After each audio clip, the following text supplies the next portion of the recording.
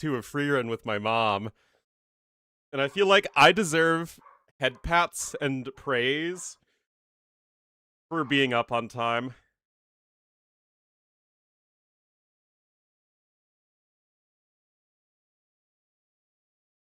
Anyway, guys, it's qualifier day for Warlords.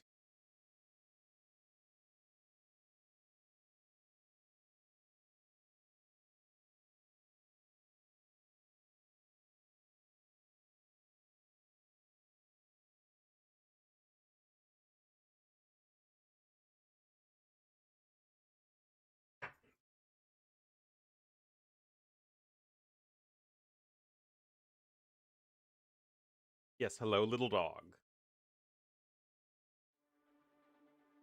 He has been walked, he has been fed, he has been played with. All corgi-based activities have been satisfied.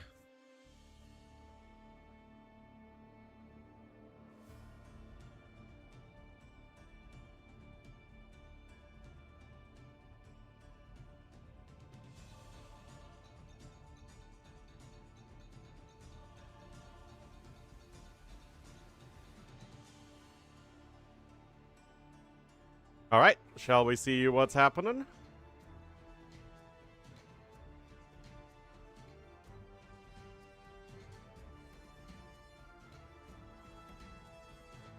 Now we are at the start date.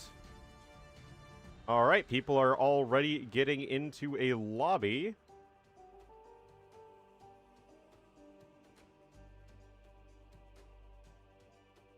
Go ahead and check out our brackets.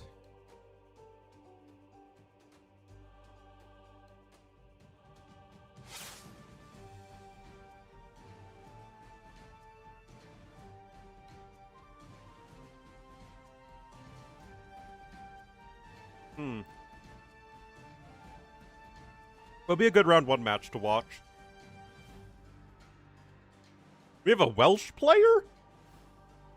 The Mole?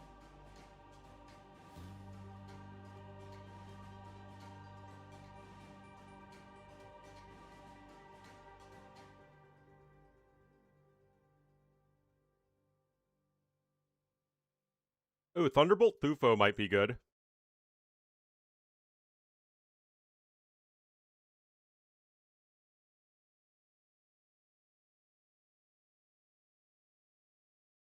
And they're in the lobby, perfect.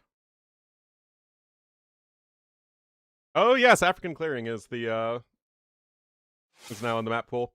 Anyway, for these best of threes, I am not going to bother to set up all the drafts and stuff just because we're bouncing around from series to series like a madman.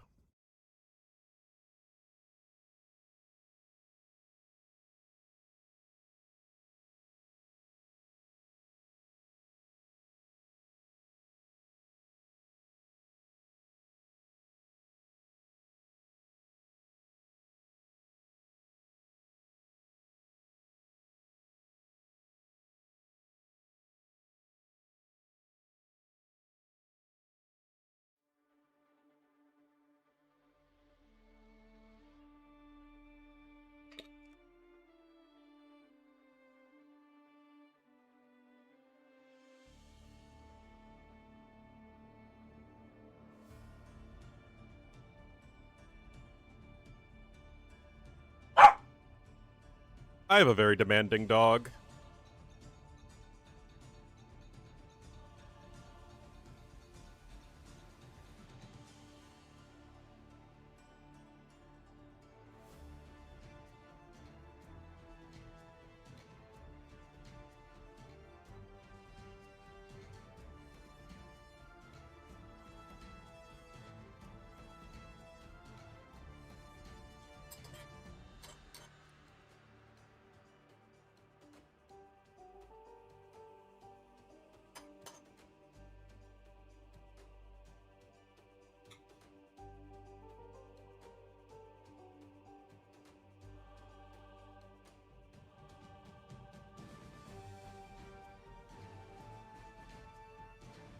Yeah, coming game.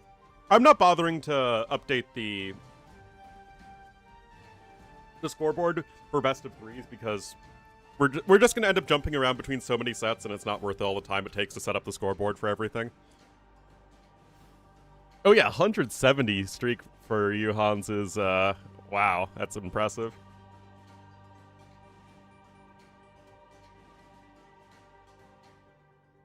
Anyway, in theory, I'm gonna cast Tofu versus Thunderbolt, but they're not in the game yet.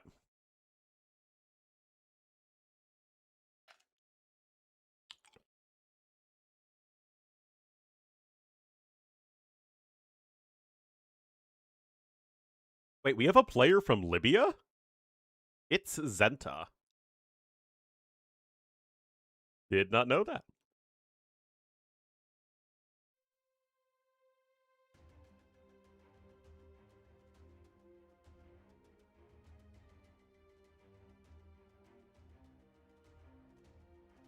All right, a minute 43, and we will be getting here into game numero uno. I tried to say that as American as possible.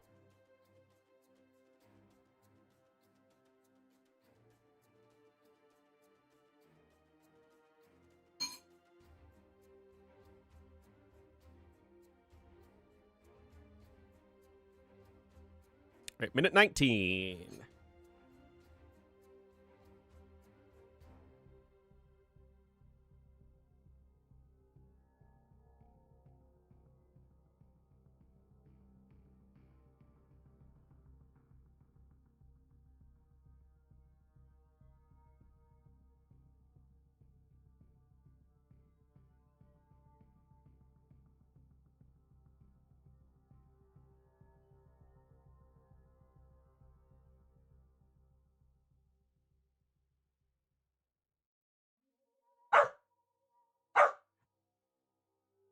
Only have 50? What a noob.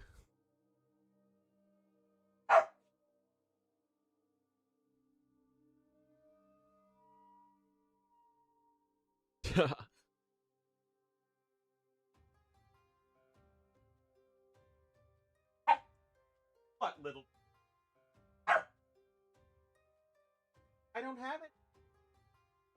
All gone.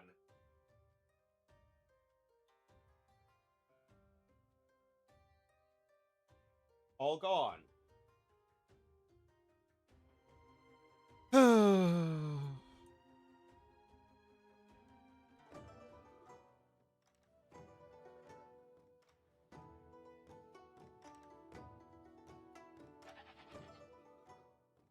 As we hear our delightful Chinese theme.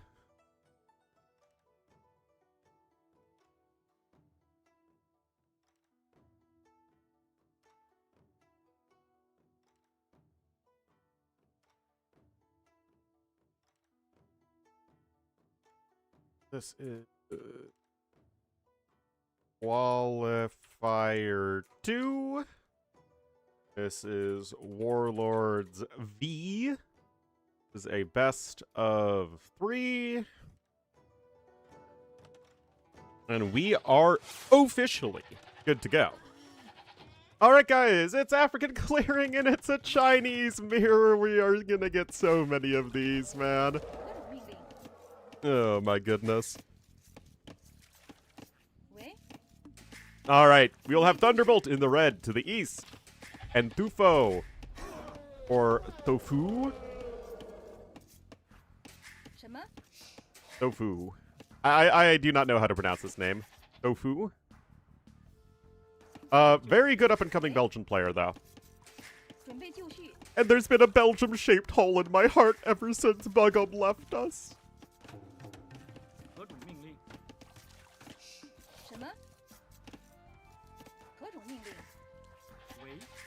So, this might be a decent one.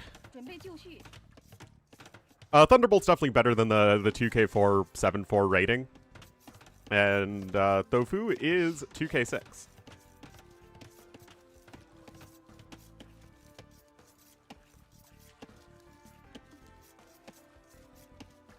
Yeah, I think it should be a solid matchup here. But yeah, now we have African clearing again. I don't know why there's cracked terrain on the outside. But I think it is actual cracked terrain because the minimap color is a little bit lighter. I guess they don't want players TCing at the edge. But usually it's much better to TC towards the middle anyway. That way you have access to all this early food. Honestly, pretty unfortunate on here for Tofu. Is this bugged even? I think the ponds are supposed to have 4 shorefish in them. Also, they only have 200 food on them, unlike some versions of this map that have 300. Yo, yo, yo, what's up, Matty Roddy? Wishing yo folks a good day? Taking some scones. Scones are good. So long as they're not too dry. I've had, like, really dry scones before, and I'm just not a big fan of, like, very dry baked goods. I don't like the very dry cookies either. My dad loves them, but I just can't take the dryness, man. Like a biscotti. Was a totally weird response. I was just using his parlance. The yo yo yo, man. Also, Flogi, you know I'm weird. Why do I even do anything? Anyway, T-Bolt here. 95 base power. 100% accuracy. Has a chance to paralyze. Gonna be going for a castle drop of some kind. Better news. We actually got worse news yesterday. So his foot is healing fine. And the MRSA's out of it, but the MRSA has migrated to his back in a large abscess. And it looks like it's gotten to his spine, which is really worrying.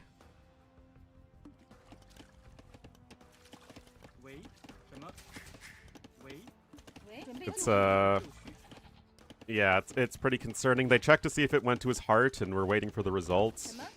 Because that would probably be fatal. So, we'll see. He's been on a bunch of blood thinners, so that he can't have surgery until Monday, which I'm kind of concerned about. Because if it's spreading, and it's already at his back, then that's not very far away at all from his internal organs. But they can't have the surgery any sooner because he's been on so many blood thinners. Because, yeah. Don't need him bleeding out.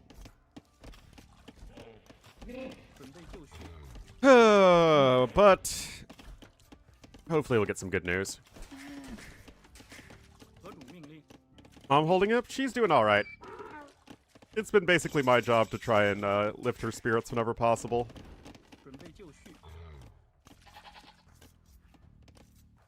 So I've been making sure she's had a yummy dinner every night, and we've been watching Freerun together, and she's been really enjoying that, so... He's honestly doing pretty well, all things considered. A natural spirit lifter? Yeah, that's me!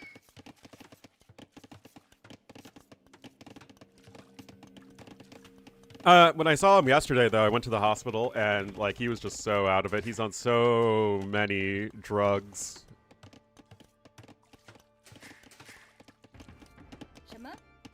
It's, unfortunate. Anyway, Thunderbolt's gonna be both up to Castle Age faster, and he is going to have a, you know, the stone for a castle drop, so this could be tricky here for Tofu. I read that as X-Wing fingers. I'm like, I don't know. I don't know if any X-Wings could come and help. I mean, I'm sure it would solve a problem. I don't know what problem it is. Blast something to smithereens.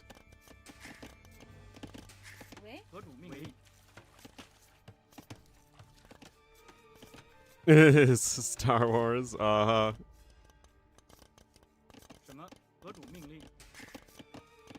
Now, how forward can you get this castle down? Because Thunderbolt here...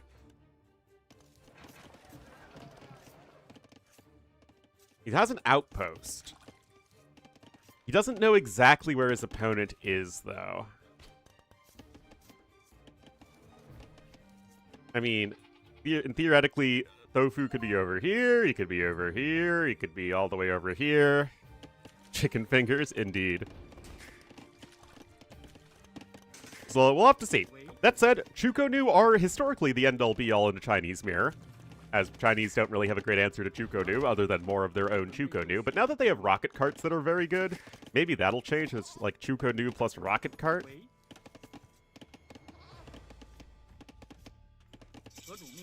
And it will be placed very defensively.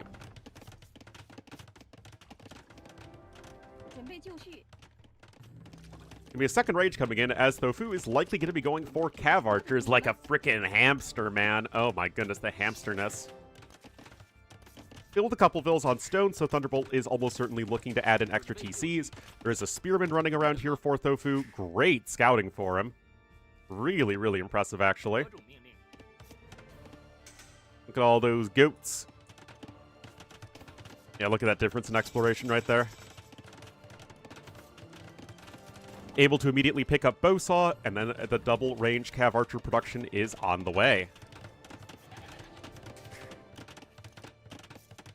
You can even now add an extra TC if you want, if you are red, and that's exactly what he's going to do over here to the side. Meanwhile, Tofu is going to be adding a TC closer to home. And the Chucks are on the way. But also, come on, whoever designed this castle, this architect needs to be fired.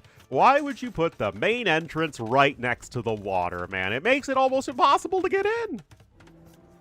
S to the M to the H. Also, that door is so tiny. That's just the funny scaling of AoE 2 buildings being not quite as big as they should be. Anyway, Bodkin is in. Raising property values.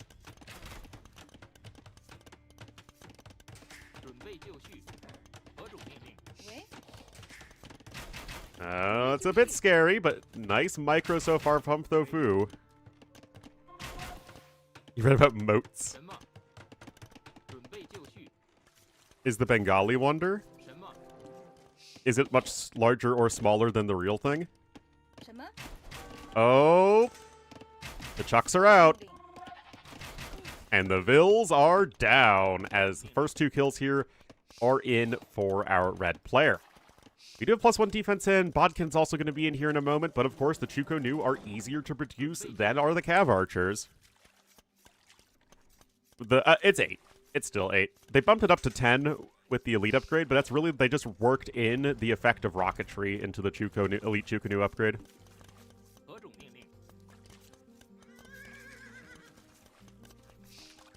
Yeah. It's very expensive, though. Elite Chukonu is, like, crazy expensive, and so is Rocketry itself. Jeez, that's expensive. Yeah, it does, for sure. That way they can do the 25% attack increase and have it apply to Scorpions and the Rocket Carts and the Loach ones. Anyway, of course, both armies running past each other. After the discount. Nothing in AoE 2 costs $9.90 and $8.10 without a discount.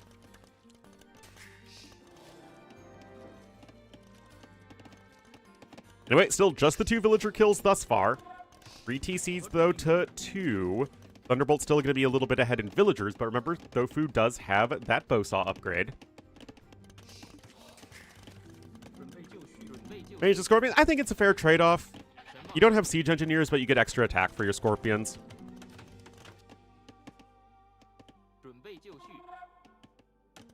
Seems fair.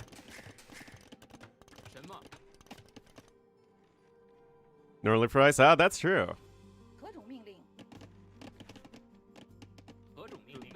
Alright, the CA numbers are climbing. It's 11 CA to 11 Chukonu. Still, without bloodlines especially, I think Chukonu still probably win this? Force Micro is essential. And Tofu's is better thus far. It's a kill there. Well, rip the Vil. Don't really understand the right. Speaking of, Ballistics is coming in, but the Chukonu mass is probably just going to die. I mean, look at this, guys. The micro is absolutely stellar from Tofu. Now he's just pouncing on the units, and that is a huge mop-up right there. He lost, what, 2 Cav Archers and killed, like, 10 Chukonu or something like that?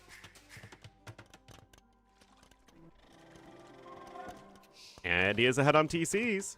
That said, the macro from Thunderbolt has been very good. Only 26 seconds idle time compared to 7 minutes and counting.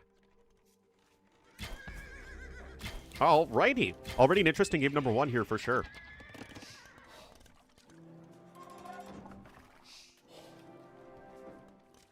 I mean, although it is cheaper to produce the Chukonu than the Cav Archers, well, you're on multiple archery ranges versus only the one castle thus far.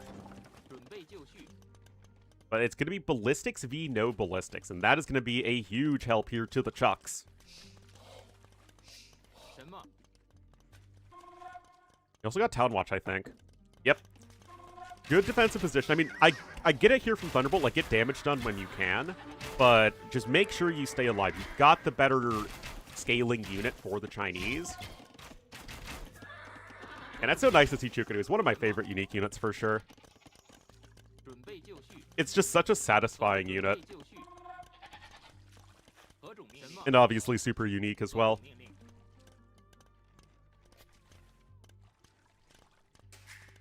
Yeah, that was a great trade for Thunderbolt, of course. Ballistics is pretty good, and of course, Tofu realizing that is going to skedaddle out of there. Maximum skedaddling.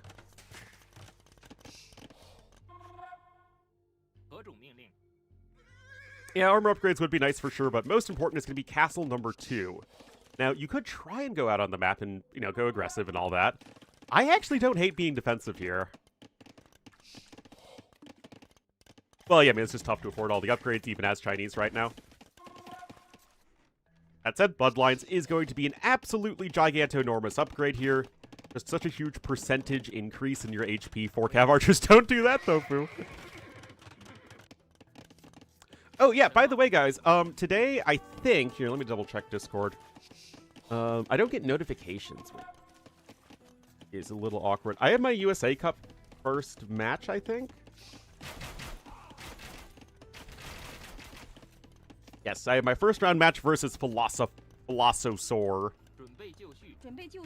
I'll stream that after the games.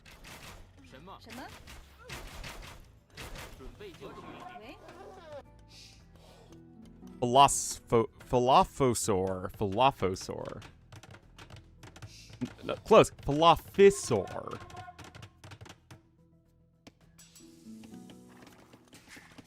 If only I'd gotten Robsy in my first round, then I'd know it'd be a walkover. Anyway, Husbandry coming in. Those Cav Archer upgrades are going to scale exceptionally well here in Castle Age. I did see you had signed up, though.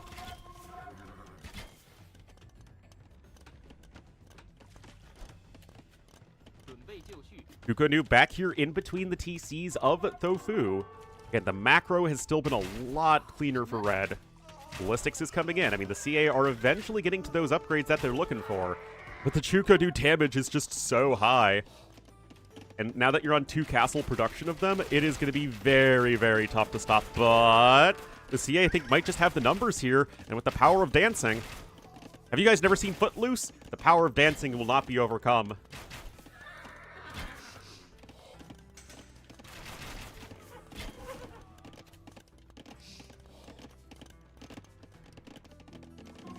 Still, to keep that production up, as Thunderbolt's actually completely stymied of gold income right now. Needs to get those vills back to work or use the market or something. He's got a market, yeah.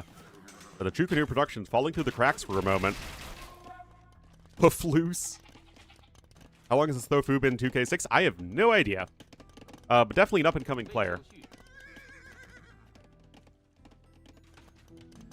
I thought that, you know, of all the first round matches, this probably would be the most interesting one, so I'm glad that we were able to catch it. Unless Mem is also covering it, in which case I look like a jerk. I mean, I know I am a jerk, but, you know, look at me. He is. LOL!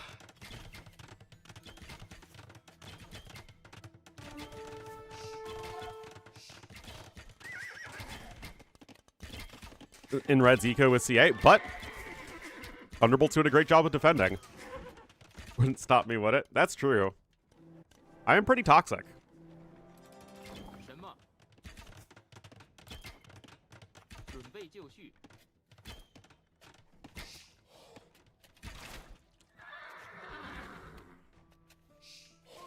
Got wheelbarrow coming in. Well, 4th TC is coming in over there to the north. Still 92 to 74 Vils, guys. 3 weeks. Still. Goats. Those sure are goats. Although I didn't know Lewis was casting this match. Ornlu, hey, we hear ACCM. That's pretty tough, man. I've been looking at some of the comments on the Viper reaction video. It's, I feel like I have a pretty strong chance of winning most toxic AoE member.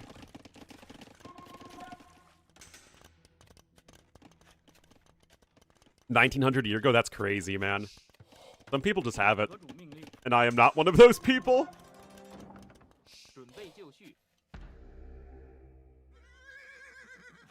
Oh, geez. That's right, Nikov. Good to my title.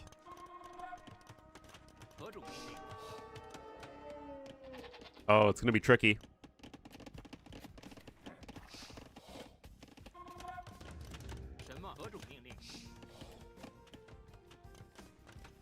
It's only 5 years? I know. Like, I hit 2K, and I was so proud of myself, and it took me so long to do that. Depending on if Argentina or France vote more. Where have I seen Argentina versus France recently?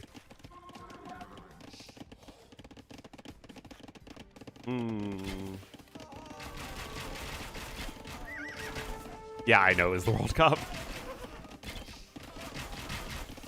Oh my goodness, the micro is really, really good.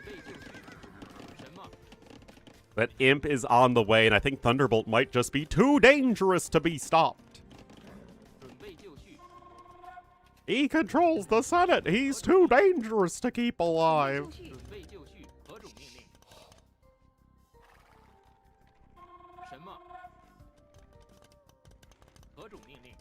All right, 29 Cav Archers to 29 Chukonu.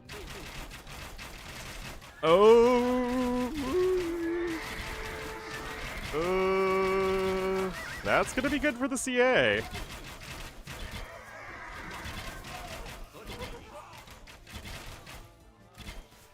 Well, CA win the fight. Now, was that an efficient enough trade for Thunderbolt that for the TC is not happening right now? I mean, he's on 3 castles. That should be plenty for Chukonu production. Imp now on the way here for blue.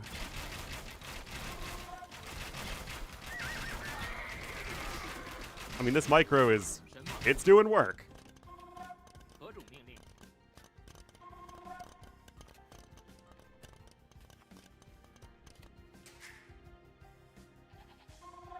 Now, that TC can more safely be established, secure some more gold income. No relics for either player. Certainly would have liked to have seen one of those Monkarinos go pick them up. That said, Thunderbolt is rounding out his eco upgrades, which is quite nice. Tofu is attempting to do the same thing, but no handcart is still a little painful. And I don't know, guys. I just don't... I don't feel like CA are the unit you want here as we get past mid-game. Like, CA can totally work in Castle Age here in a Chinese mirror, but eventually it feels like you'll want to get to Chukonu plus Rocket Cart now. And then Light Cav. And then you just play with the trash units. You play your ring around the rosy with trash units. Anyway, Bracer is on the way, so is Chemistry. 准备就绪.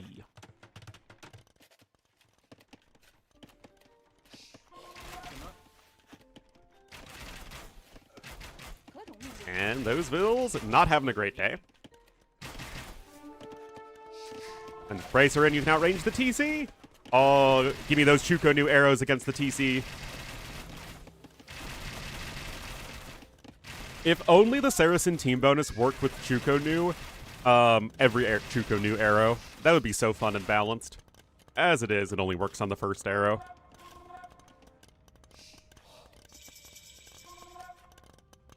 Alright, Imp is in. I wouldn't hate some walls, honestly, from Thunderbolt. Map has a fair amount of stone on it. I still have 9,000 left.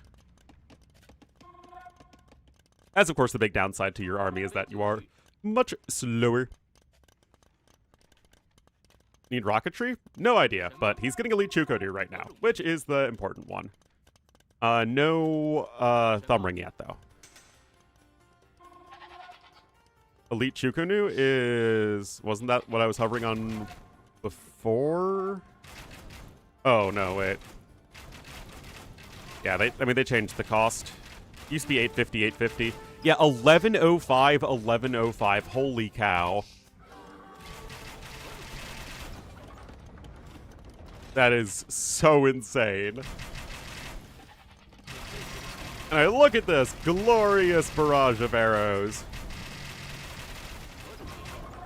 I think that's the most expensive elite upgrade now. Is that more resources total than Elite War Elephant? Now bring Archer Armor. You are still missing Thumb Ring for sure.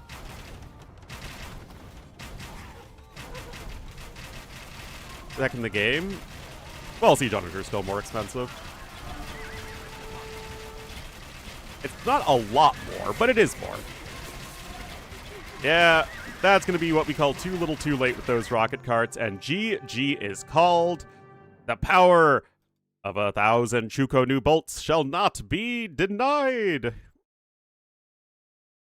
That was a murder factory, basically. Like I said, Chukonu are such a satisfying unit, man. Love them. A bro to a machine gun fight? Yeah, basically. Good stuff. And good morning and welcome, everybody.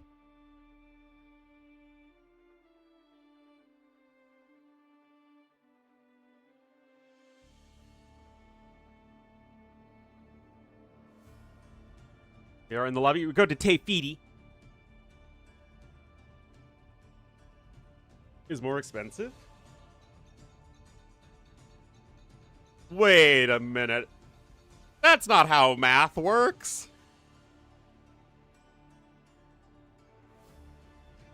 $11.05 times 2 is $22.10. And SO is $14.50 plus 1,000, which is $24.50. So, like I said, it's not much more expensive, but Siege Onager is more expensive.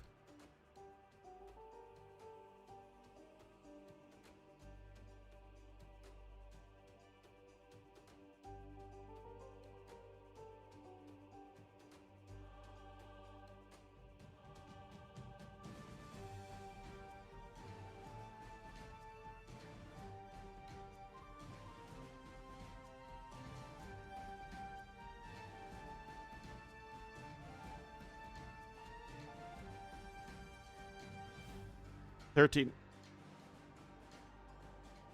Yeah, but... Yeah, Chinese never pay the full price for Elite Chukonu.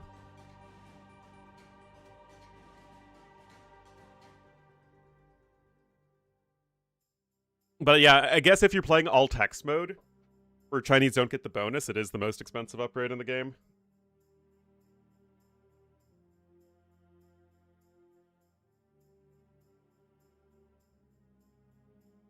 All right, Tefiti's next. Or as some of us enlightened people call it, Tree-Fitty.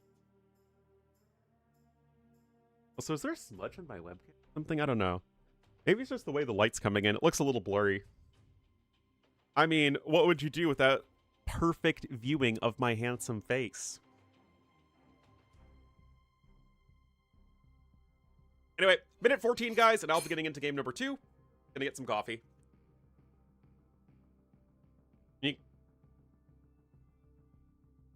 Another unique tech? What?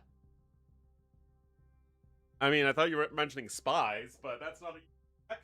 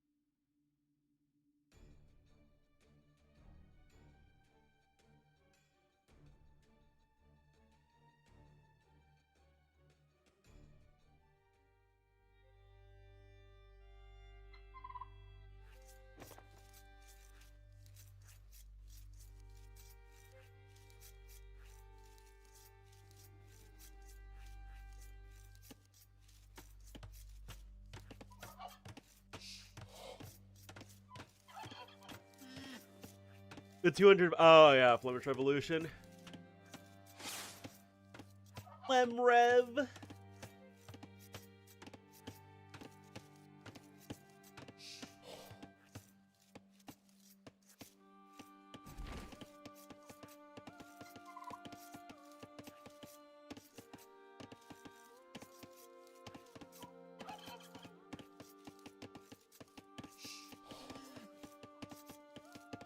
Oh, the Ornlu flag? No, it's from my merch shop that I got.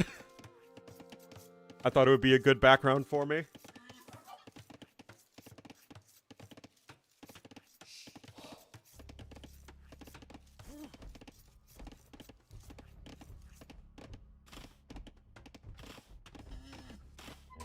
All right, guys, here we are. Game number 2. We will have Thunderbolt in the red as the Portuguese to the north. And to the south in the blue as the Woo. It will be Tofu. Oh my goodness, the blue Woo Tofu. The rhyming. Out of control. Anyway, both are going to be excellent civs for this matchup. Oh my goodness, guys, I have to complain about the Woo, though. I played a game that I was really far ahead on Arena. My opponent, though, had a forward castle. I was faster to imp in the Treb War, and I still lost it because of traction Trebs. And then I had Fire Archers, too. And then Castle Age Shrivamsha Riders wrecked them. I was so salty. It's like, this Civ is garbage. This Civ is hot garbage, man.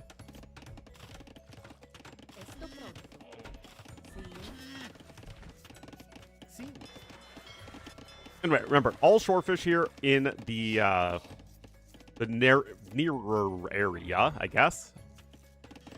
I don't know what this would be geographically speaking, but both players already with a transport ship, so they want to get to those juicy, juicy deep fish here in the deeper water, the snapper. They're like, I want to get these deep fish, make it snappy.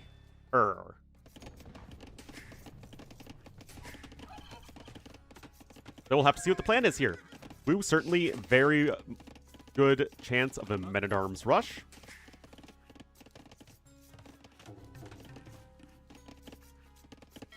I like the Fire Archer in theory.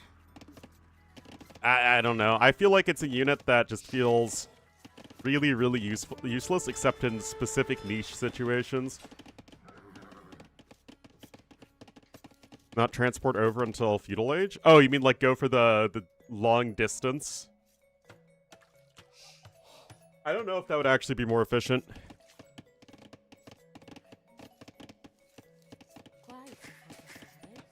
We would have to see. Anyway, extra transport chip here for Tofu.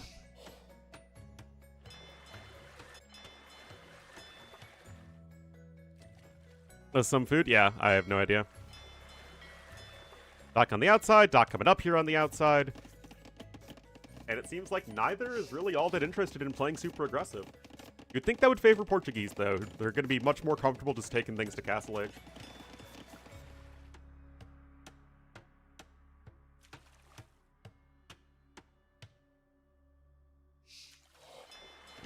Do you need to bring those fishing ships over, though? Otherwise, Tofu will end up getting just ahead in resources because he's already here gathering from the deep fish.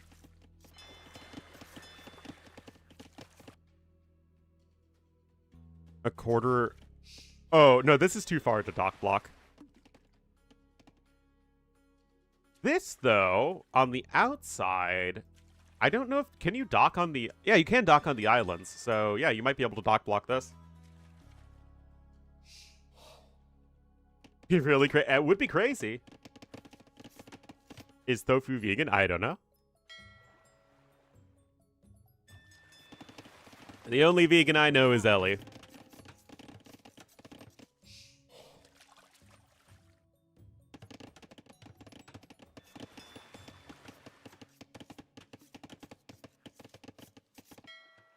Alright, more Fisky Mothers. Very, very passive opening from both. Really interesting. Because we've seen a lot of aggression on this map. But it's a new map, and the meta is going to inevitably evolve a fair bit over time. Also, there is not a hole here. Wow.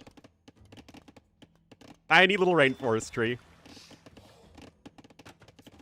First and ever? Yeah, no, Ellie could totally beat me up, man. At the start of the game, yeah. All right, Tofu's on his way up at 42 population, guys. Jeez. And a third dock. Wow.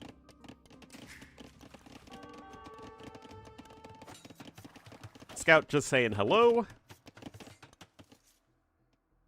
I wonder if it's Caravel time. Could you go FC Caravels, guys? Would that be an enlightened move? Would the IQ simply be too high a number to contain? But FC? Well, we've typically seen a lot of aggression on this map. You know, men-at-arms and towers and all that stuff. And fires?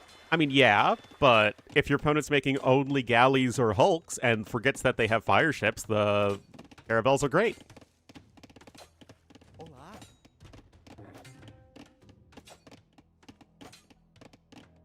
And then you add in some hulks, and then you don't have the medium warships upgrade because you were going Caravels, and then you die anyway. Fires, well, what Wu get is free careening and dry dock, which means they get extra pierce armor for free.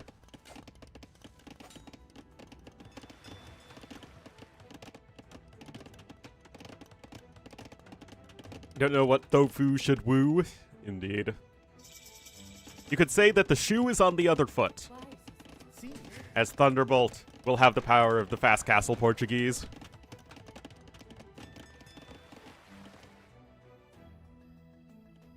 It just impacts demos? Yeah, you'd think that it would be like a benefit to siphons or something. But yeah, it's just demo ships and fire archers.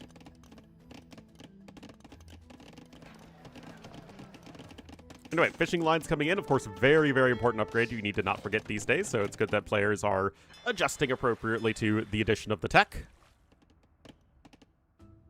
You never know what to do with the Woo. I feel like I random them a lot.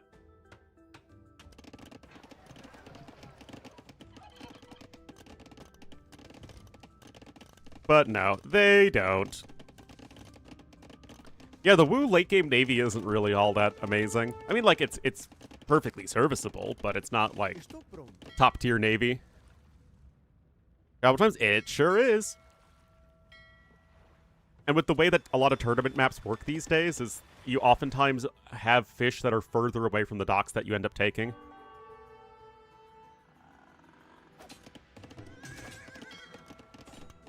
Anyway, fire galleys on the way.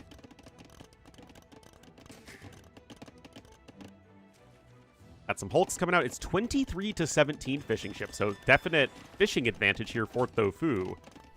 And he's on stone, so obviously fire archers are the best unit in the game.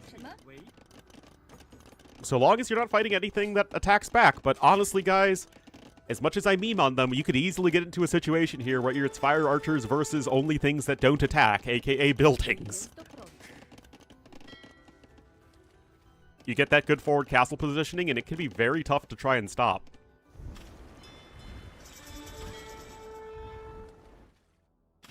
The Woo have never had shipwright.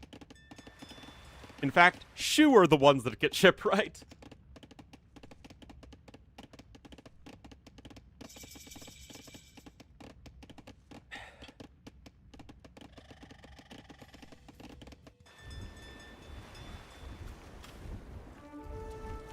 Quality bonuses? Shu don't now. I mean, but Shu are like a decent but not amazing water sieve. Get extra strong boats? I mean, you have good Lochuans versus buildings, but Lochuans in general are already very good versus buildings, so it's kind of not that big of a deal. But yes, usually the very good naval civs that don't get shipwright, it's just they have very high quality ships in the first place.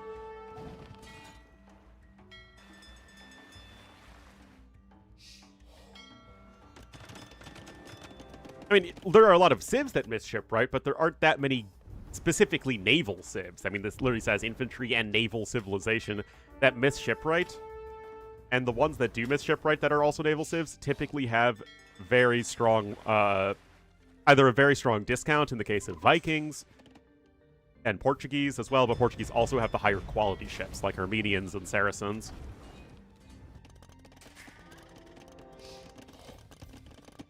Anyway, the clinkers are getting constructed, guys.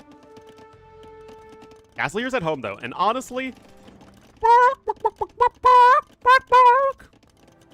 That's a chicken castle right up there if I've ever seen it. What's your opponent gonna do? Just walk across the map and drop a castle on him.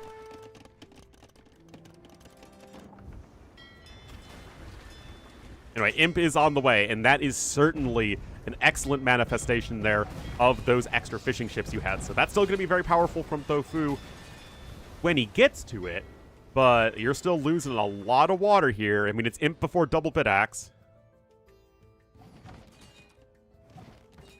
The worst player, Castle, which is funny because he's actually over 100 rating higher, but Thunderbolt's a much more experienced player. Thunderbolt's been around for quite some time.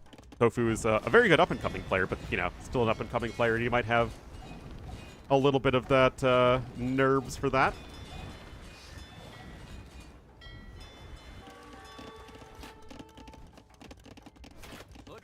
Hilo is Skirm Micro. That's why I dropped down from 2K. Yeah, Bloodless, why aren't you 2K6, man? Alright, the Archers of Fire have arrived. They're working on it, yeah. Without any bonuses, they have a very decent navy.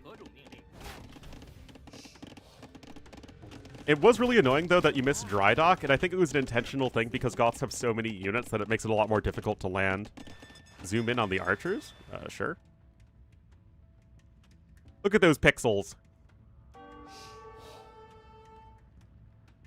Beautiful.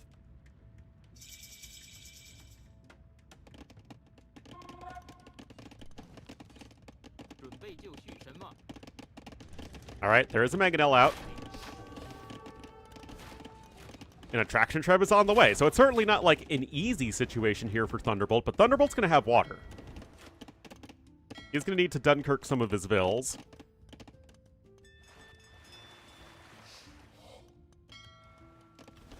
But honestly, if you play the water, and you have this strong water control, I feel like you're almost guaranteed to win as Portuguese. Unless Fire Archers are even better than I thought I would at killing ships, and they're actually not bad. But, yeah, I don't know, guys. Fire Archers, they're basically mini siege units.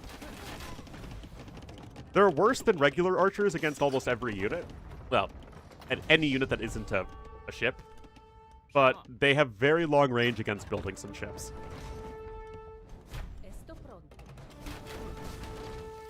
And, well, Mangonel does go down there. Bills are having to flee.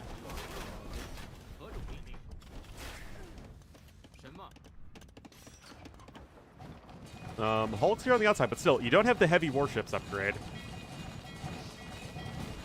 Both players here have forging, but yeah, that doesn't matter. You need blast furnace. Yeah, it's basically a worse crossbow against normal units, but they're much, much better against ships and buildings.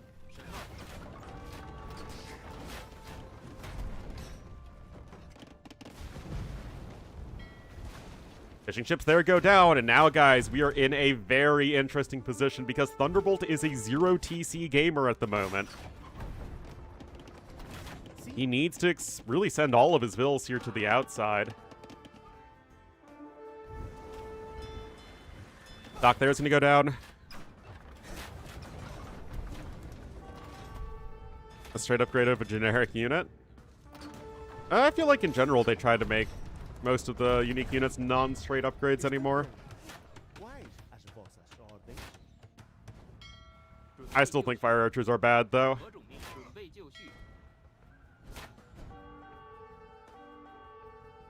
Range the outside. I mean, you're certainly able to range the outside, as we now have a second TC here for Tofu.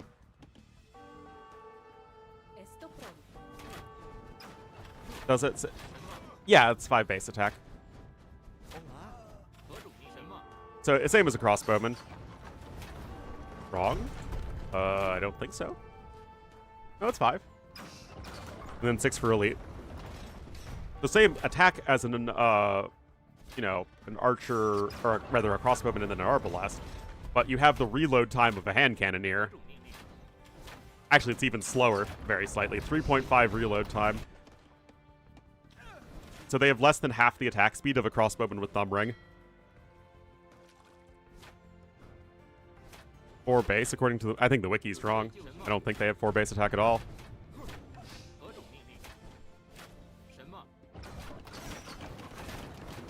It's kind of baffling. I think it's just because Wu are a very good civ.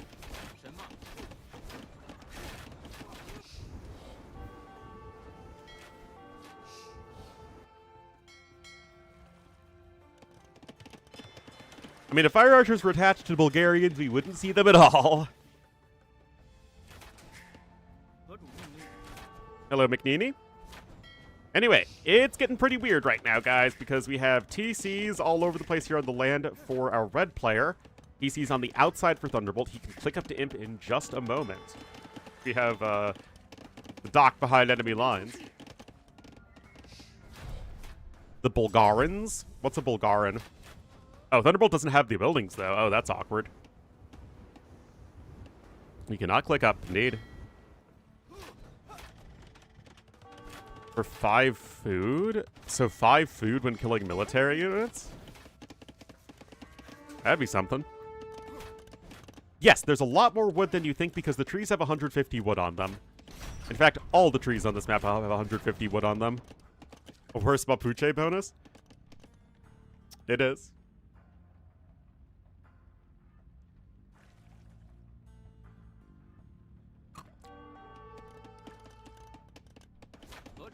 Now that'd be a good 2p bonus, getting food from your enemies.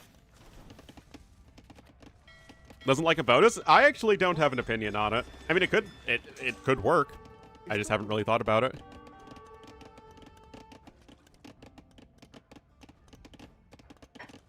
Oh my goodness, Bulgarian champions would be so OP.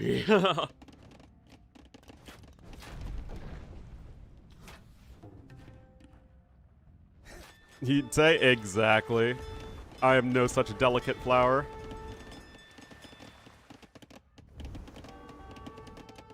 Yeah, I mean, Tofu's gonna need to try and redock. I mean, he's completely wiped Thunderbolt off the land, and he has a huge score lead now. But he doesn't have the outside.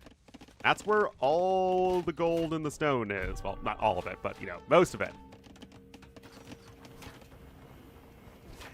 Red's gonna be an Imperial Age in just a moment.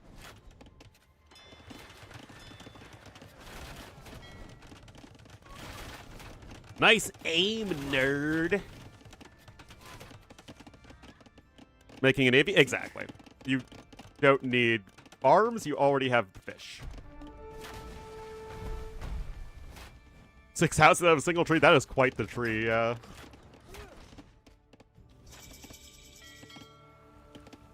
Alright, Imp is in. Canceled most of the war galleys so that he could go ahead and get the heavy warships upgrade. That makes sense.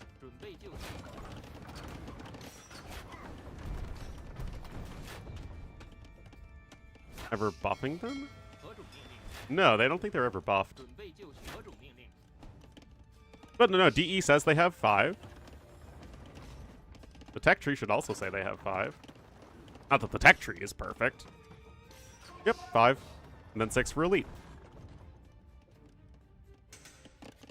Deco drama, I mean, that was already litigated during the event. Fire versus wood logic. It's pretty scary, though, to give an archer bonus damage versus siege. That might even put them in the realm of being too good. Oh, look at this. Just a few Warholts, though, gonna be like the fox in the chicken coop.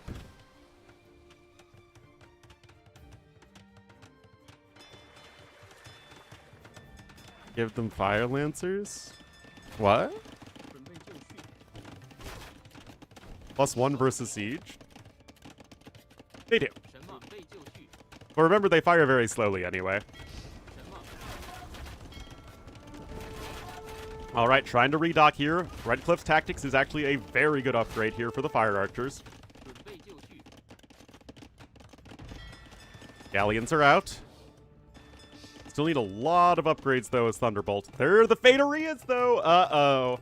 What are you gonna do when the Faterias come for you? Yeah, this is real talk, guys, where fire archers are at their best. If you're defending the shoreline against ships, especially close-range ships like those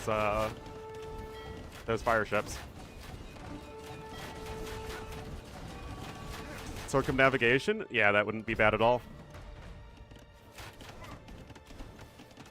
All right, heavy warships coming in. Will Tofu be able to make a great push back out here onto the water?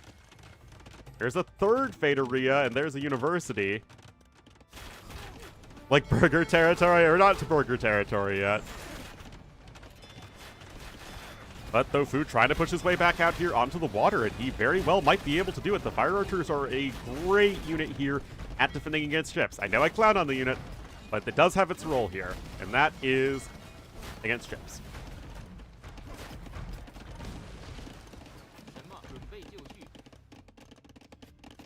Now some fast fire ships are on the way.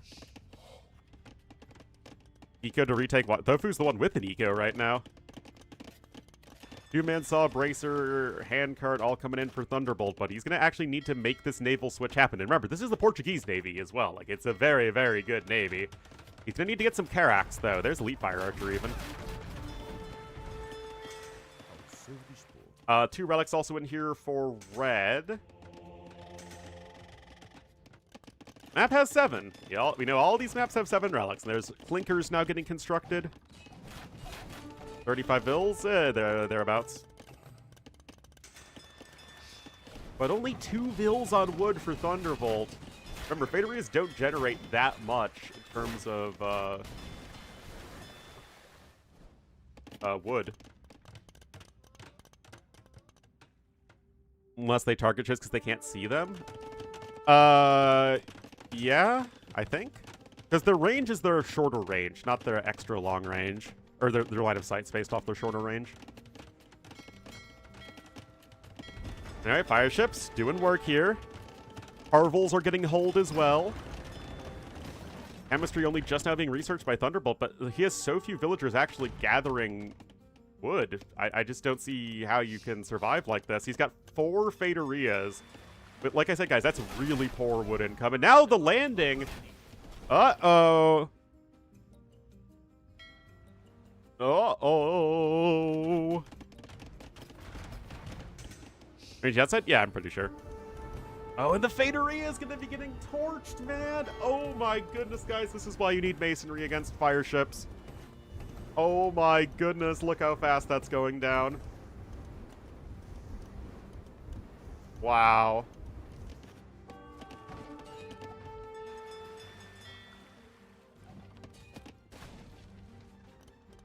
Fire archers of the elite variety even coming on in. Portuguese never went to China. Oh, that monk also gets sniped with relic number 7. Honestly, like Thunderbolt wasn't quite sure how to approach this Island Z style.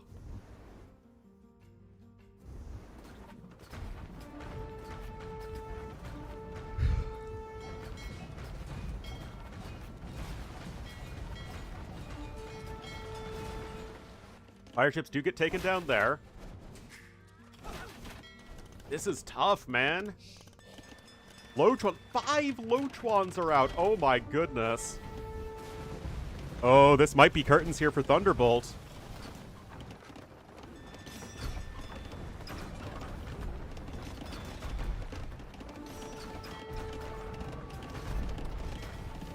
I mean, naval army value so much higher, and it really just looked like Thunderbolt was lost after he had to abandon the mainland. MBL played it a lot better. Wiping the market too, another castle coming up over there. And right now, you just do not have the navy to compete right now as red.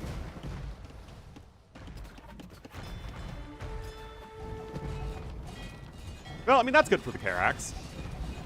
Even without Blast Furnace, they're still going to do work here.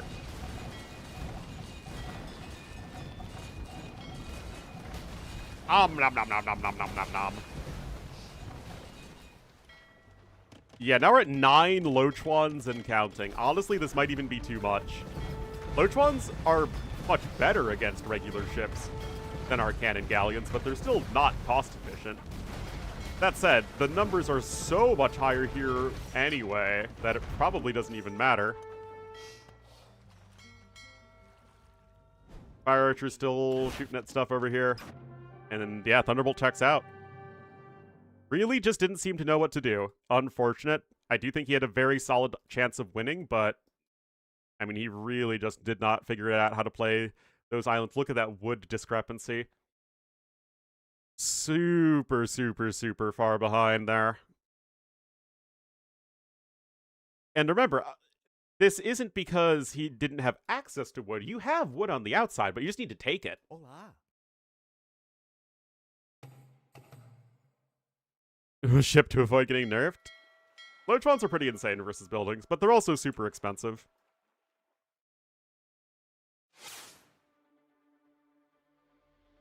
Also, we don't really see Imperial Age ships very often.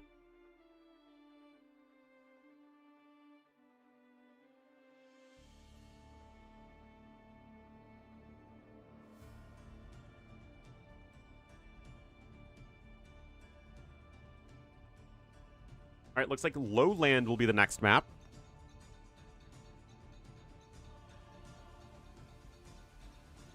The Land of the Low.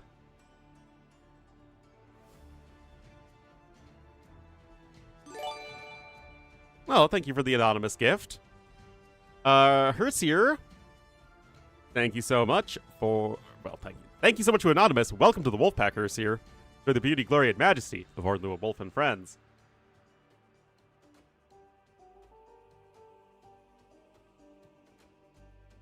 Proper China on water maps? Not often. They're pretty solid, but not like Vikings, Italians solid. Oh, guys. Doubt's playing Pacific Islands against Great Soup. Do you think Great Soup, who was able to challenge Sebastian last week, is going to be able to beat Doubt this week? I think the Lord might struggle. With Biz fireships? Absolutely. They're better than Byzantine fireships in general.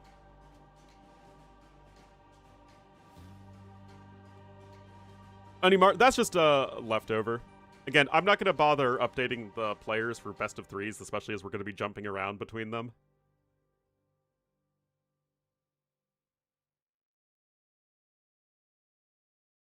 Transport shape, he does. Otherwise, his villagers will enter the Great Soup.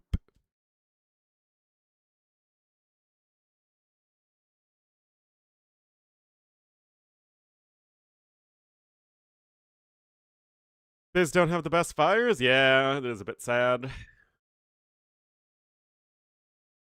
They do have the second best fires, though.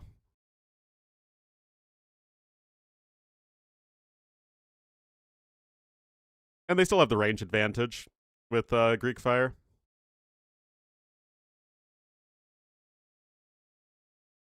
Best fire's Chinese now. Well, technically Byzantines have the best fast fire ships because Chinese have dragon ships and not fast fire ships.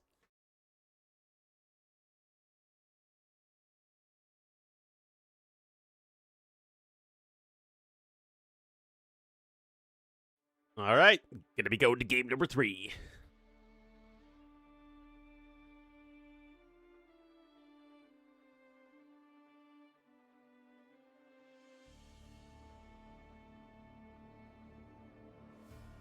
Hopefully we can get this going in a moment, man.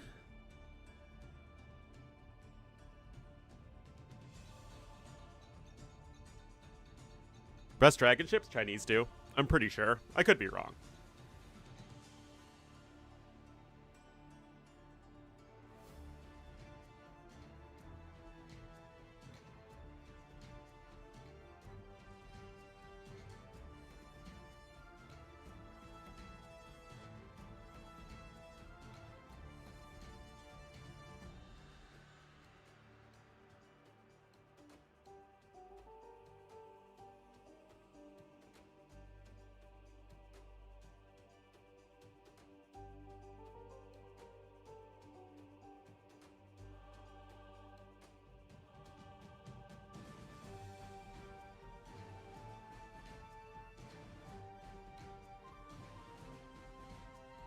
Still waiting.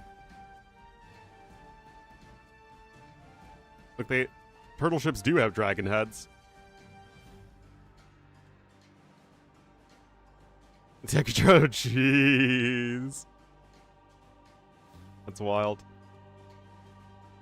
A dragon ship in the scenario editor? I don't know.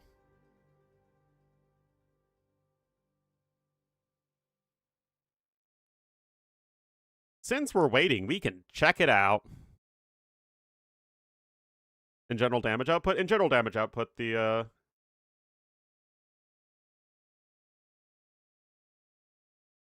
dragon ships are better.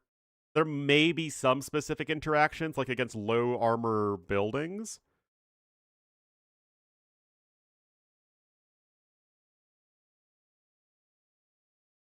Like, the Byzantine fire ships do better, but, like, in general, it's the dragon ships. Alright, guys. Are we getting the Byzantine bonuses to the dragon ship? What do we think, guys? What do we think? 5? Really? I think they are. Yep. They do benefit from it.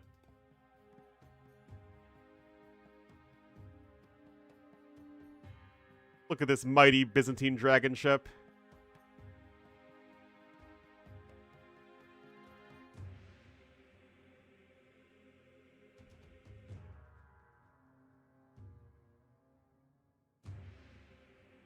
It is very speedy because we have all the speed upgrades.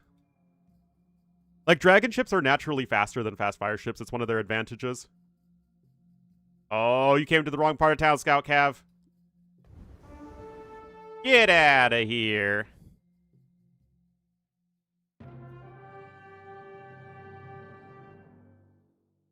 Well, there we learned.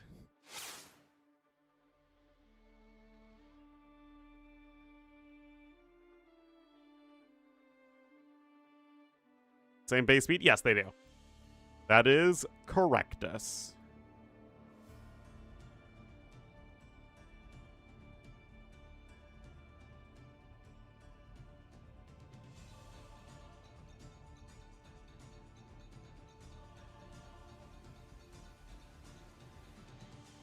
No, flaming camels aren't gunpowder units.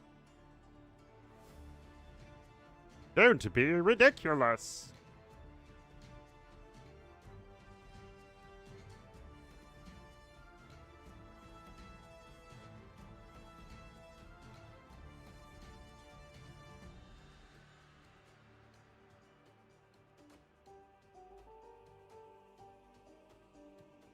I guess Fury Celtica is all siege weapons now.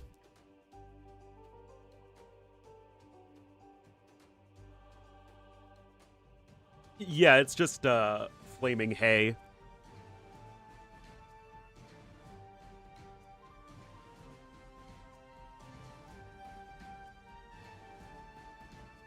All right, now we need to test this.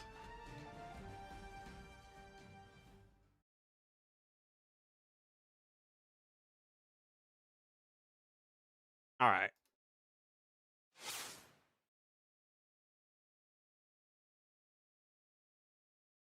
Celts.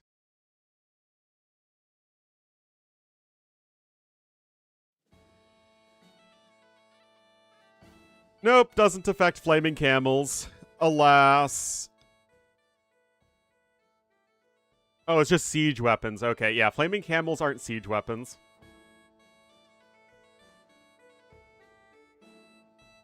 Which means that drill doesn't affect it either. Yeah, they're not siege weapons. They're just camels and unique units. A Gurjara flaming camel? Yeah, that should get extra bonus damage.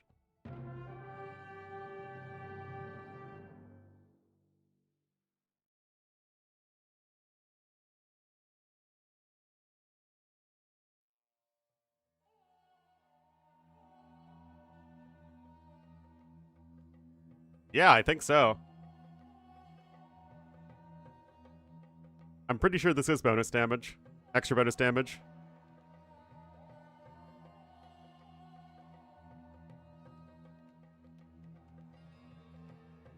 Look at this. Gajara Flaming Camels would be sick, actually.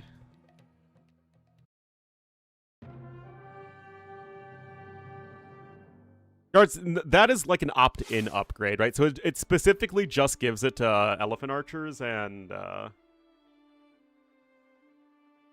other one, camels. All right, already got low land will be next.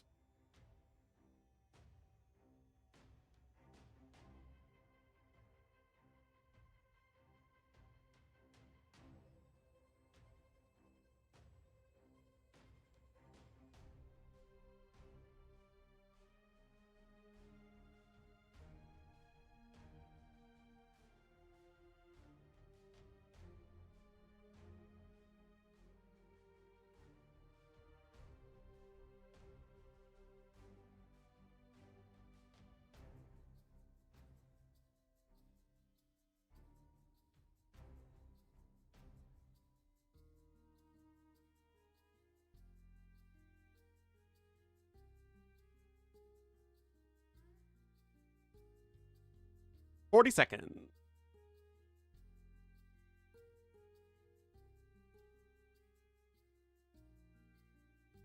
That's pretty good.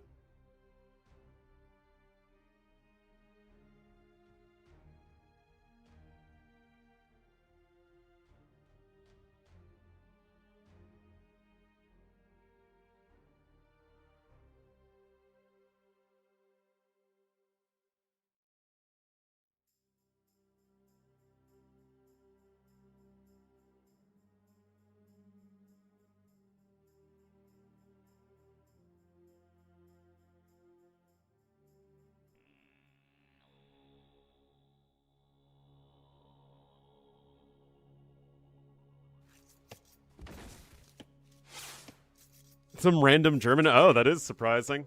Oh, great. Now I have to redo this. Rage.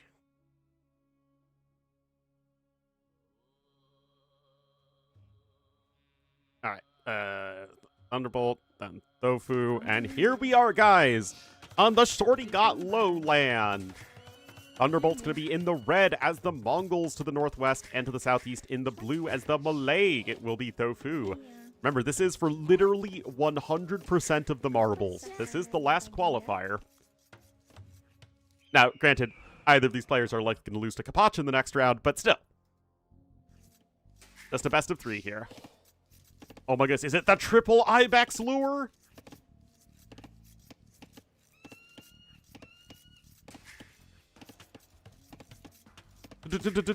Triple lure.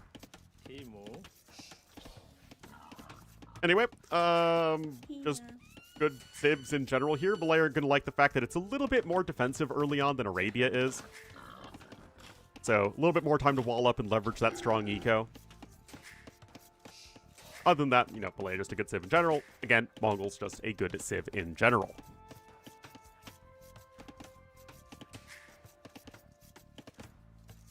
Wait, what?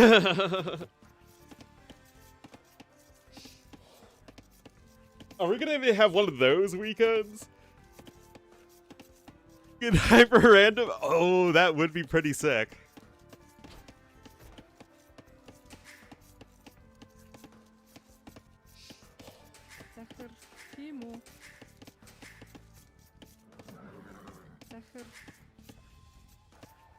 Yeah, not a known player. I mean, these maps are all very standard. It's kind of surprising. Anyway, gonna be 17 pop up, no loom here as Thunderbolt, so this is as fast as you can reasonably go on standard settings.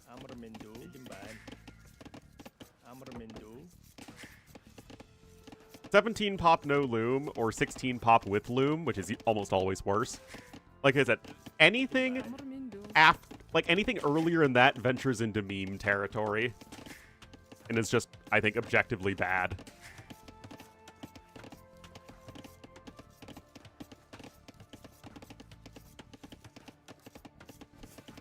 Solid 2 out of 10? Yeah, it was not very impressive.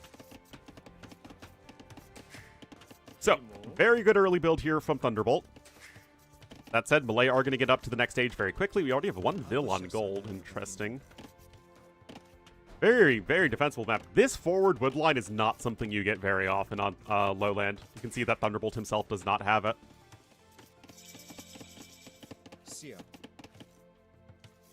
From a 15 pop, I have never seen a 15 pop that was any less, or that was any better than just clicking up a little bit later and not having, like, no resources. No, I didn't see any of that's POV. I got to go to the hospital, which was significantly less fun. Yeah, but usually a 17 pop bad with 17 pop up, no loom is just bad. That's it. Again, what Thunderbolt is doing is good. Like I said, this is great from Thunderbolt, and like I said, this is as fast as you can reasonably go up.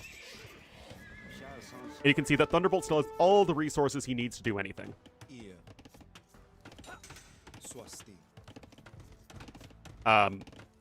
Tofu? Are you making a campaign base? Yeah, just very defensive opening here from our blue player. Alright, now I need to see this.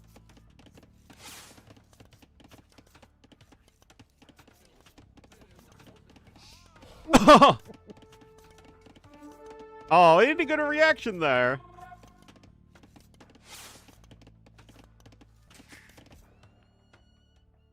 Meanwhile, Koksu looks refreshing. It sure does.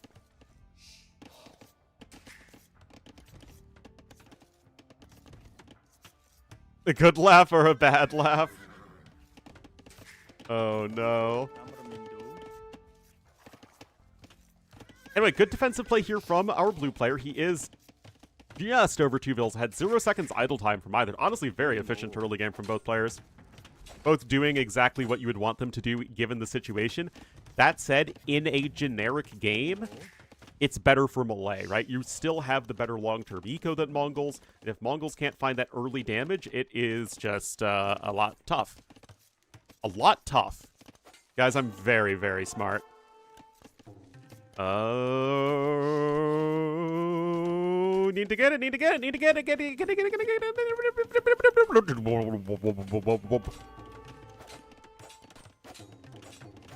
Oh, you need to make that. Failure. That, it's not necessarily a series losing move, but that hurts.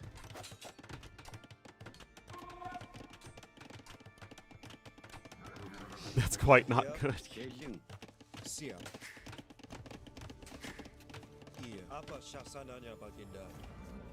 You know, sometimes I feel like I'm a great caster, and sometimes I think, what on earth have I been doing for 8 years? Alright, so you lost a Vil. It's not the end of the world, although it's obviously not ideal. He is still 1 villager ahead. He's catching back up in resources. Got some archers follow up here from Thunderbolt.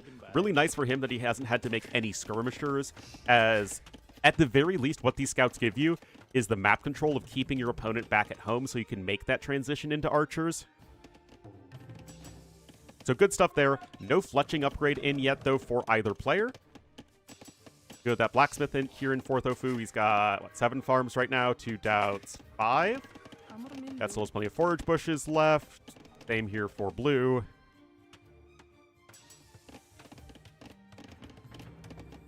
Yeah, I know, man.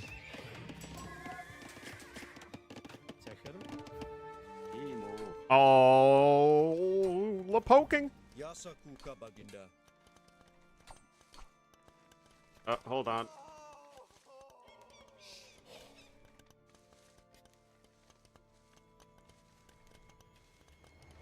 Oh, good. My dad's doing better. Okay, that's such a huge relief.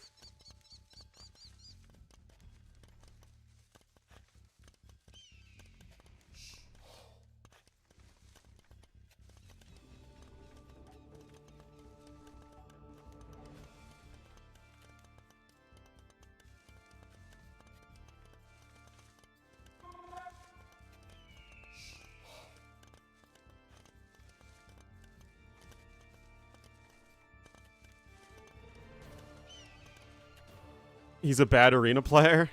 Hey, I'm a bad arena player. Well, you say bad arena player, is it somebody who's bad at arena, or somebody who's bad because all they do is play arena?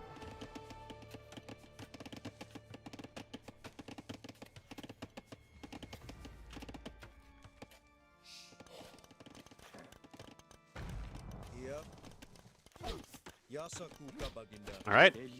Looking to apply some pressure here is Thunderbolt. Also, hold on. I need to look up what this thing is. My dad is on Monday. A lamindectomy. Lamindectomy.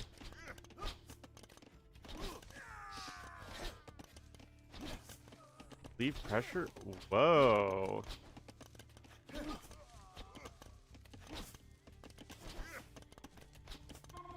Removing part of the spine?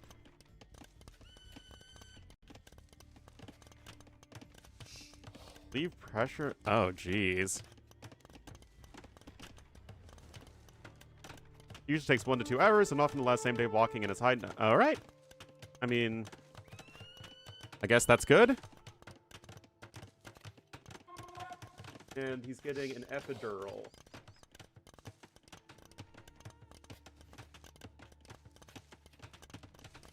Regional anesthesia on lower back pain. Okay.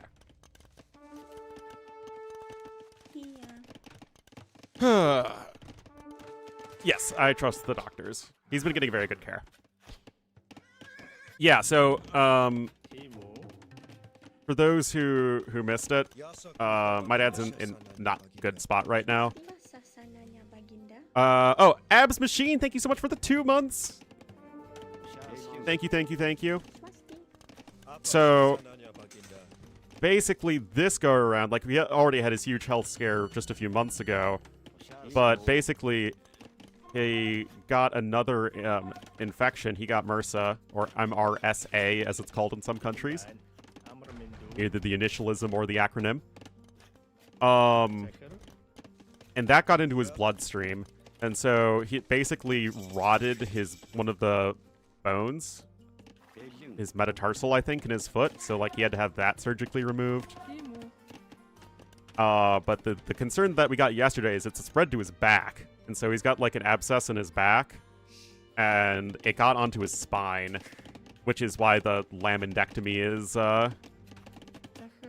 is necessary.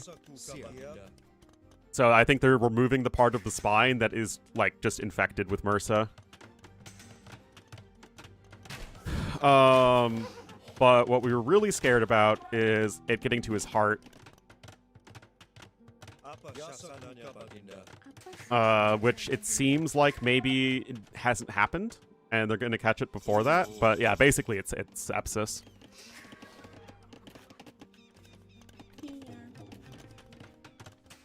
So that's why I've been a little bit stressed and distracted recently.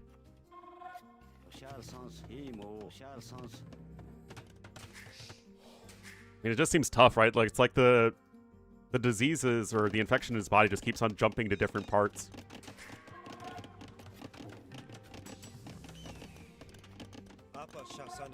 Anyway, nothing too crazy happening so far. Res collected's a bit better for Tofu. He does have a second TC down faster, power of Malay and all that. But the game marches onward. The issue is now that with the good eco and a cheap army, Malay are extremely powerful at this stage of the game. Third TC also coming in here at the back. You have to be careful, though. I mean, you could say that, well, Ornlu, Malay and Mongol Castle Age upgrades for the range units are exactly the same. And yes, but then if you have no direct military bonuses to the units you're making, the advantage is going to go to whichever civ has the superior eco.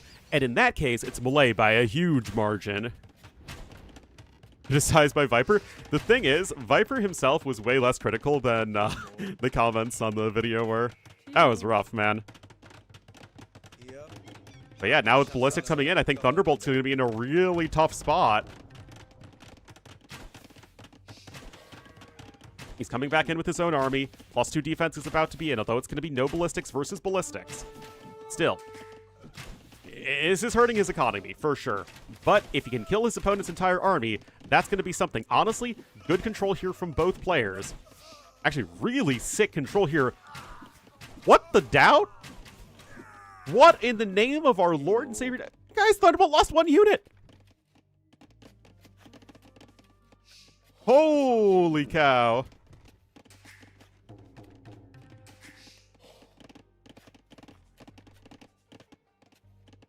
Holy cow.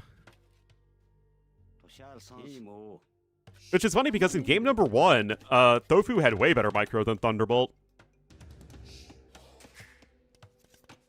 When you react to a video, you put yourself in a superior condescending position and people see that? But Viper was the one reacting to my video.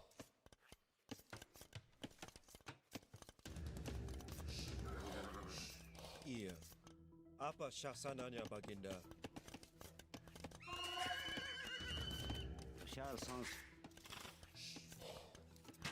Iya.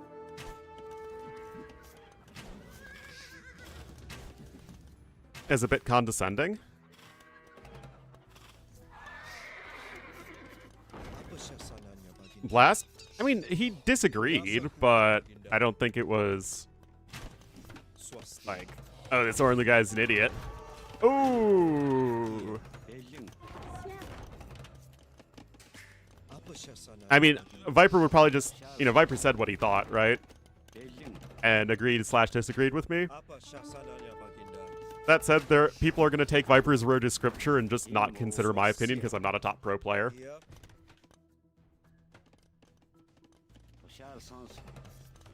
And I think that's part of it. And again, when you're the reactor, it's kind of like you're the one who is like, okay, this person says this thing and this is where they're right or wrong. Yeah, like, I had no problems with the video itself. I had no problems with what Viper said. As I think I said in the comments, I think it's just we come from slightly different perspective when it comes to what AoE 2 balance should be based around. Oh my goodness, guys. 25 kills to 9 deaths. I mean, yeah, the eco is good for Tofu, but if you lose every fight, it really doesn't matter. And I think as I said in like another one of the responses to my comments, that, oh, it's like, I don't know, I'm just the worst or whatever. I think what's important to consider is that nobody has a monopoly on AoE 2 understanding, and that there can be many varied and valid opinions. In different ways and different perspectives that you can have when approaching something that is as freaking complicated as AoE 2 is. Apa syahsananya baginda? That people need to form their own conclusions. I mean, yes, of course, people like Viper and myself know a lot more about AoE 2 than the average person. But, it's not like we know everything or have a perfect perspective on everything about the game. Well, it's tough. It's tough. Most of the pros, and yet, there's a reason that the game isn't balanced by pro players, right? They don't have the perfect perspective, especially because they look at everything in the sense of optimal, especially for like drafting for tournaments. Like their understanding of balance is based around how tournament drafts work and how map pools work and all that stuff. Like, I personally think Viper overvalued BF 4v4 when it came to like thinking about stuff like auditors because he plays a ton of Rage Forest when I considered only a small section of AoE 2 and AoE 2 team games.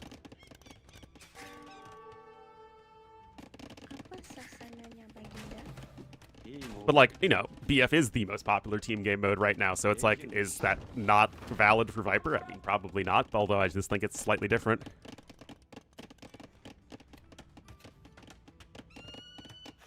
Dynamic interesting games, which is funny because people accuse me of saying that I want everything just to be perfectly balanced and have no civ to have strengths and weaknesses. Which, again, I find pretty funny because I feel like that's the opposite of what I always advocate for. Apa syahsananya baginda? I just think that Bohemians, for example, are on closed maps is qualitatively different than looking at Turks on closed maps or looking at Teutons on closed maps. Yeah, I mean, at this point, this is the main win condition. He's 10% ahead in terms of resources, which is very good. But he's going to need to find a way to push back.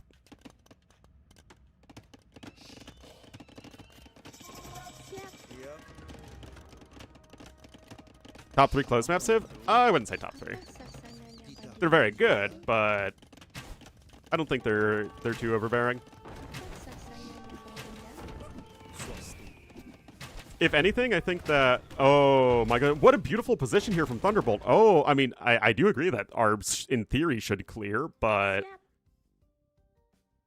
3 BF civ? Yeah, but, like, the game isn't based around pure BF. Is there a drop? Had a spike as well. Oh dear, that's rough.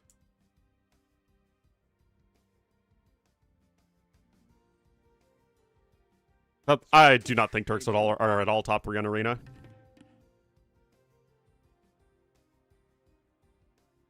Or just better Slavs. Exactly.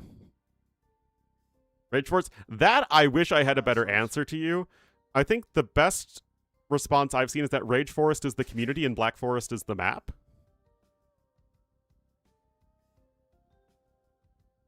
Turks fast imp on BF is unmatched. Yeah, but you'll see people pick other civs than Turks on Black Forest. Better Slavs? It depends. Wow! McNeely saying hit Turks. Oh, Automod knows what's up. We know McNeely's racist towards Turks. Slavs versus Teutons? I mean, it is a rough matchup for sure. Bear Pawns? But again, the map is still fundamentally Black Forest. It's the same thing. 500. Yeah, actually, I had a really similar issue as well the other day, where just like I had a random lag spike and I couldn't do anything for like no reason. Like, Slavs are a fun civ for sure.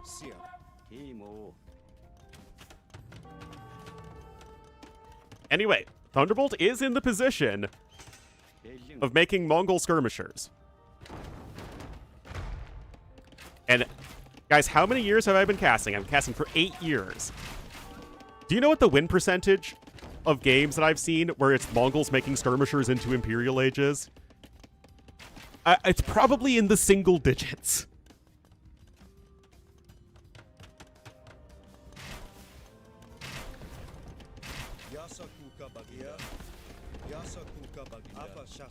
Seven? Yeah, it's not good, that's for sure. Now, Thunderbolt here is going to try and buck the trend, and he's almost caught up in resources. That said, you're still playing Mongols late game without any of your best units.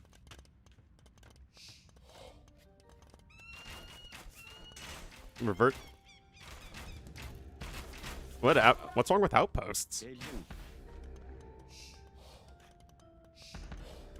Speaking of outposts, those are coming out and down all over the place.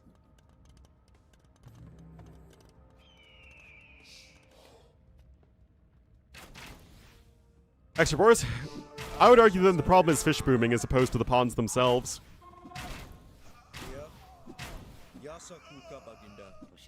Like I said, I think the real issue is just the fact that you can cram 30 fishing ships into a tiny BF pond. Yeah, Tofu needs to not be leery and get those armor upgrades.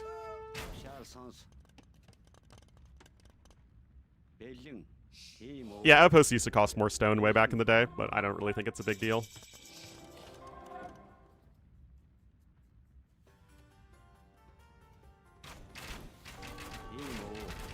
I mean, outposts have literally no armor. They die to, like, anything. It's performative outrage.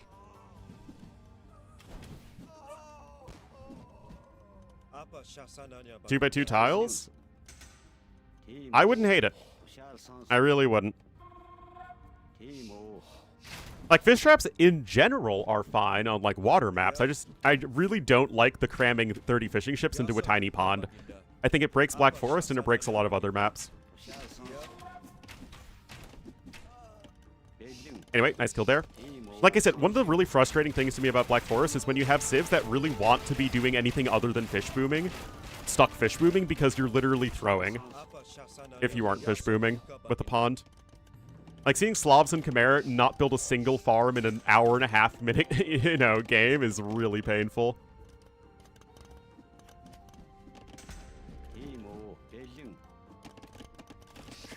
Anyway, castle is in, trebuchet is on the way, and you know what, guys? You know what?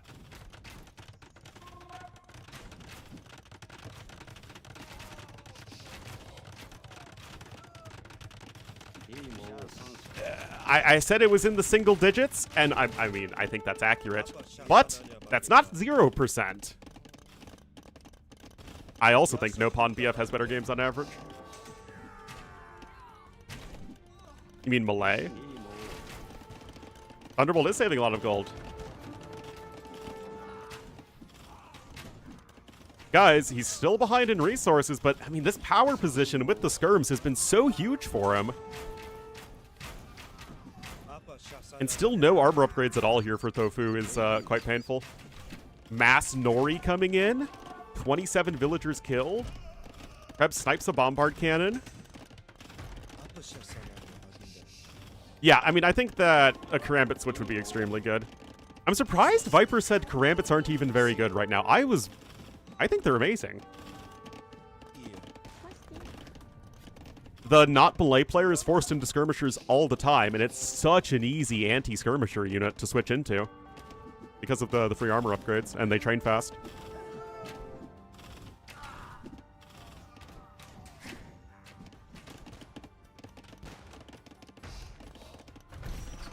Oh, that's another bombard cannon snipe.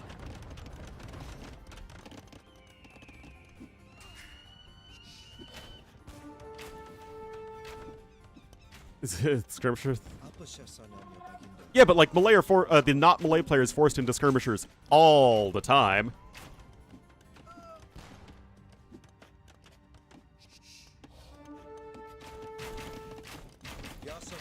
All right, skirms on the high ground here, guys.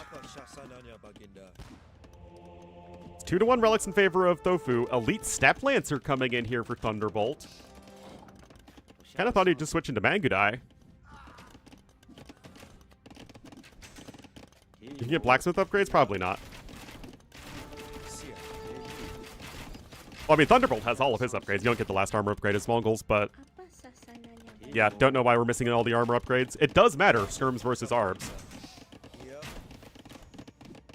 Even if you deal 4 bonus damage, you can get 4 pierce armor, so you can negate all of the skirmisher bonus damage.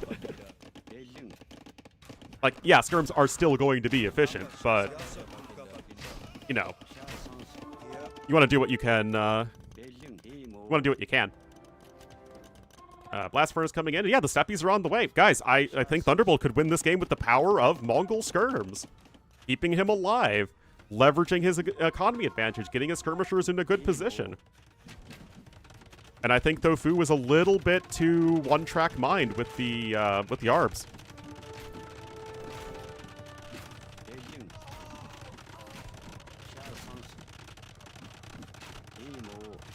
Yeah, you might think that the Step Lancers would still just die to the Arbalests because you don't get the +4 armor as Mongols, but we'll see. Instantly queues up 3 trebs. That's how you know he's a rich man. Honestly, though, really impressive game from Thunderbolt. The early game micro setting himself up to be in a good position, and then getting like right here with the skirmishers as Imperial Age came in, killing a bunch of villagers, and it just, you know, kind of like how in the Tayfidi game, the last one, Thunderbolt himself really struggled to adjust in that Imperial Age transition. Tofu had the same problem here.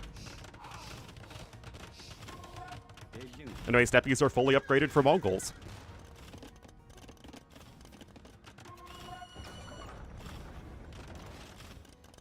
The north of the map, yeah. OP?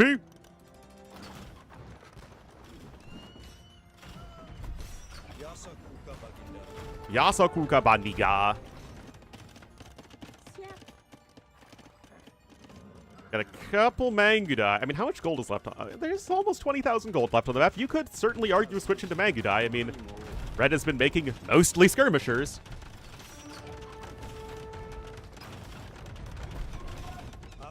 Still, Tofu knows he cannot lose this castle here at the front.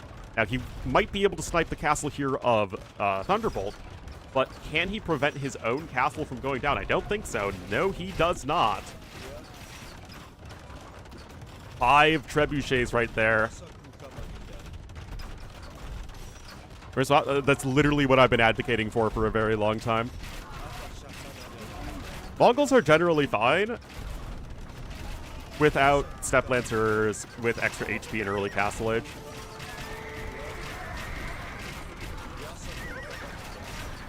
I mean, they're still going to always be kind of broken on hunt maps, but that's just the nature of early food bonuses in AoE 2. I don't think there's a way around it. Kind of like I don't think there's a way around the Chinese start. It just, you know, you can only balance AoE 2 around so many settings.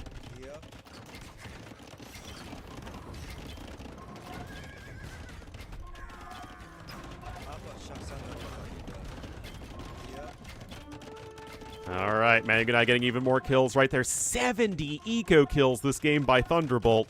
And now the Step Lancers are charging forward up the hill.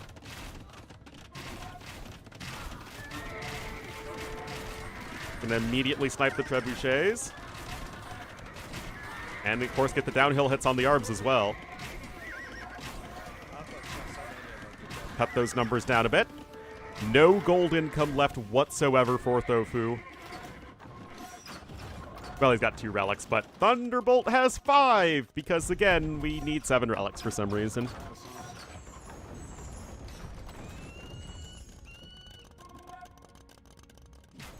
No, even though the don't make. I mean, again, that's what I think personally.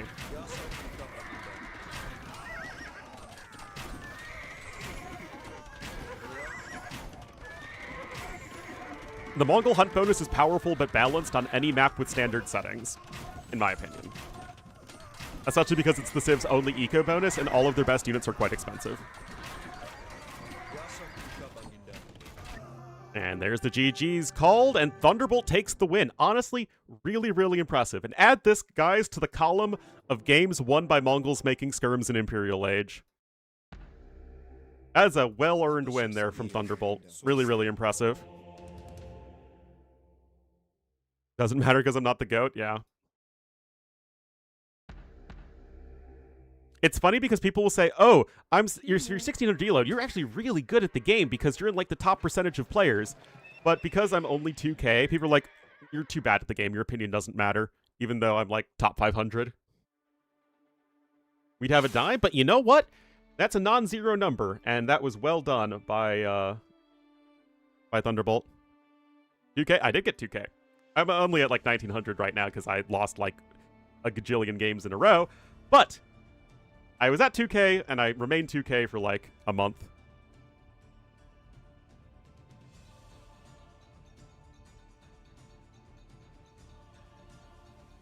Oh, I'm not. I'm back in 1900s. I feel like the rank thing is always one game behind. Ooh, some people? Really? I feel like they're the same people.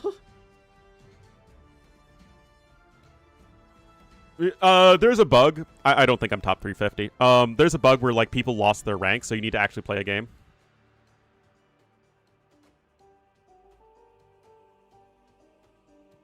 But it's funny, because I still feel like I'm garbage at AoE, too.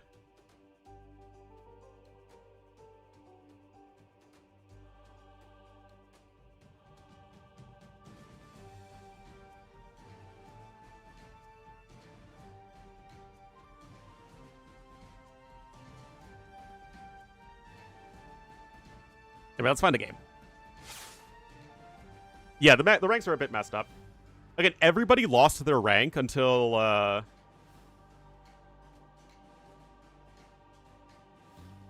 Wait, what? Running just into the semifinals?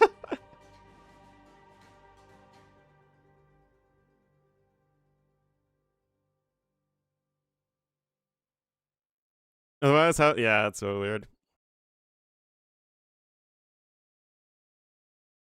Oh, fire didn't show up. SMH.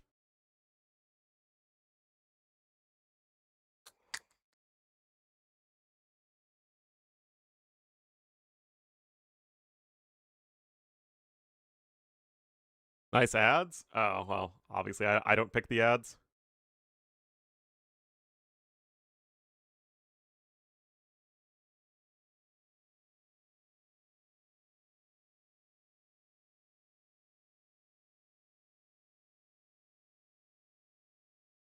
Oh, yeah.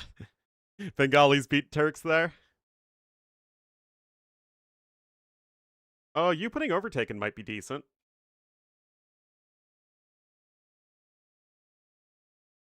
Or a Repard could also be good.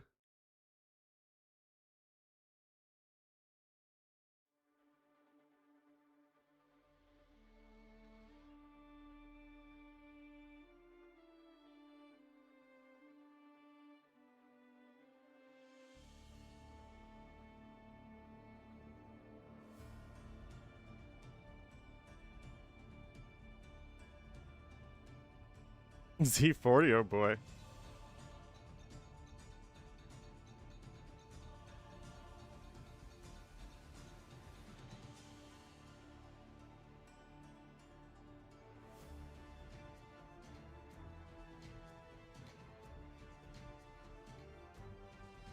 Are you in the best of fives yet? Yeah, okay, let's do Overtaken versus you pudding.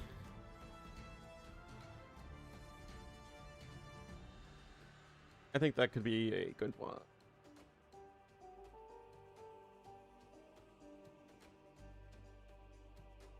Actually, hold on. What order is the drafting in? Oh, no, that's the wrong button. But yeah, I mean, there are obviously several solid series going on.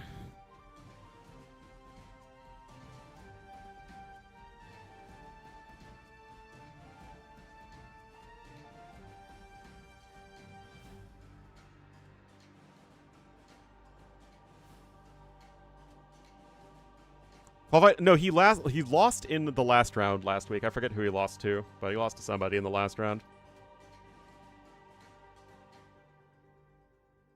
Wait a minute. No, he didn't. Oh, he won in the final round. Right? No, he lost to... Oh, that was for Brazilian Dynasty. That was it. I know there's a lot of tournaments going on, man.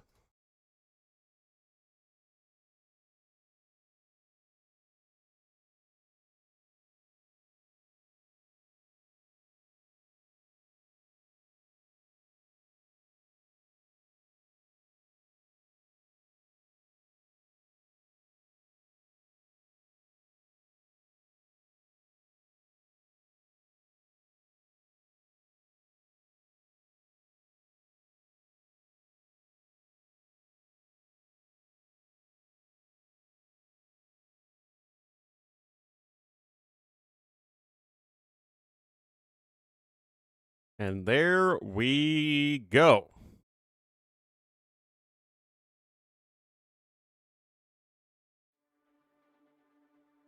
So it looks like we have the whole draft done. They both picked Dravidians. We have Ring Nomad, and oh, I love Ring Nomad so much, guys. It's my favorite map. Anyway, it is actually you putting in here.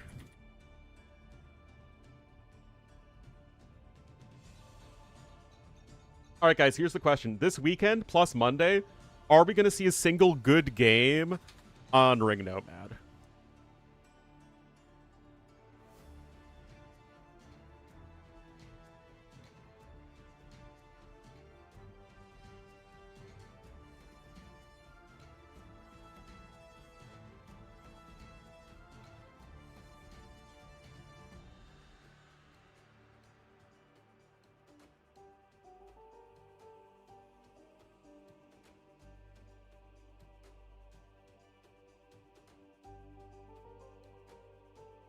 All right, guys, hopefully they'll be making the lobby in just a moment. I'll be right back.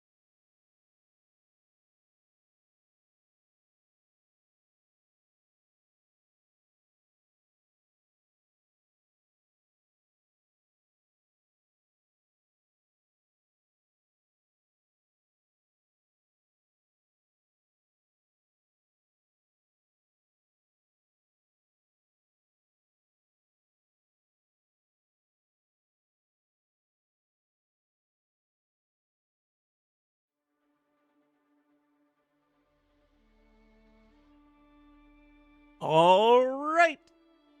We have a lobby, and Bosmo's going to be game number 1.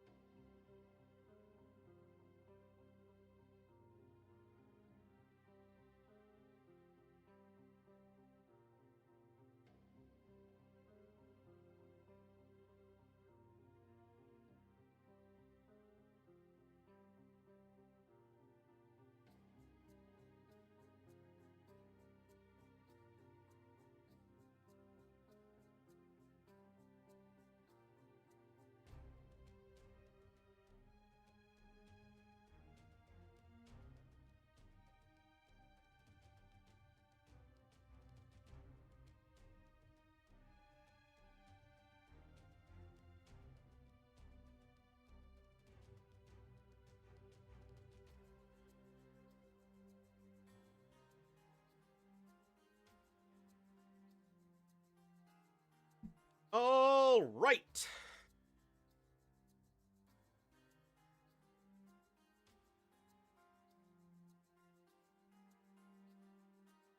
Why don't we have a lobby anymore? Ah, because they had started. All right. Failed to download match content, and then I get into the game anyway.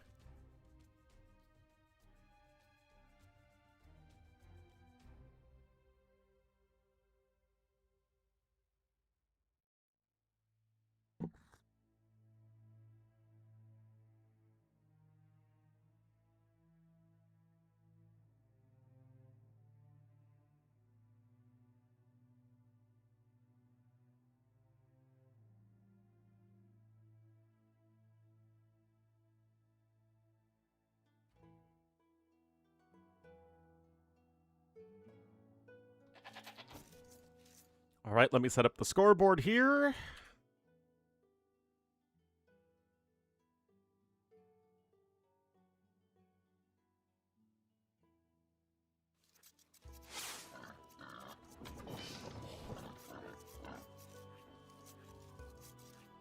All right, guys, here we are. Game number 1. This is now a best of 5. We'll have Overtaken in the red as the Bengalis to the north. I feel like I've never seen this map generate like this. This is so weird. Anyway, to the south, in the blue, as the Burgundians, it will be you putting in. Look at this. What is going on here? Guys, I think the architect who made this might have been a little bit drunk. Just a little bit, guys.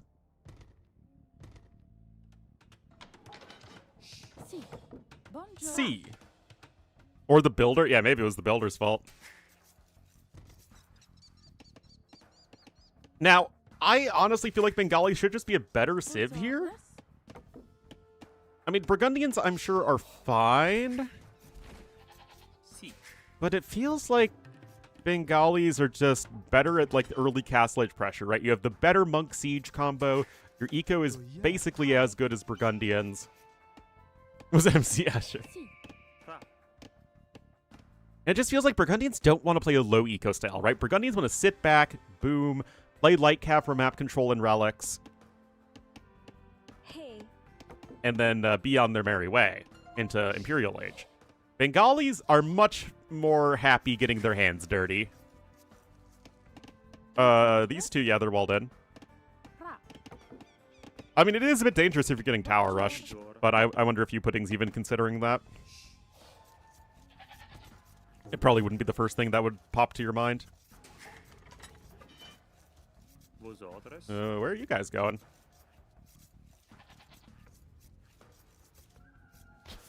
I guess he's looking to mill over there in a moment. Whatever. Double bit axes in for you, Pudding. His eco is still going to be good. I mean, when it comes to which civ has the better eco between Burgundians and Bengalis, I think it's still probably Burgundians, although by a very small margin, if you're able to boom with it, right? Burgundians get those extra resources to add more TC sooner, to give them even more resources, and sort of snowball with that. Bengalis, you just get 2 villagers. Well, 4 villagers with a fast castle. And that is going to be very useful in a low eco setting, much more so than it is for the Burgundians. Because Burgundians also still have to make the extra investment into getting those eco upgrades. Bosmo, we do indeed. Now, these aren't 2 civs that would be big on tower rushing, but honestly, those bills have already chopped through anyway, so it doesn't really matter.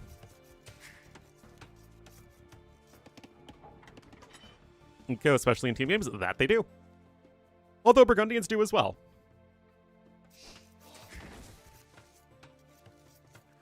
Having 1-1.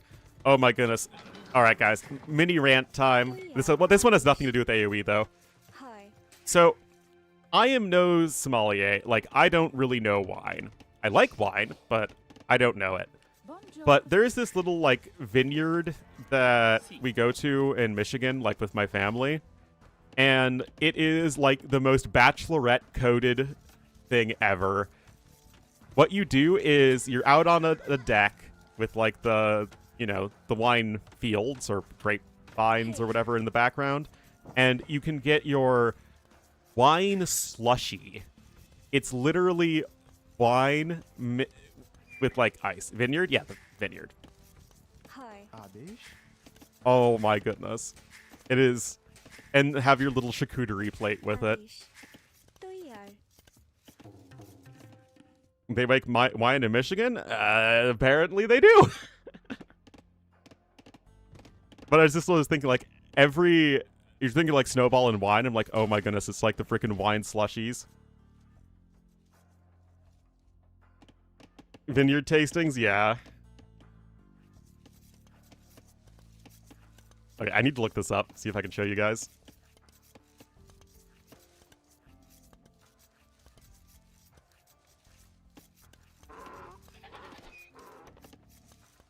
$80 for a wine tour? What the heck?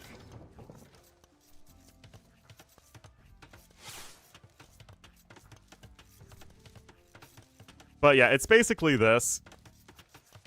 Yep, there's where I have to take our frickin' pictures every year. It's so bachelorette party. And oh look, we can take our pictures here with the lake in the background and the vineyards.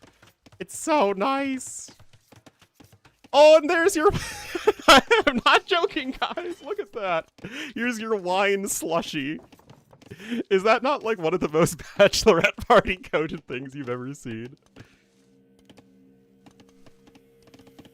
It's like, how white can you be? Like, if that isn't, like, the maximum degree of white personness, I don't know what is.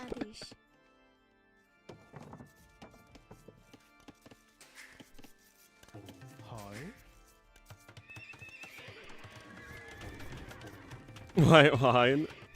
I think you can do the white wine. I think you can do it with white wine or a rosé. Is in fact the maximum degree of white personness? Oh yeah, it's extremely white there. Ooh, a little bit off with the timing.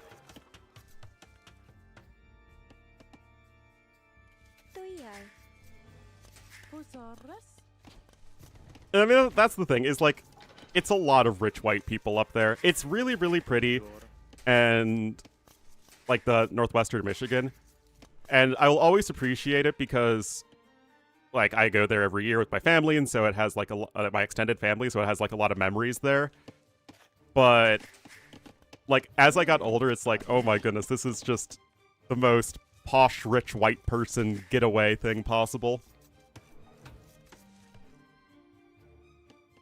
Slushy region in France.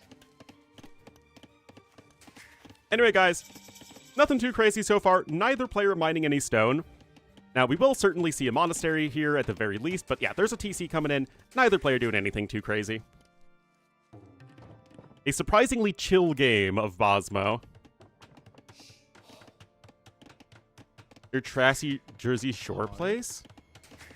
That's a good question. I don't know.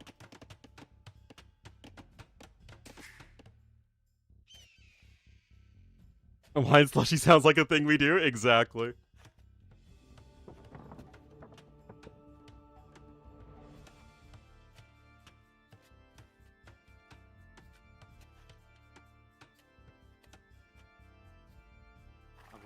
Like, where's like the trashy place to go here?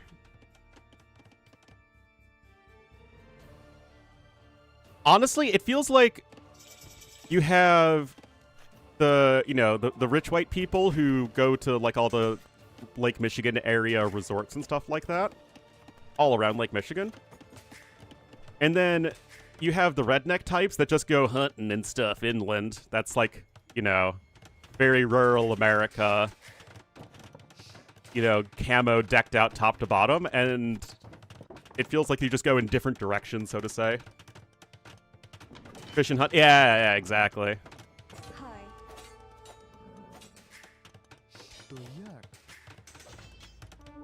Go take the. Yep, exactly. Exactly. That's like your Jersey Shore equivalent. Or like go up to your buddy's property or farm or whatever, and then just go hunting there. Like I said, I've said in the past, I live at like right on the fulcrum between suburbia and rural going hunting. Hey. So basically, my high school people either were, you know, dropped off with their, you know, mommy and daddy's nice car, or they drove in their gigantic pickup trucks with 2 American flags on the back.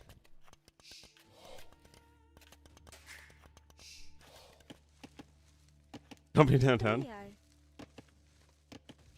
The place to be. I mean, Aspen is like the rich.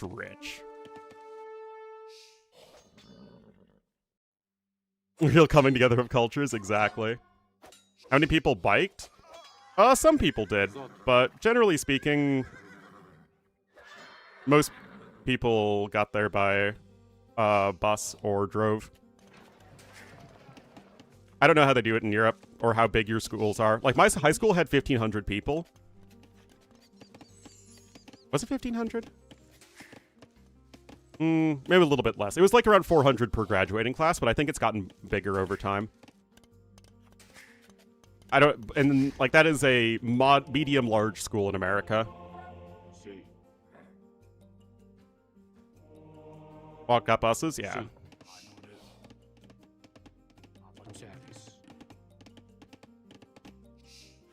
I mean, the thing is, most people don't really live within good walking distance. I actually did live in walking distance, and I did walk home sometimes, but, you know.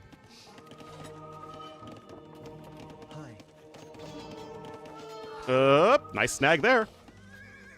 Like I said, this feels like the sort of game that Burgundians are super happy about. Like, you just don't have to deal with all the Bengali clowning, low eco shenanigans. That said, Overtaken's doing a much better job of just booming his little heart out. The numbers? Yeah, the thing is, like, again, most people just don't live in walking distance.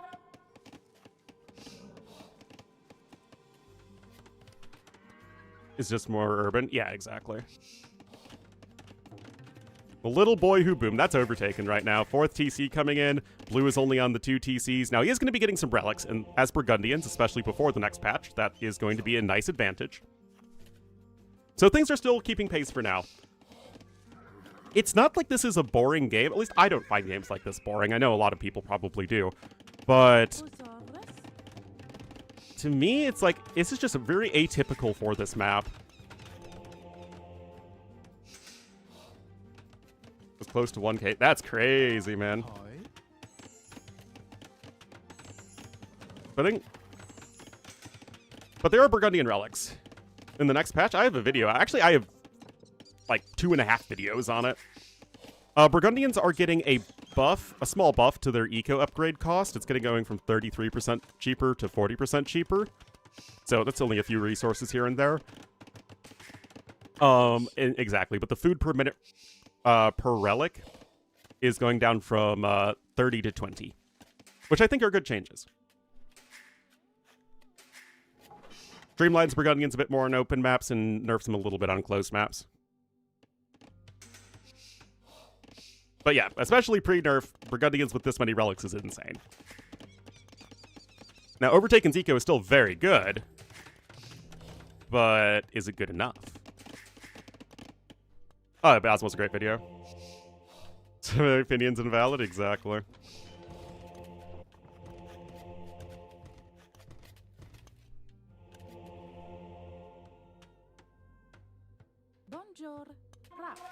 It's not like I don't spend my life thinking about AoE 2, watching high-level AoE 2, analyzing pro AoE 2.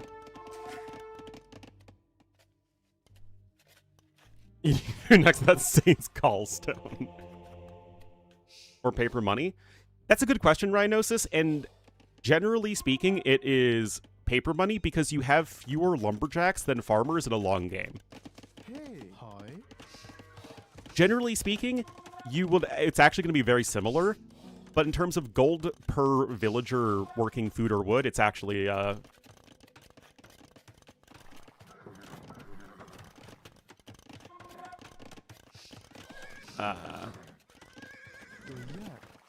lost my entire train of thought. That's what happens when I'm reading chat and trying to talk at the same time. Oh, yeah. Yeah. Paper money is slightly better than vineyards. Well, they're very even in terms of the gold that you're going to get, but you need fewer villagers to get the same amount of gold with vineyards than, or with paper money than vineyards. Anyway, guys. Ooh, the heavens have parted. The heavens have parted. And his face, capital his face, shines upon us. For lo, we are truly blessed by the Lord.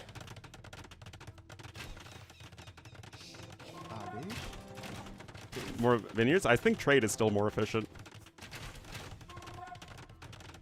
It was well played by Red. Great timing. Definitely did not expect the crossbowman. I imagine Overtaken's going to want to switch to elephant archers eventually. But honestly, I like it a lot. Just go for the archers, regular archers, when you have a smaller economy, and get yourself that map control you lacked otherwise. I actually really like that move.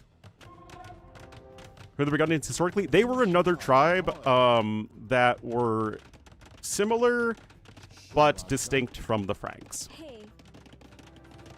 Burgundians, I would not consider a high priority civ to be added to the game, but they did maintain their own kingdom for quite a while. The thing is, it just culturally, they were extremely similar to the Franks.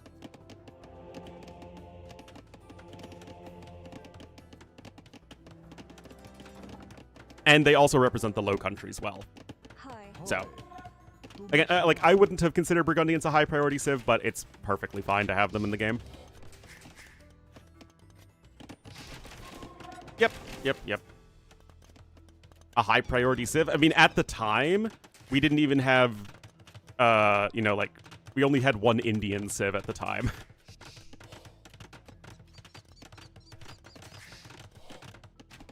Gonna be 5th TC when he hits Imperial Age, and honestly, getting 10 villagers is actually very good. Who were French lineage. Again, like, by that time, they were obviously very Francisized.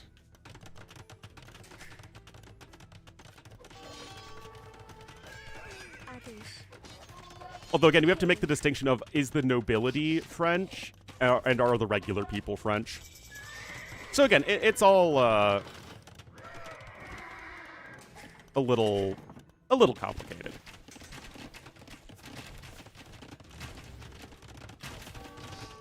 Pikemen, yeah, but the Swiss were never really a distinct kingdom until the very end of the AoE 2 time frame.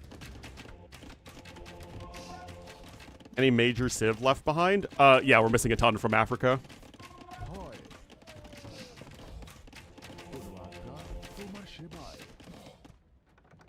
All right, look at this, guys. It's a janky push, but we got 4 rams here.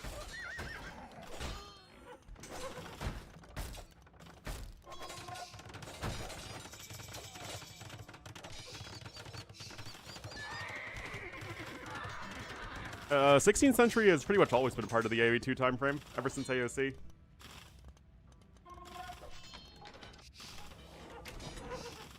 We draw the line at the 17th century, though. Once we get to the 17th century, it's AoE 3. The Koreans for that one. Yeah, Noryang is still the latest thing to happen, although it's still a very AoE 2-esque war.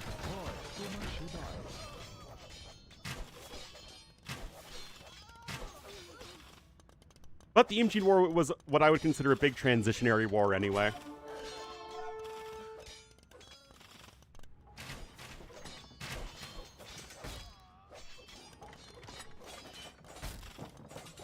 Anyway, again, it's a really janky push, but not an ineffective one. That said, there's even like a pikeman here to help out. The crossbows that now have bracer at the very least. We have a Treb war unfolding in the center. Oh, these days AoE 2 timeframes are very vibe-based.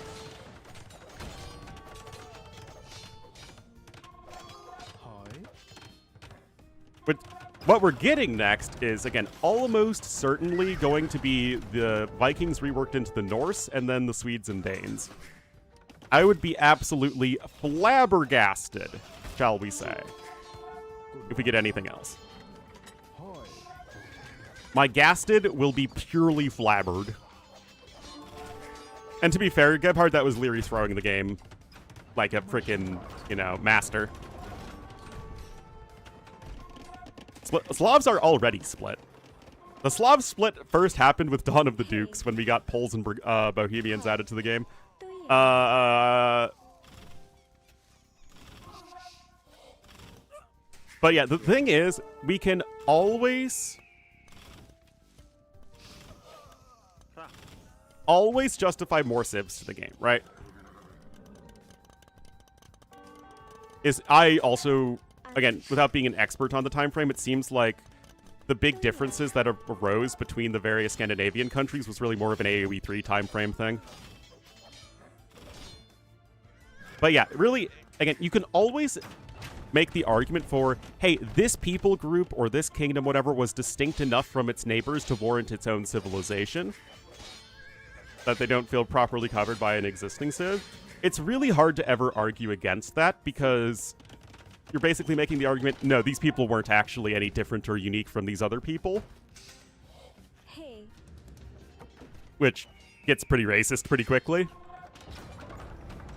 But really it's more of, okay, with X amount of civs total in the game, how do you divvy up stuff so that people, you know, the most distinct cultures are represented and you can also have some degree of flexibility when covering other different groups of people.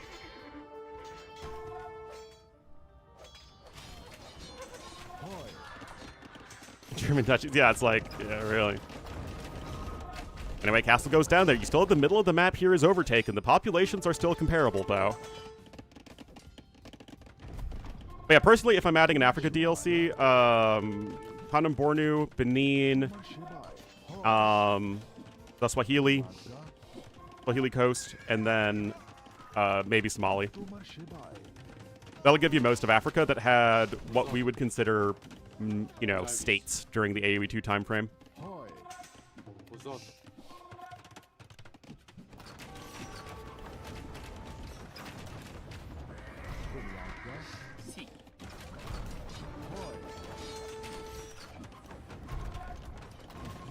That's the Welsh. And yeah, we have to also keep in mind that civilization names aside, civs in AoE 2 generally represent broader peoples anyway.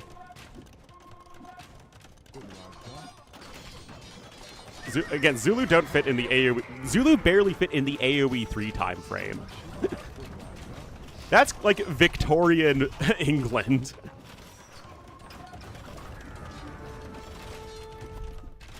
Genetics is. Feel like he's whittling it down? I don't know. Getting all of those relics ejected is kind of a huge deal. Or Three Kingdoms? I mean, that's the thing, right? It's because Romans and Three Kingdoms make very little sense when it comes to adding content to the game. So it's like, you could just argue basically anything at this point because other civs do an even poorer job of maintaining any sort of continuous logic in AoE 2.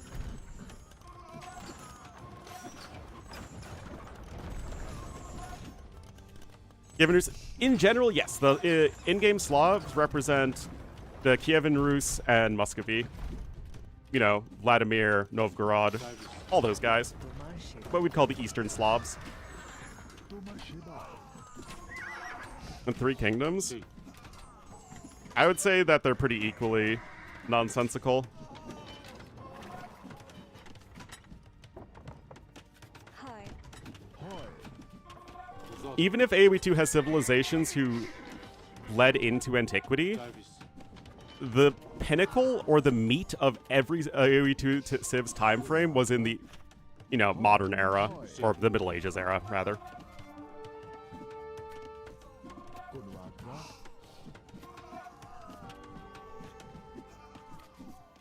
Standard of being civilization? Yes. Goths very much existed into the Dark Ages. The Huns are a lot more complicated.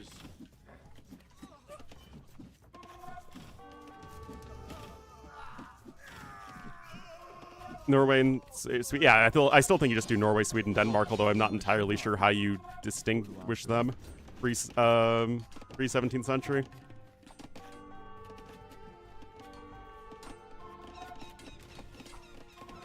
Pudding not dead? He's trying, man.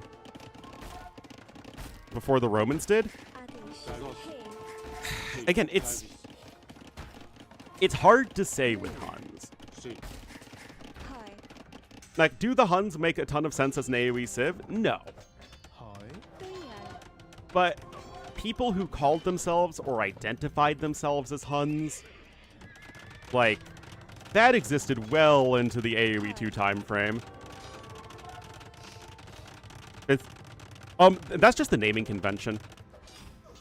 They went with the earliest naming convention for the civs, although they represented the Middle Age groups, by and large. Hey.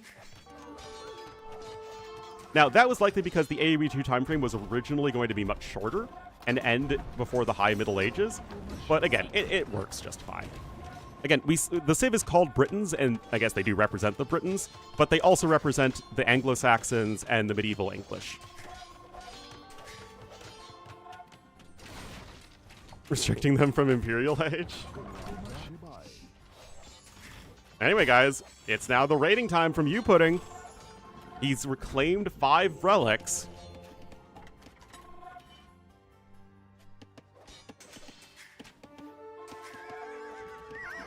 The Scots are a Celtic people.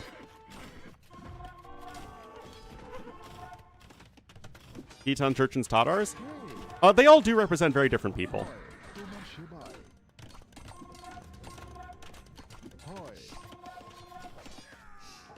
Again, ethnicity and identity are really fuzzy concepts that just didn't matter to nomadic cultures in the way that it mattered to more settled people, especially over time.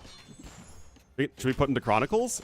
Well, again, it's made by completely different people, so it was never going to happen. I mean, I just think that the Three Kingdoms should never have been added to AoE 2 in the first place. Represent Braveheart? Exactly. But they do a really good job of representing Braveheart. To be fair, guys, come on. AoE 3 than AoE 2? Spanish still fit in with AoE 2. Like, a lot of their design is based off of the 16th century Spanish, for sure, but there is still plenty of Spanish there that is viable.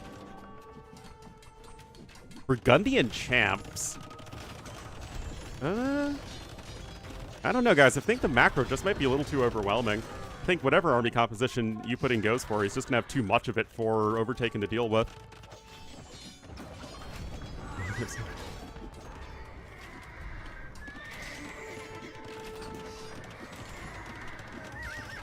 Mission creep? A bit, yeah.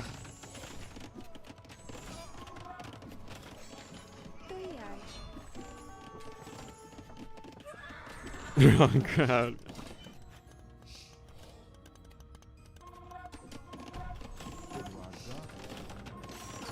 Well, the Spanish were originally going to have the Genitor as a unique unit, but that was scrapped. Because they wanted conquistadors to fight Montezuma. The center castle still does stand. I mean, I know I've been getting distracted because, you know, pleb streamer, but it's been a very interesting game number 1 here. And now Pudding is in this awkward position where he's the one who's getting a lot of his base disrupted.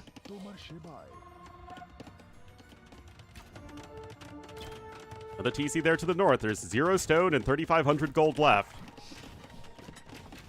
And it's like, can you realistically win a late game on a very open map? Because Bosmo is actually a super open map in the late game. Without any castles? Way, way ahead for Pudding. And he's got 6 relics still.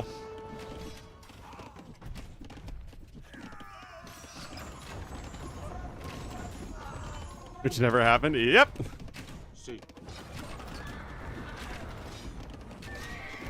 Oh, snipes the bombard.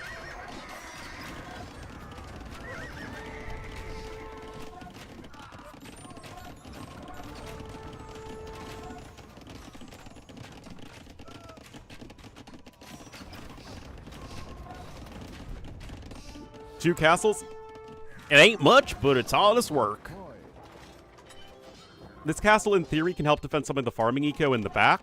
Although a lot of the farming eco is here as well, and that's a very good setup here for Overtaken. Map control sure is a resource, especially when it comes to wood. Wood is going to become very problematic going forward, as a lot of it's here in the middle of the map. Paladin numbers are getting low, more bombards coming in.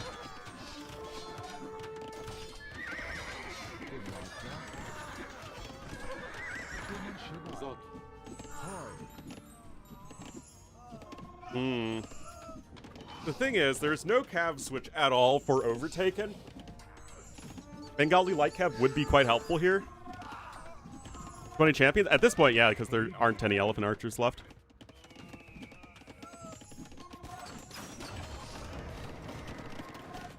Blast furnace, 2-man saw coming in. I want to see those crops get rotated, baby. It's in here for you, Pudding. Scores are flipping back and forth. I mean, the game is still quite competitive. It's on the hill for 4 hours. I feel like he will lose long before then. If you can get to anything close to a decent number of bombard cannons, I don't think that the Trebs can hold it.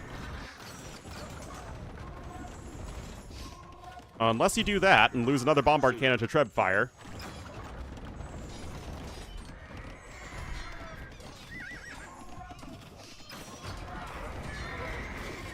There you go, you Pudding. Monks can try and go for some conversions, and that they will. Another Treb falls. And now the Bengali bombard cannons, the BBBC. I mean, Overtaken hangs in there, and now he is making that transition into light cav. Overtaken has no gold. He has 1 relic and 0 gold income. The map has 2,600 gold left. Most of it's over here. There's a little bit left in other places. 2 gold over there. Pudding, though, also has vineyards, so it's vineyards plus 6 relics that also generate food. So gold is way more accessible here for Mr. Youper.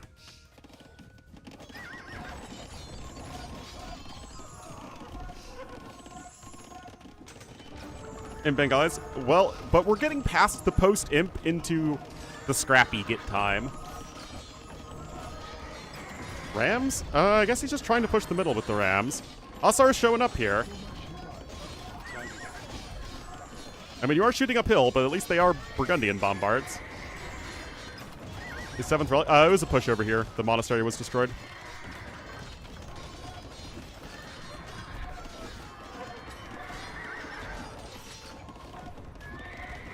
Still having to push up this hill, but it's slowly working here. The score is getting a bit better for you, Pudding. UP? Yeah, for those who don't know, Youper is a term for people from the Upper Peninsula of Michigan.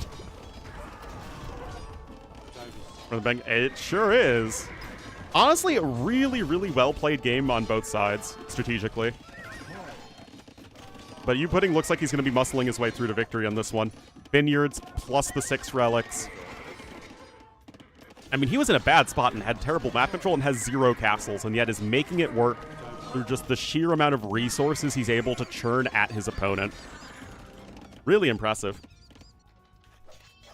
And it all started with the really janky ram counterattack, right? He had like 4 battering rams and 8 light cav that really disrupted Overtaken's economy.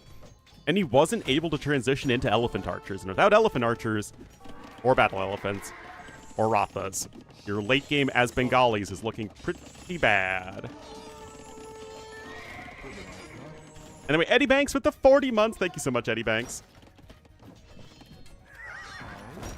Thank you. Yeah, again, Overtaken was way ahead, but it was the raids, the counterattacks, and the fact that this map control, although extremely good for Overtaken, wasn't actually enough to push into the base of U-Pudding, because he never had the army quality he needed to. We a bit like Fortress? I mean, yeah, the map has certain similarities to Fortress for sure. Anyway, I really don't think Overtaken has any real win condition left. Maybe wood control, but not really. You can even go right back over here for wood to last you a good long while. Watch, Bosmo's a great map, but like, is it as good as Stranded? Or African Clearing?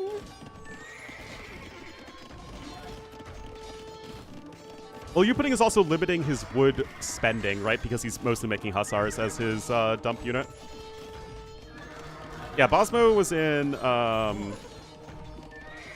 Valhalla and Warlords. Anyway, more conversions there. Yeah, this is basically how any land map would look in the late game.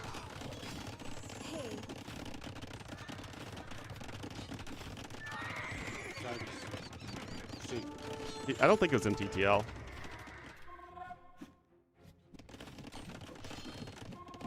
Well, more bombirds will be brought to bear. 74 kills and 22,000 damage taken by that castle.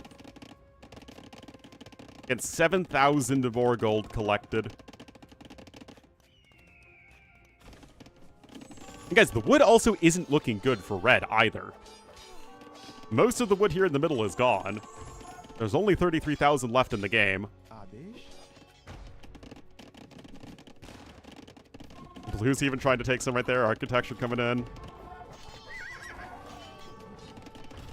Yeah, Overtaken never really able to switch over into a ton of light cav. Well, I mean, it's not like this was really generating much income anyway. Oh my goodness, those monks are so clutch here for Overtaken. It's keeping him alive, but like I said, I just don't think he's actually working towards anything useful.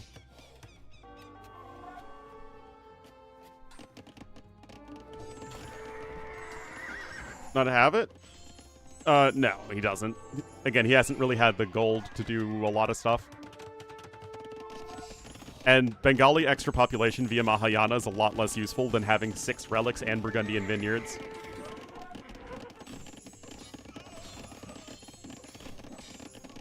It's a lot better, in fact.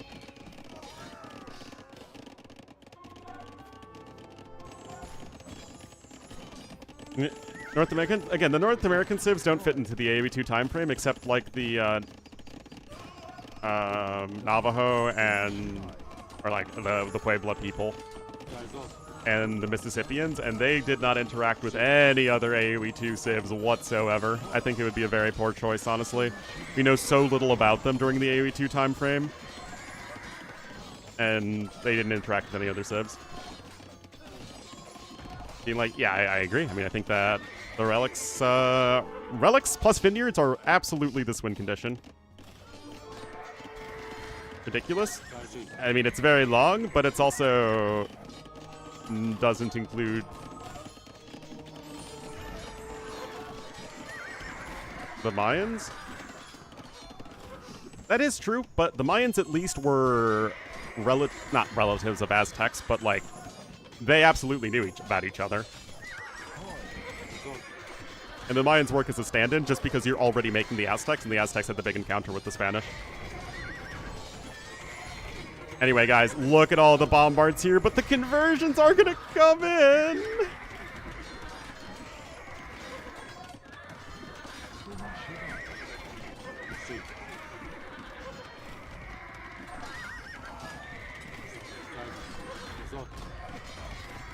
Doesn't make much sense.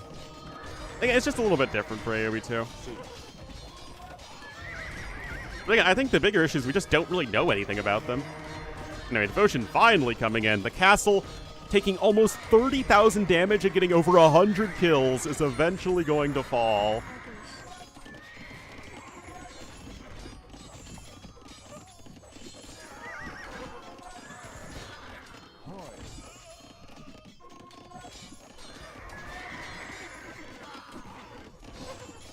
Oh, and he builds a castle on top of it! Oh my goodness, the disrespect! The disrespect.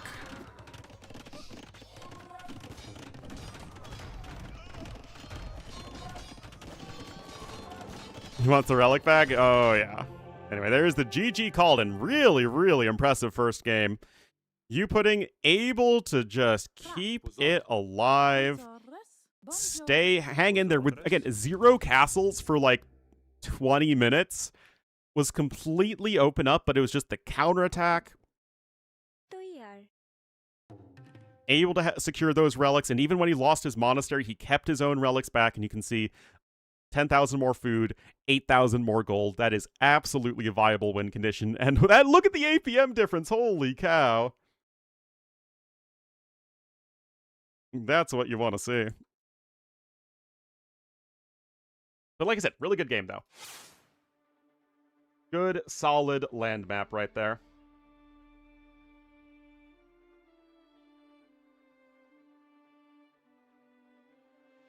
Now, we could watch that, guys, or we could watch Ring Nomad. I hear Ring Nomad's a very fun map.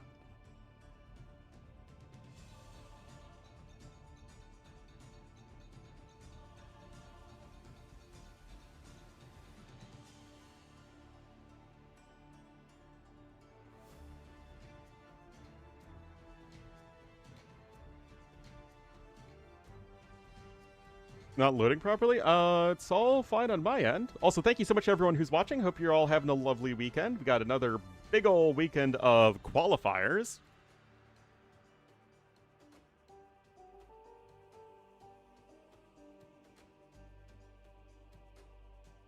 Oh. The dashboard wasn't working for a second, guys, and it was time to panic.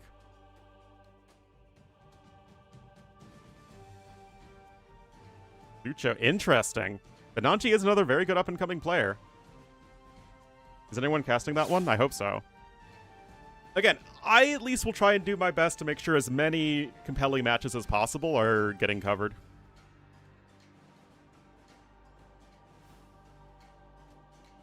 Electric Toothbrush is absolutely a very good investment.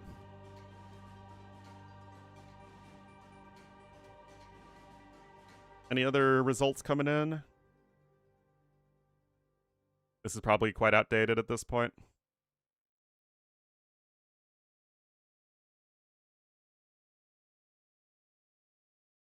Yeah, but Anji's definitely been playing well recently. Edit Cenotes! Mayans, Persians, Vietnamese, Wei, Georgians.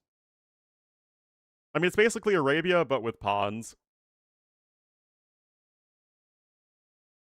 Which would still probably not be worth docking if we had the old water balance, because it would be almost impossible to keep your fishing ships alive. But now that you can get them in the docks, there's no reason not to fish boom every single time. This game? Oh, very good. I mean, so long as the sets are getting covered. That's all I care about. Lucho's not at all a top 10 player. I mean, he's very good, but he's still in that sort of top 20 to 30, maybe top 25. Something like that.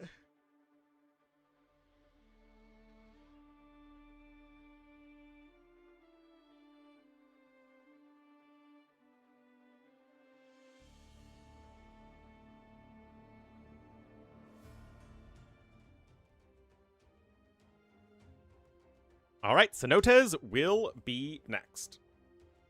22? That sounds about right.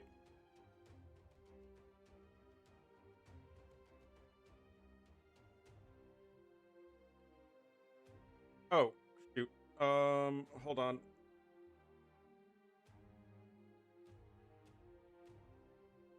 My dad called me.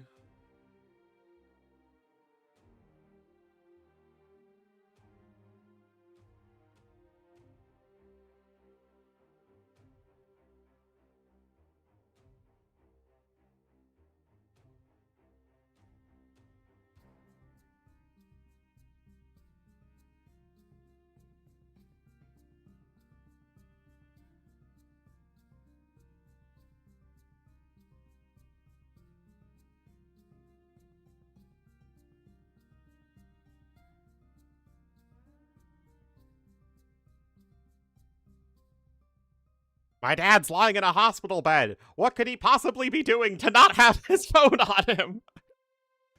Yeah, he's probably sleeping.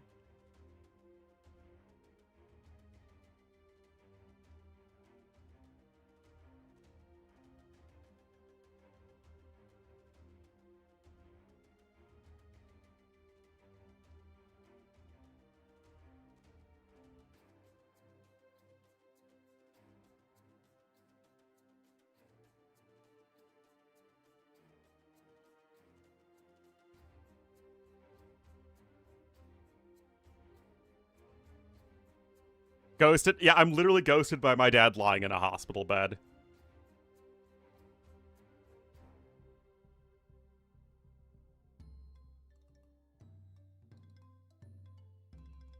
All right, guys, here we are on cenotes. It'll feature Overtaken in the red as the Vietnamese to the northwest, and to the southeast in the blue. It will be Youper. Be our local Youper. So definitely two S-tier Arabia civs in my opinion. Don't really think I favor one over the other per se, although I guess you could argue that Vietnamese are doing a bit better because they're less reliant on farming. And you have wood savings early on, which can help with your getting your fisky mothers out.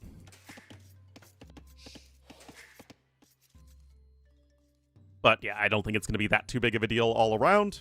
You don't make that many fishing ships on this map. And beyond that, it's, you know, perfectly fine.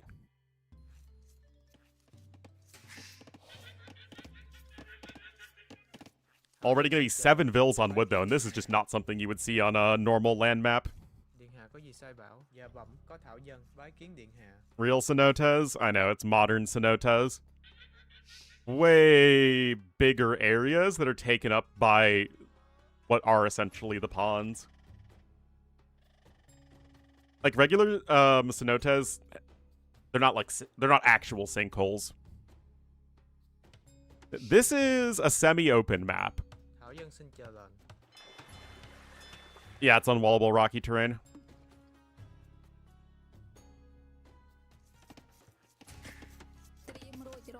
Anyway, both tapirs are in here for you pudding. Pushing in the guanacos. Although I don't think guanacos live in Mexico, where the cenotes are, but, you know. Who cares? Not me! But my inappropriate fauna!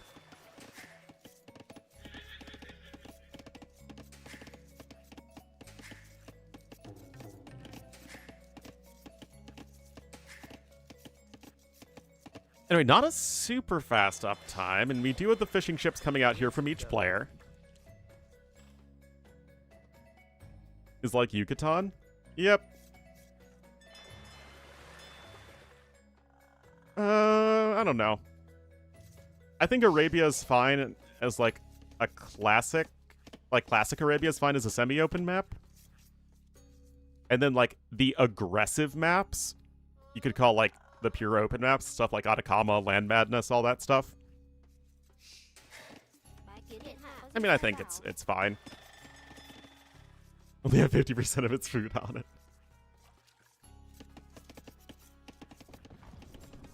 All right, researching loom makes your villagers harder to kill. 23 pops, so 20 vills and soon to be 3 fishing ships. So it's still not that fast of an uptime, at least relative to what you would typically see from Khmer on, let's say, pretend this is actually Arabia. You would see Khmer go up on 18 or 19 population every time. And Overtaken, guys, is he going to go FC? We're going to be on 23 villagers in a second. He's adding in another dot. Because, again, this, guys, is not a hybrid map.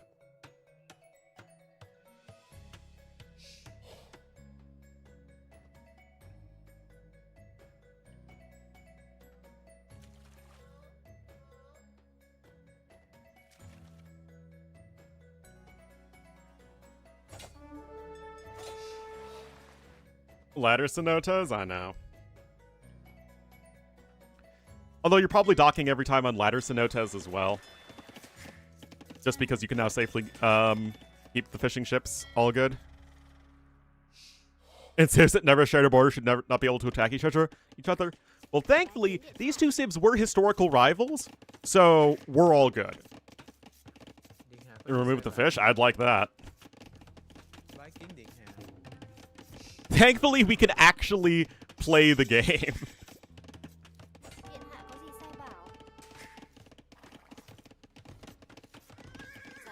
Although they didn't do that much fighting historically. Because the thing is, the heart of Vietnamese civilization is... hold on. 1973, yeah. Into a wonder. You basically, to get to the heart of the Cambodian civilization and get to the heart of the Vietnamese civilization, you have to go through a lot of mountains and jungles and rivers. Oh, it's a very late up. 34 freaking population, guys. 26 villagers. This is absolutely fast castle territory.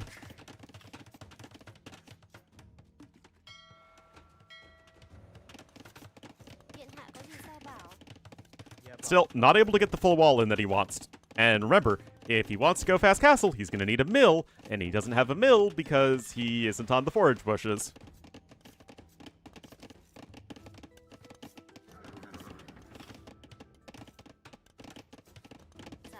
Oh, another scout just going to run on in. And it dodges all the arrows. I thought we were past this in AoE, man. Just running right by the TC fire. Uh-oh. Uh-oh.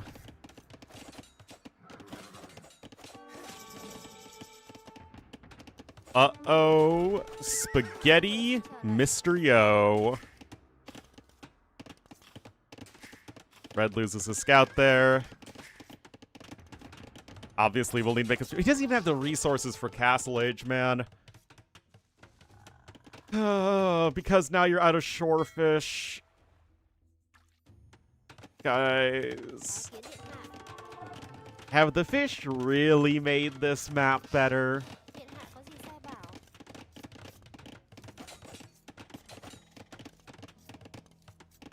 Have they really, truly made it better? Oh yeah, I absolutely would love a forward tower here from you, Pudding. Oh, is he doing it? Oh, I think he's doing it, guys. These ladies, with their baskets, are ready to go to town.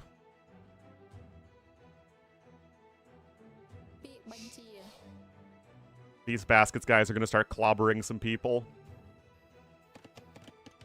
Yeah, tower here or a tower here would be beautiful. Archer's able to apply pressure. And again, here's the thing. It's like you have a ton of vills on gold right now, so you can't even click up to Castle Age because you don't have a market to buy the food.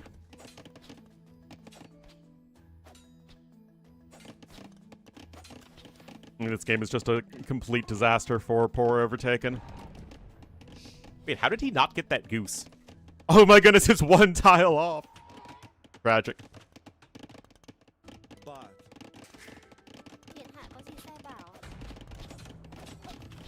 Another range coming in, but this is also awkward and uncomfortable here for Overtaken.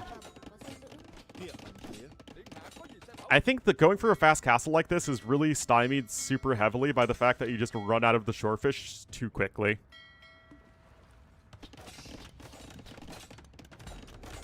Alright, defensive tower is coming in. Fletching about to be here for blue. No blacksmith upgrades here for red, who doesn't even have a blacksmith.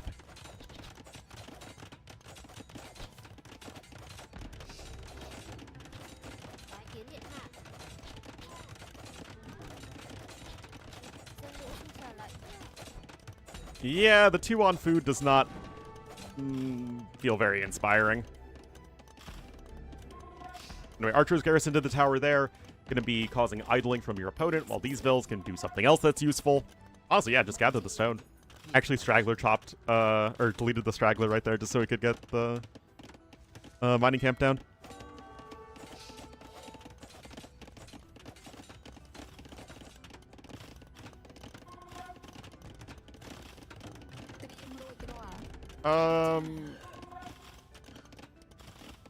I was gonna say, isn't that villager in range? That's a little... Uh-oh, guys. Do we have to toss out the S-word? Because that looked pretty S-word to me.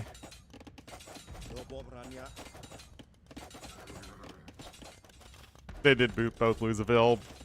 Does it matter? I mean, I don't think so. But it would give us an opportunity to call upon the S-word. Solid? No, I'm not talking about an S-word. It's the S-word. Yeah, that was sloppy.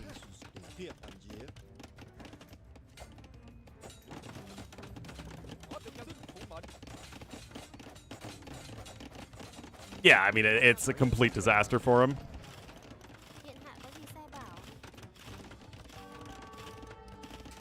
Castle Age is going to come in here soon for you, Pudding. Now he's trying to get fletching as well.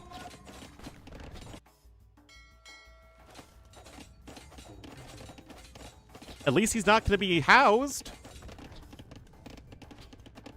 Yeah, I mean, it's a complete disaster. Like I said... Oh, wait, he lost the fishing ships, too? Oh, my goodness, that's even more S-word. Yeah, Castle Age coming in here, and unfortunately... This isn't much of a game, and I would argue that was ruined by the pawns.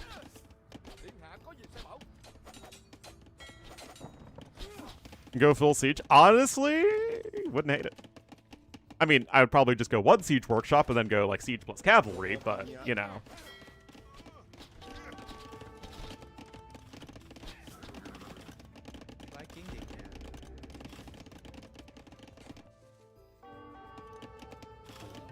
Wait a minute, Blue lost all of his forward builds. Come on, man.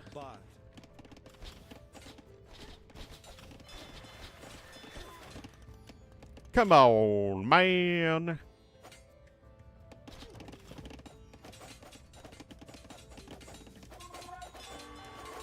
Yeah, both clicked up.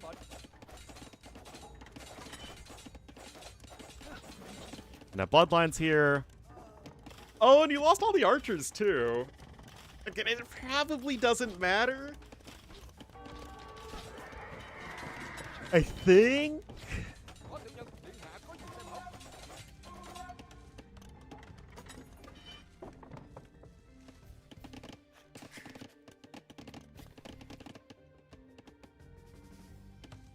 "39 monks, 3 missionaries versus 22 monks," put in him. Oh, why do I have a feeling that Kapach was not happy about that one? Alright, chain barding armor and Lycav on the way. You still have 18 archers that... Well, I guess you don't really have the resources to get all the Castle Age archer upgrades you're looking for. Assumed it was over? I tend to agree. Siege Workshop coming in. University's there.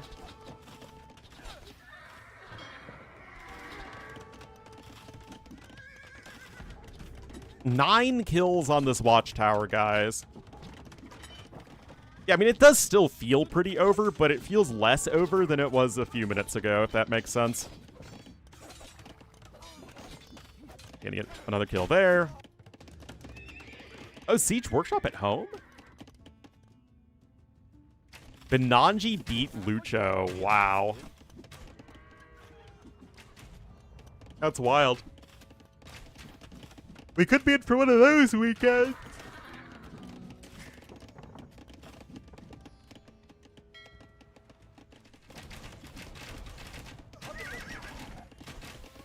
A Platinum League player? Wow. It just goes to show how volatile AoE play is, you know, in these at the highest level. And really what separates the very best players is consistency.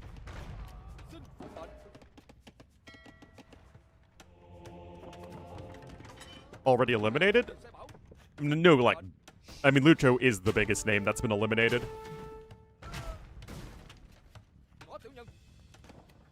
I'm a Silver League participant, if you count Silver League as casting Silver League. S-word, the S-word is sloppy. Nikov, oh yeah, Nikov. Maybe if he signs up as Nivok, he'll be able to get in, guys.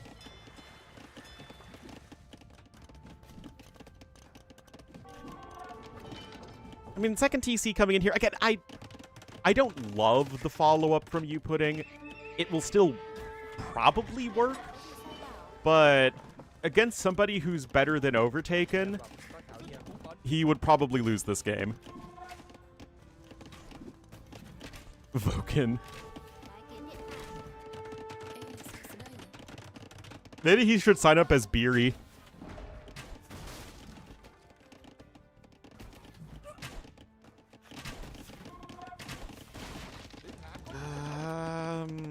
I mean, obviously good micro there from Overtaken. The scores are quite close. I mean, the efficiency has been very significantly higher by Red.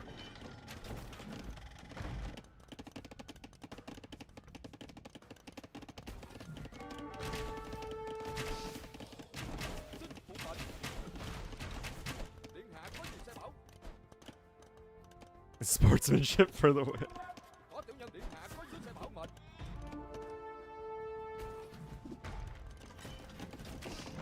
Tenotas? Oh no. Gambito versus Stark? Ooh. I still like Vietnamese more in a post-imp battle. Number of ads? Yeah, ads are pretty rough. I don't love that I have to run them.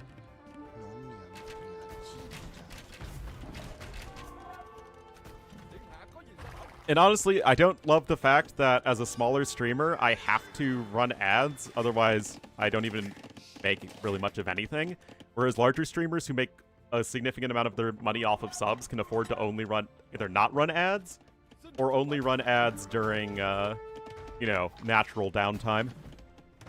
But such is the nature of Twitch.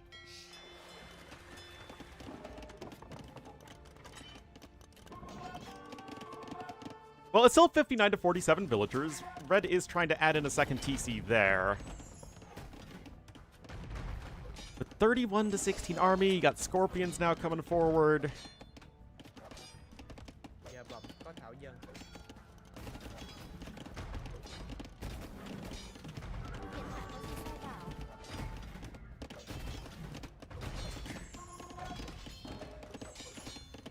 A big streamer? I tried that.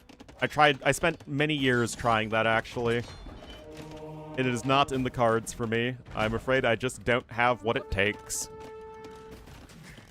Yeah, Overtaken absolutely needs a Siege Workshop. What's better for me? It depends on month to month.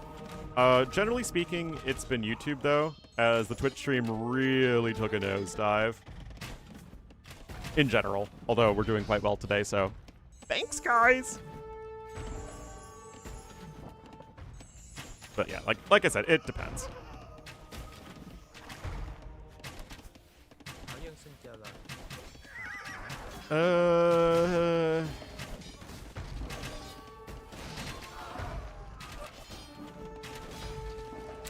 Well, the Scorpions are getting cleaned up, guys.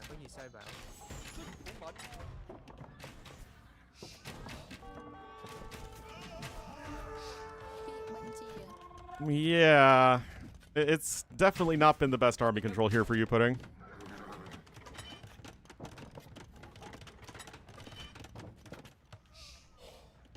And he lost the game. Well, you Pudding is 20 villagers ahead. Third TC coming in for Overtaken.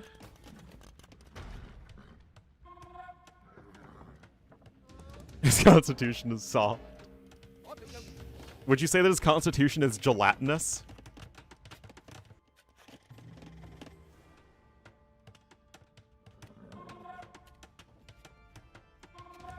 Kick. I refuse to do anything involving kick. I am ethically against it.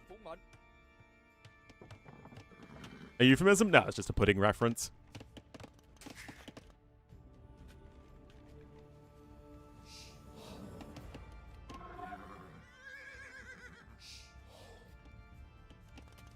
Good old is thing. What's up with Kick? Kick has very lax rules on the conduct that you can have with streaming. So there's a lot of like gambling stuff there. There's a lot of a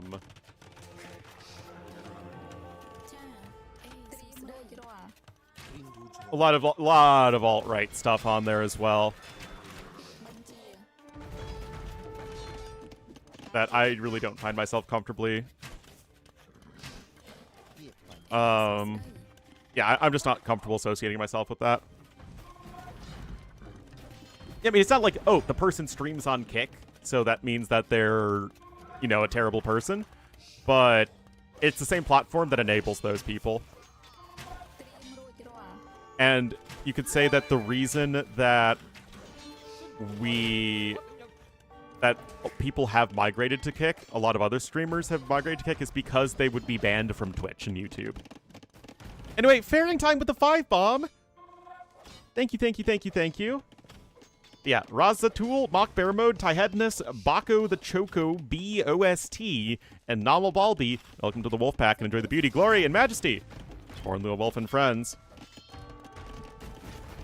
Yes, I am also pretty anti-gambling.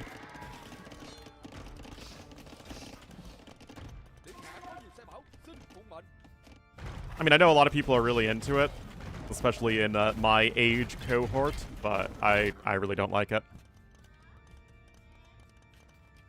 Jeff Bezos, obviously, right? Like, Twitch is owned by Amazon, and I have a ton of problems with Jeff Bezos. That said, Twitch itself as a platform does have the sort of content moderation that makes me feel much more comfortable associating with it, right? The Melania movie? I did not. I am not a true red-blooded American.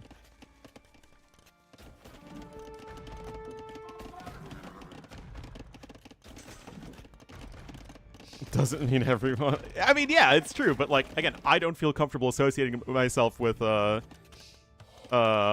sort of... a platform that enables that content.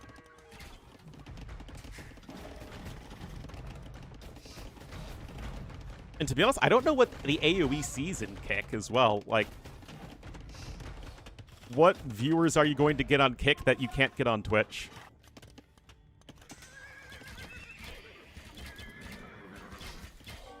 I mean, I think Kick gives you more money from subs, but, like, is it really that significant?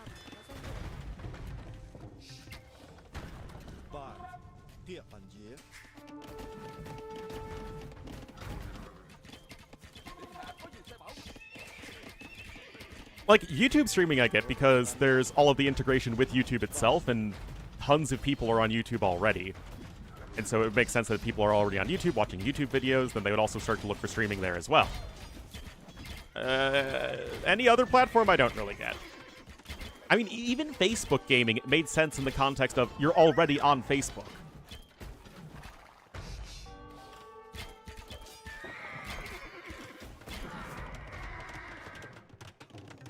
Market share? Yeah, but like, Mem's streaming on Kick, but he's also streaming on Twitch and YouTube, right? So it's like, how much is he getting from anyone who's watching on Kick? Yeah, the food count's crazy. I mean, this game has just been so weird. You're still ahead by 10,000 resources as you putting. He really has made a lot of mistakes, but to be fair, if he wins the game, it doesn't matter. Because it's just about playing better than your opponent, not about playing perfectly.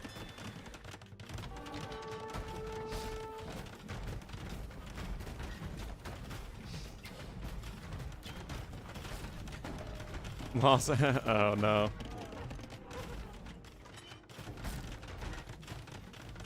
It's against terms of service. Yeah, it's you will get banned from Twitch very quickly.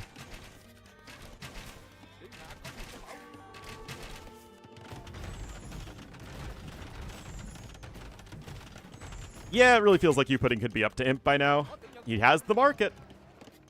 Also, not having ballistics at this point is pretty crazy with all the scorpions he has. 18 scorpions.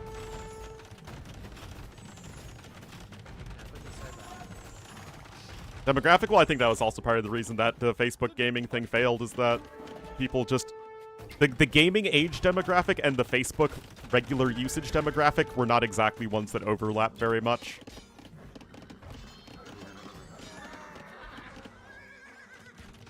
Bounce back? That's a good question. Thankfully, he's been ahead the entire game, so there's been no need to bounce back. Skin? Who wants skin on their pudding? Ugh. Except Imp? I don't know. Probably a number that is a lot larger than it should be.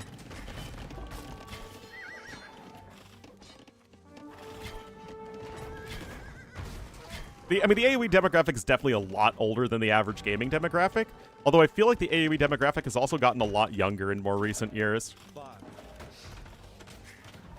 But yeah, whenever I like play Overwatch with my friends, it is just like shocking to me how childish everyone sounds. Like they're all angsty teenagers. See a game? Yeah, I feel like that was almost certainly the case, but it was a very bad attempt if that was the case.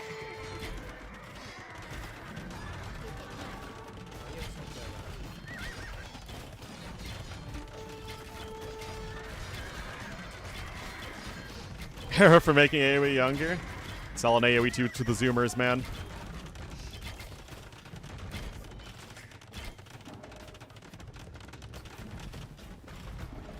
Yeah, it's all Air's fault, for sure. Not been great. Well, the first game was very good. Aren't I technically, yes, but I consider myself a Zillennial.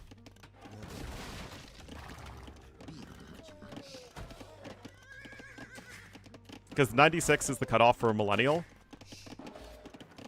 But my school year was 96 to 97, so it would feel very strange to me that, like, my friends who happen to be born in late 96 are counted as millennials and I'm counted as Gen Z. So, I think Zillennial for people around my age makes sense. I grew up in a world without smartphones, but I did have them by the time I finished high school.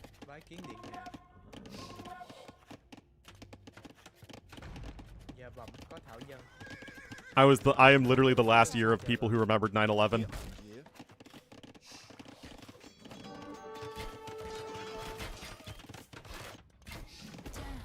Yep.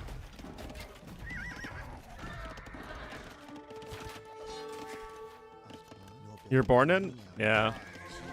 Anyway, 6th relic coming in here from you, Pudding. He's on his way to Imp. Hopefully this will end soon. Roll of AI, yep. Happened from you? Yeah, I mean, same. I mean, what I remember, because I was 4 when 9/11 happened, but what I remember is that I was only allowed to watch Nickelodeon because every other channel was covering 9/11 and 9/11 stuff, and Nickelodeon was like one of the only TV channels that just kept the kids' content going so that the kids who were too young to be exposed to that sort of stuff were safe from watching it. So I was like literally not allowed to change the channel. And I remember that day, I was dropped off at my friend's house. Because I'd like go and play with my friend before we went to school, because my parents like went to work early. And there's the GG called. But then like I was just playing for a little bit, and then my parents came back and like swooped me off and took me home.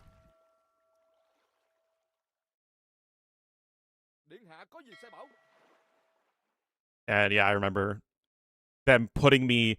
They put me in my parents' room because we had like a little TV there, so my parents could watch the TV and learn what was going on downstairs. Well, I wouldn't say the first game was dominating. The first game was very close. That game, I just think Overtaken had a not very good build whatsoever. And, I mean, he tried to claw his way back into the game, and you Pudding almost let him, but then it didn't quite work out. Too far ahead. their own child abuse stuff. I mean, yes, they absolutely did, but again, like, for the purposes of 9/11, they kept the kid content going. Not that Nickelodeon was a saintly network by any means. Anyway, it's Khmer over Vietnamese. The world shapes out, yeah. But yeah, those are my only memories of 9/11. But I was 4, and I think once you get younger than 4, you don't really remember it. Yeah. That's life, man.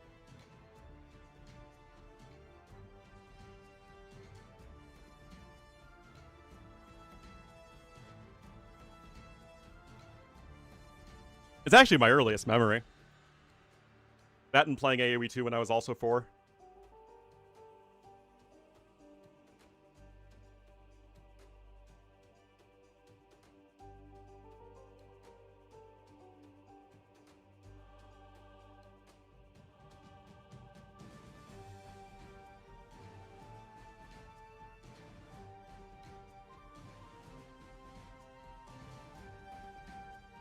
Alright, looks like Shorelines is going to be the next map. Cenotes was the home map of Overtaken, so now we're going to be going to U-Pudding's #1 home map.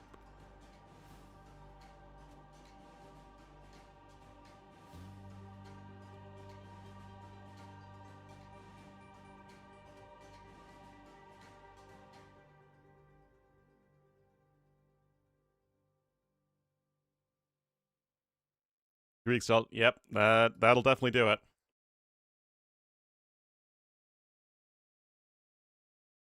Anyway, I'll be right back.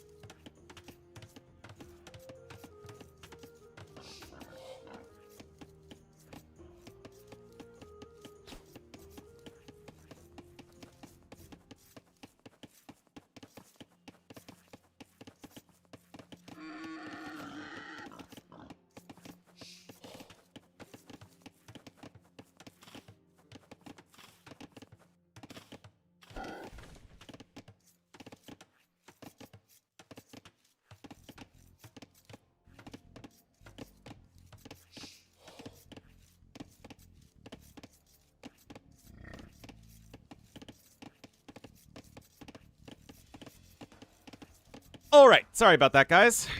I am back. Have I ruined AoE for everybody again?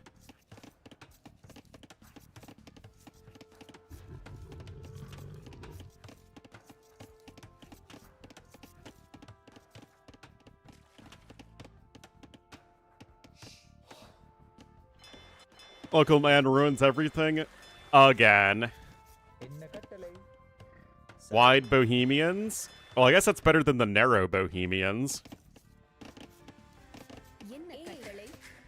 Also, Britton Jordan sounds like the name of somebody on the lacrosse team.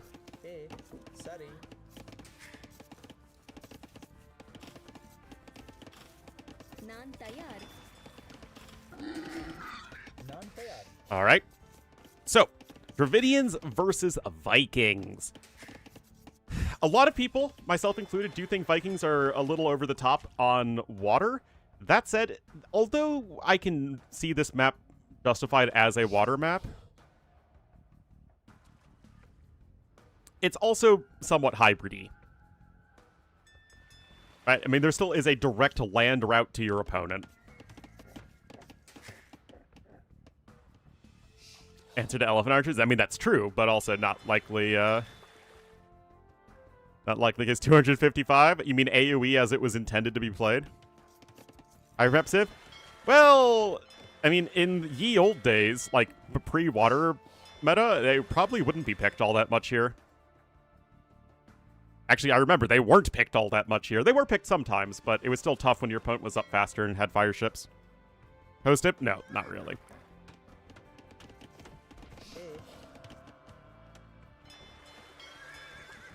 Dravidians are a significantly better land civ in the Imperial Age. But you can play on the water for a very significant amount of the game and only have a few land units here and there, which is viable for Vikings. Also, speaking of Vikings, I played Armenians versus Vikings on Hideout and lost to Fast Castle Berserks. I was pretty ashamed of myself.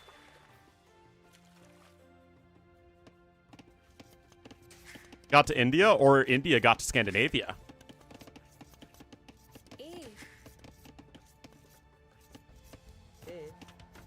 Keep pushing. Yep. For sure. And when both players are up, U-Pudding will be up a little bit faster. Notably, he does not have a barrack, so he's not going Men-at-Arms, which is another thing you could see for both of these civs. Whereas Overtaken is going for the Men-at-Arms.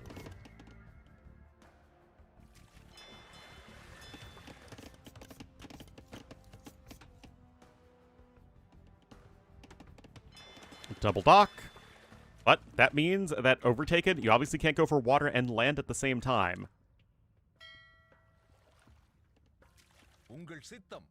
And U-Pudding is going to be fully walled. Remember, this is Overtaken's tournament life on the line here.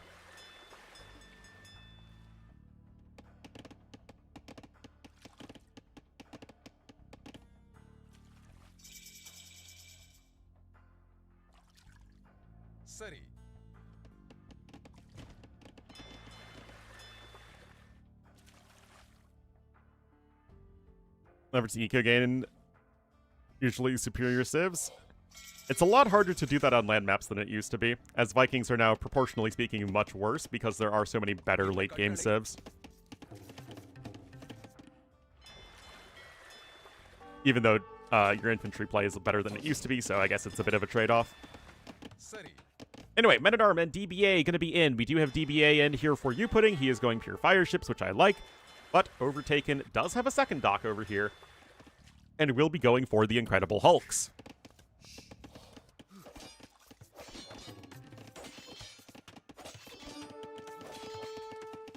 That was found in an archaeological site near Stockholm. Interesting. I mean, I would guess that the Vikings themselves never reached India, but they absolutely reached Persia, and I'm sure that it could be something that was taken by the Persians and was then transported throughout, you know, the Abbasid Caliphate to, like, Vikings that fought with Byzantium, who then brought it back as a cool prize to, you know, modern-day Stockholm.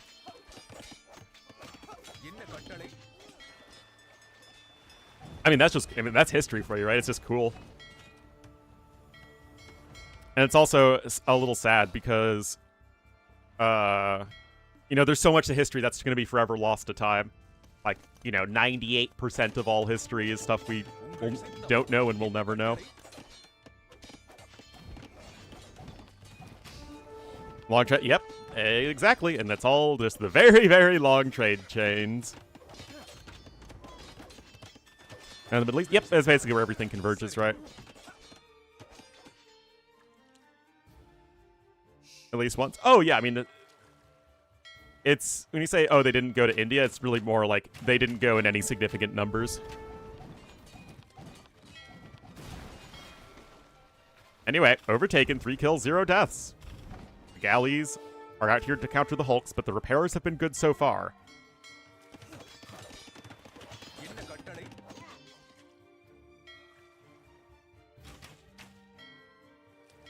Still, the galley numbers will be slowly climbing.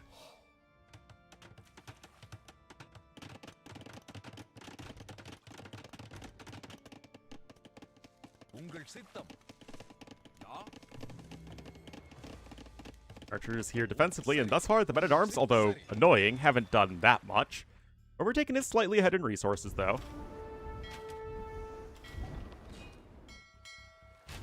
Still, fletching is usually the killer when it comes to hulks, right? Once fletching is in, it just feels like the hulks die so much faster. Relay the message? Yeah, I mean, again, it's the difference between a few here and there, making a grand trek. Because, I mean, we certainly know that Vikings were an adventurous sort. But it's like, did enough of them leave? Or did enough of them get there and do enough significant things that they would be remembered historically in such a long time?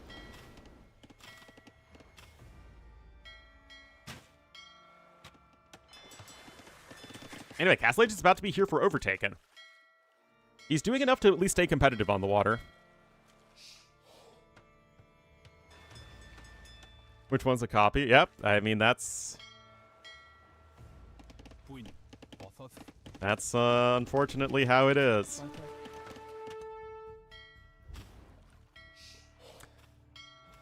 At least there was some segment of humanity throughout all of human history that was interested with preserving the past.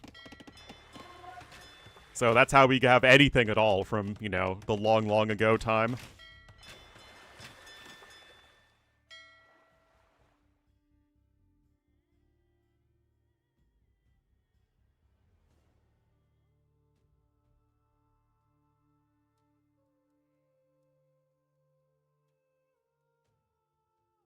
Ancient Sumerian, I know. You had Egyptologists that studied ancient Egyptian history during ancient Egypt because it was so old. I don't know. Again, I love history and think all of that stuff is fascinating.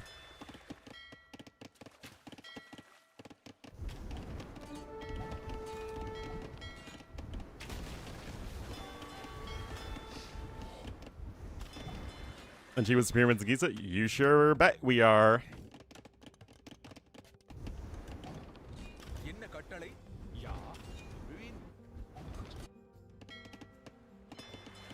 Alright, fletching coming in for both players now, but remember, Overtaken's the one on the way to Castle Age, so if he can delay long enough here, or you just run it, or your opponent just runs into you, then that's going to be a big advantage.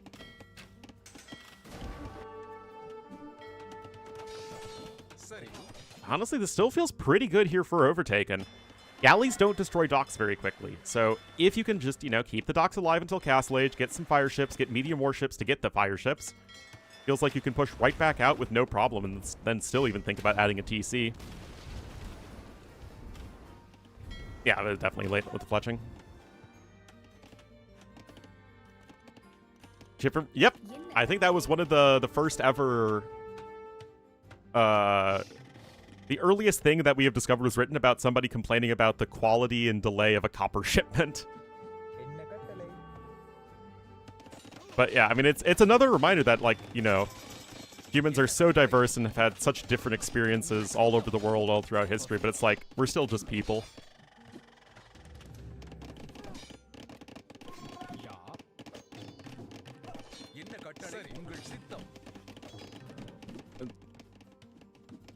Well, yeah, but like, she still ruled Egypt. Sorry.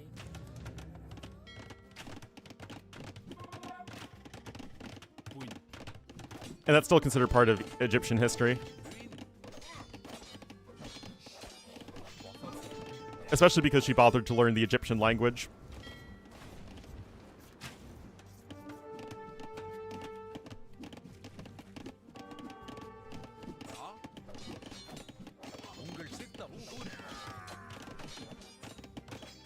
Yep, lots of different people ruled Egypt. Egypt has a very long history, in case you didn't know. I am a little surprised by the lack of medium warships, but I guess he's doing all right on the water without it. Graham Hancock? I've never heard of such a person.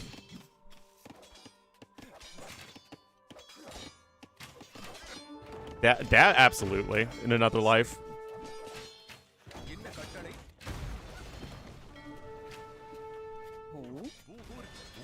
He's way too used to getting pampered.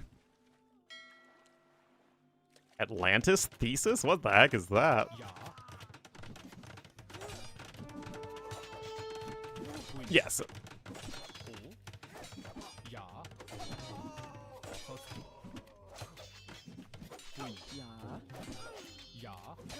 I think most people would consider everything before the Muslim conquest of Egypt to be ancient Egypt.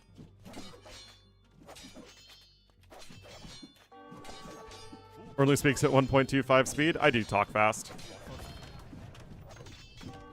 It isn't really a good or a bad thing, but it is a thing.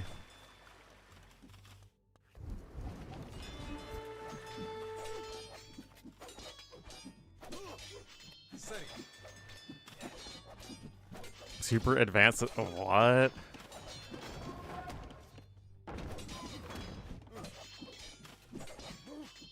Persian is still ancient Egypt?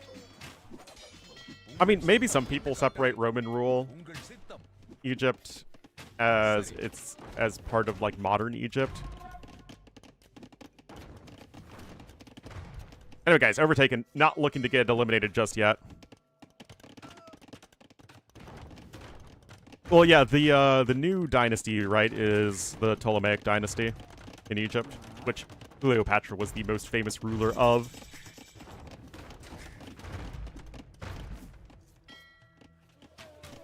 But again, it's not at all my area of expertise. Anyway, it's kind of an interesting approach from Overtaken. I thought he'd play much more water heavy. You kidding me? Not? Okay.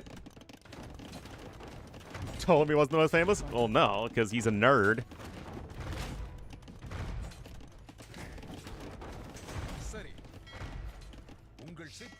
Was the new dynasty the one before the Ptolemaic dynasty?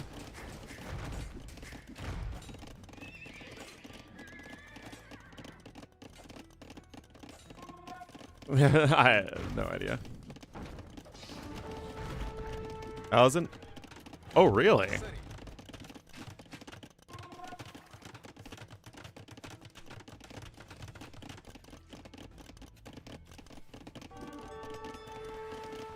Again, like I said, not at all my area of expertise. Hey guys, you Pudding is now a 0 TC gamer. Officially. Oh! Oh my goodness, guys. Oh, jeez. Well.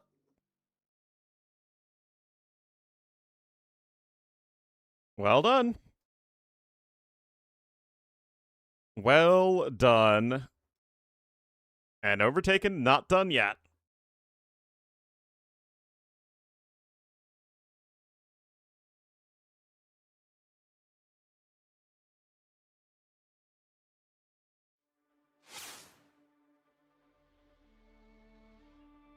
Alright, that is both players losing their home map so far. Overtaken did pick Dravidians as his #1 civ. You Pudding took Vikings as his second. I guess that means Dravidians are going to be for Ring Nomad, which will leave probably Dravidians, Persians for Ring Nomad, and then either Mayans or Georgians versus Wei for Groundwood, if I had to guess. But it's Ring Nomad, guys!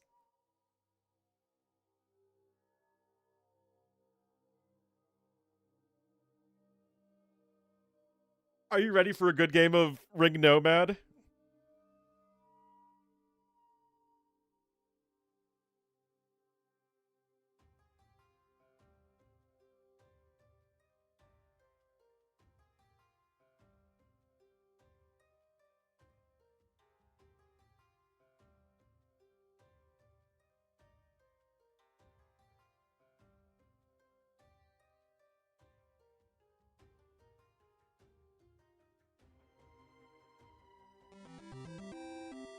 Oh, thanks for the donation, somebody. Watch Side Ancient effects. Apocalypse on Netflix when you have time, well worth your time. I'm sure there's a lot of good content out there. Oh, wait, we lost... Was I not covering? Oh, wait, no, never mind. Dave came online. RIP.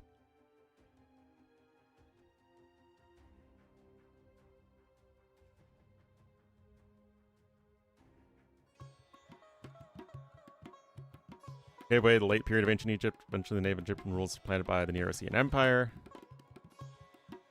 Greeks, and then the Romans.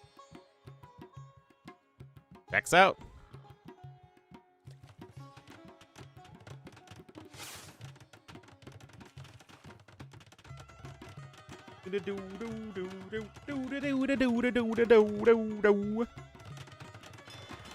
Alright, guys, it's the best map ever!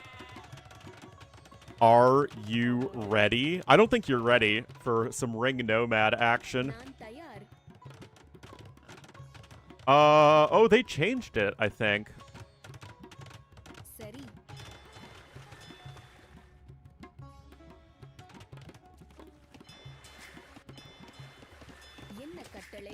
Is it just me, or is there a much longer rush distance here?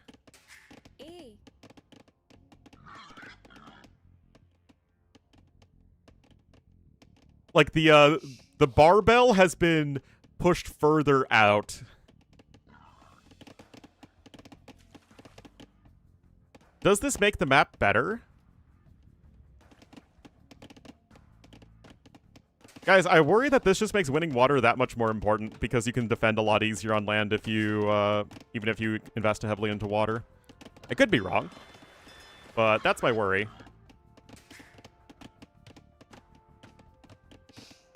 Anyway, Dravidians and Persians both need very good aggressive water civs. I guess it could be for a fast castle, but like I said, historically I've been a much bigger fan of the more feudal age pressure play.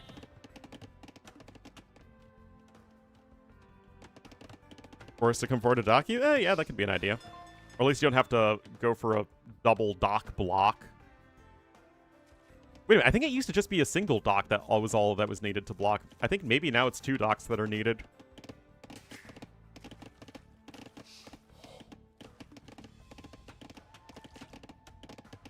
I mean, this is a nomad map in the technical sense, because you start with your villagers in a transport ship, and then you have to ferry them over to the middle and then drop a TC on the wood line that you see.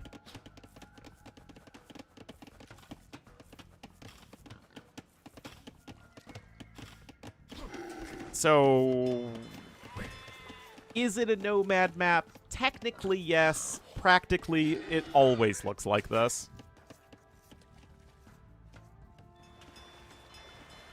Anyway, Overtaken is a little bit ahead, as one would expect from the Persians here in the Dark Age.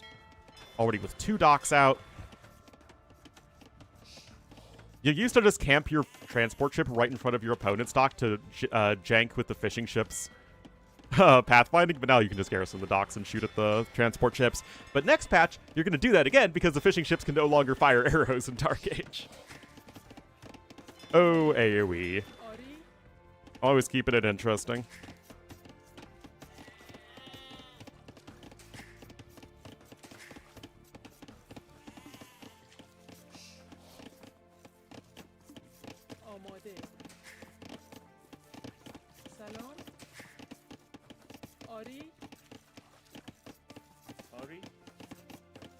Yep.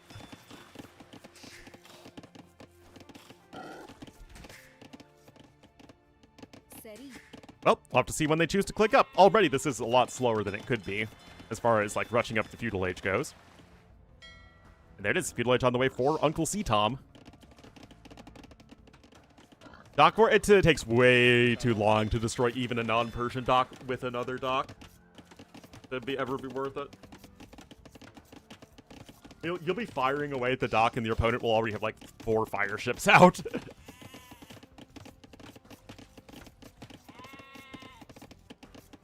TCs are much better at destroying other TCs than docks are with each other. Oh yeah, we got some big dock energy this game.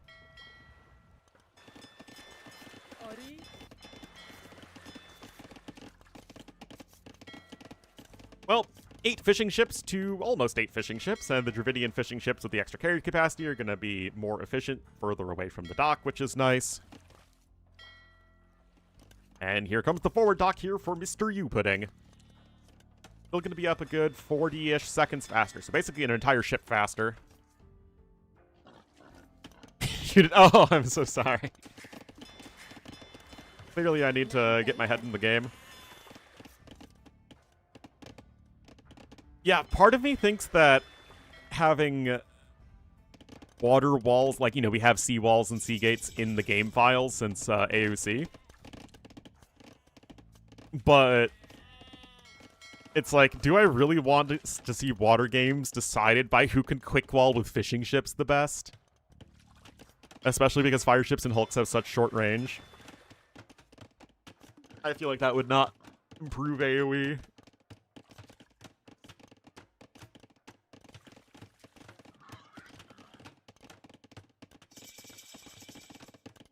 Fixing the TC? Yeah, someone does need to do that. Anyway, big water fight going on here. Once again, U-Pudding opens with the fire ships, and Overtaken counters with the hulks. And he's going to be on 3 Persian docks here.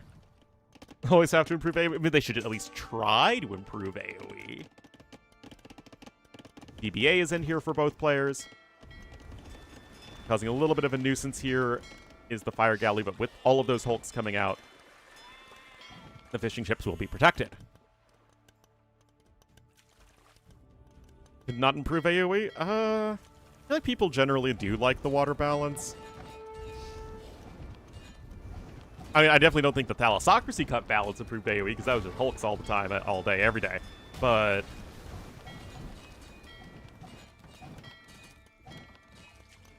I don't know. I still feel like the biggest issue with water are our fishing ships, as opposed to any of the military ships. Anti-building?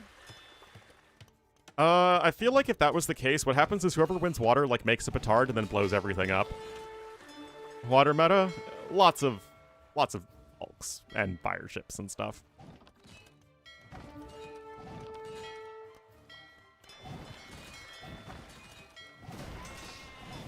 But yeah, I still think the biggest issue is the fishing ships and fish booming.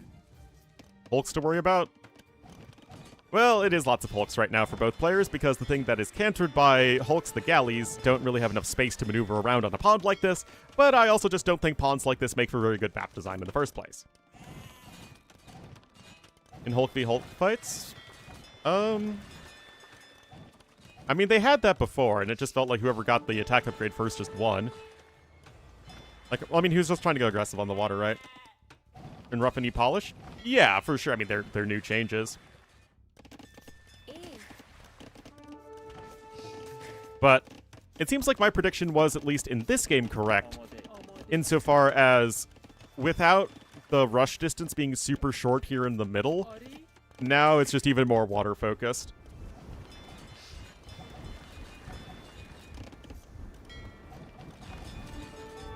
First in, you win. It was more impactful for hulks because they benefited 3 times over, whereas galleys just benefit once. Jump for it!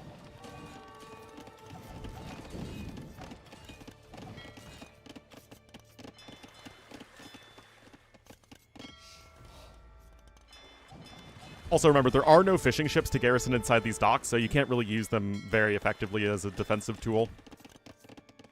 Anyway, both players are close to clicking up to Castle Age.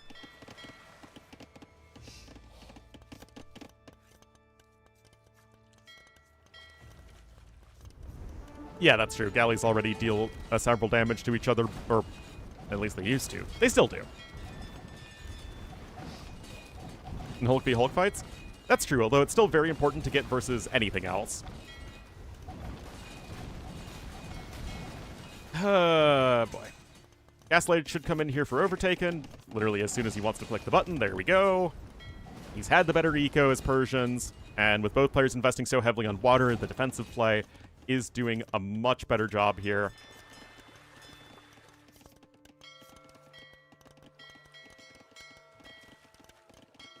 Anything else? 3 fire ships.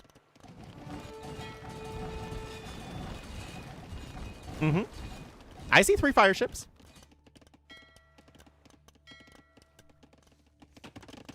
Ah, he was missing the blacksmith. Yeah, this is going to be rough here for Mr. Youper.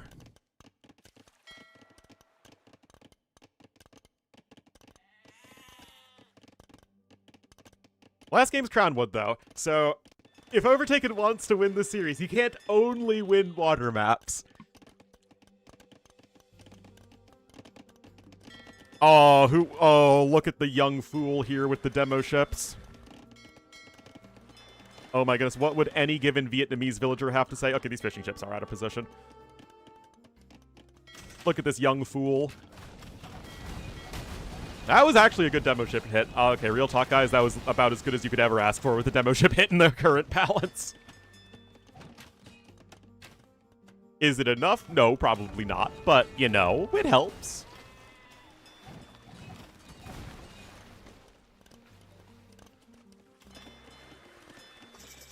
Anyway, there's Castle Age in, getting both Bodkin and the not War Galley, medium warships now, and that's exactly the case. There's a barracks coming in over here, but again, everybody's just focused on the water at the moment, and you're trying to force an engagement before those Castle Age upgrades come in.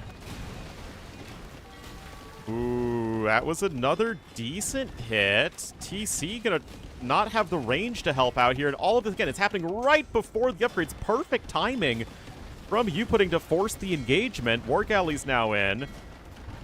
Everything could end up just being torched here, guys. You're stuck. A couple of War Hulks on their way, and they will, of course, easily dispatch the Fire Galleys, but still, you were able to basically neuter your opponent's navy right there. You putting's caught up in eco, although this isn't technically a TC rush, but it's kind of a TC rush. Anyway, now the shoe is on the other foot, as those Fire Galleys gonna get obliterated before any upgrades can come in.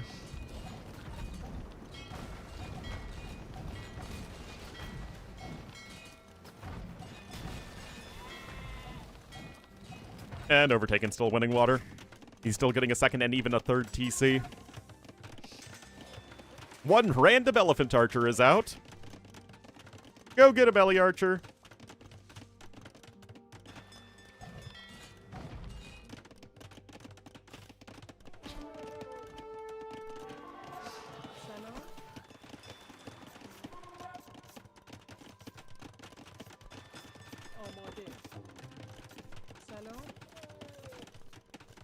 See if they don't matter? Yeah, possibly. Would likely need to see a monastery come in. You got wood being bought right now. Okay, it's going to be for a siege workshop. That can also work. We are at 4 rally archers, and here's the siege workshop coming in. Although it is a Persian TC, you're going to have to eat your way through. And you still have 8 fishing ships working as you pudding. Oh, Loom just now coming in. Researching Loom does make your villagers harder to kill.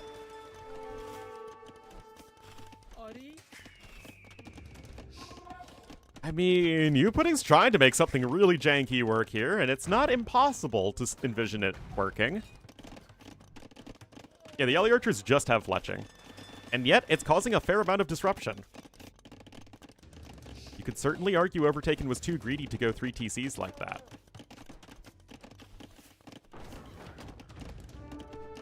That is a second siege workshop, oh my goodness. You do have the Mangonel discount.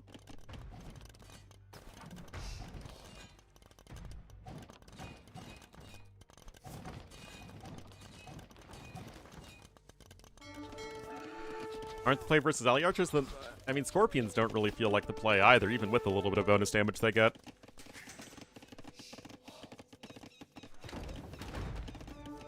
That's a complete whiff. Elephant archers are charging forward! And anyway, without Bodkin, they only deal 1 damage to the mangoes anyway. Well, yeah, because they're abbreviated as punks. And as a unit that's just a punk sound very good, the Persian monk.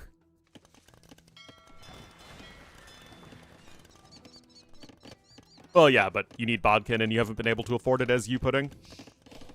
Bodkin, well, no, they now have Bodkin, but they didn't previously. Anyway, look at this double mangonel production here for you putting. Again, it's a very janky push, but that doesn't mean it's going to be unsuccessful. A punk. Well, the thing is, we say monk as if it was spelled M-U-H-N-K, even though it's spelled monk. Bonk like bonk.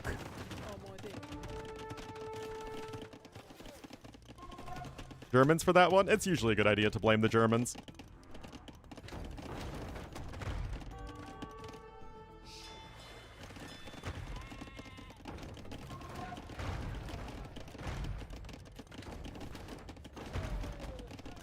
Still, the mangonels are being trained very far apart from each other. I see a world where Pudding wins this. He gets a mangonel kill over there. That went wild. Well, that's English for you. What happens when you combine isolation with too many different languages in the first place? Repair 2? Yes. If you build a unit at a discount, it is cheaper to repair it.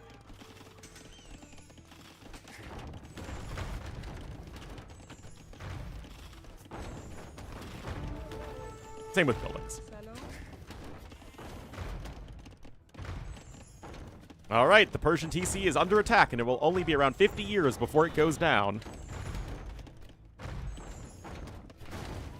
Oh, gets the kill there. 1 for 1. 2 mangonels to 2 in total. But, guys, the jankometer of this 1 TC Elephant Archer mangonel push is off the charts, but I mean, what's Overtaken going to do here? He doesn't have... Look, there's his first monk on the way, I guess, but it felt like the monks would have been much better when the Ellie archers were lower in number, and again, you could certainly make the argument that Overtaken was simply too greedy in going for these extra TCs here.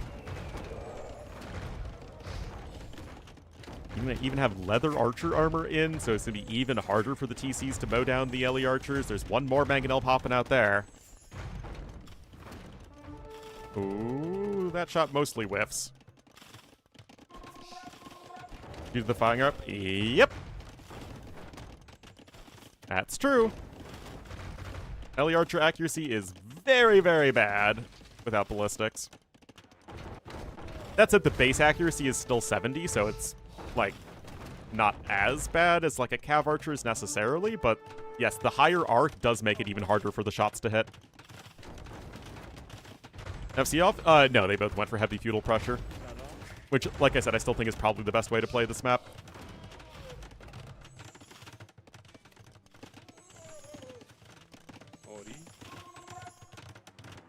Alright, still only 1 villager to repair all of those mangonels. Castle time? Yeah, castle could have come in. And you know what, guys?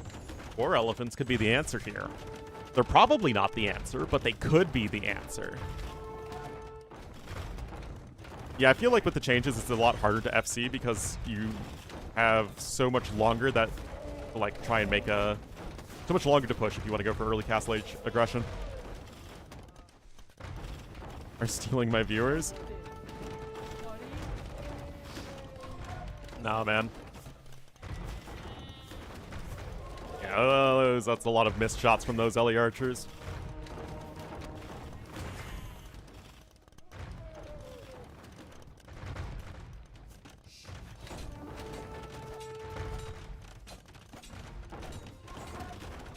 I mean, it's still only 6 army, but 4 mangonels to 4. Overtaken's been doing a great job keeping up with the mangonel numbers, despite being down 1 siege workshop to 2. All right, there's a guy. I mean, he's got 29 freaking vills on stone, man. You better be dropping a castle like crazy.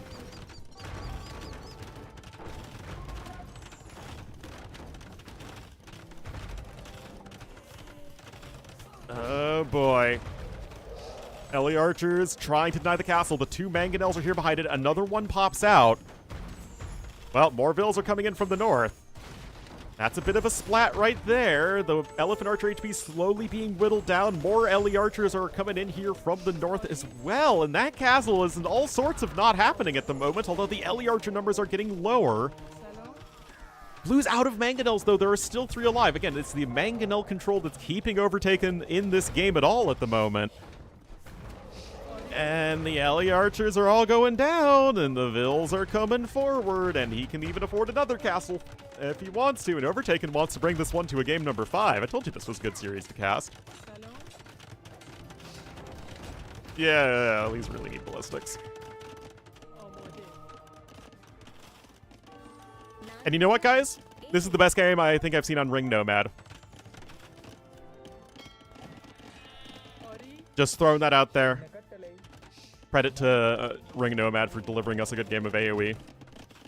But of course, basically any map can deliver a good game of AoE so long as it's a, you know, evenly skilled match between players, because AoE is a good game. So when you look at a map in a tournament, it's how varied and interesting are the games on average. Anyway, Diff Tom with the 66 months. Execute Order 66, man. Thank you, thank you, thank you. The other day, I don't remember, but also I have a terrible memory for those things. Eco upgrades are also a bit better here for Overtaken.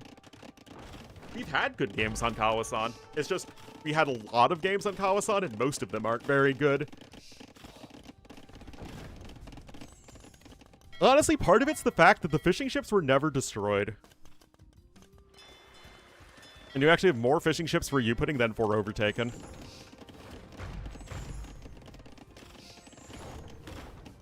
Wasn't 6-7? Yeah. There's always something. All right, another castle's about to be in here. It might lose like a vill or 2, but not really that big of a deal. He was still trying to push the side, but it was good defense from Overtaken.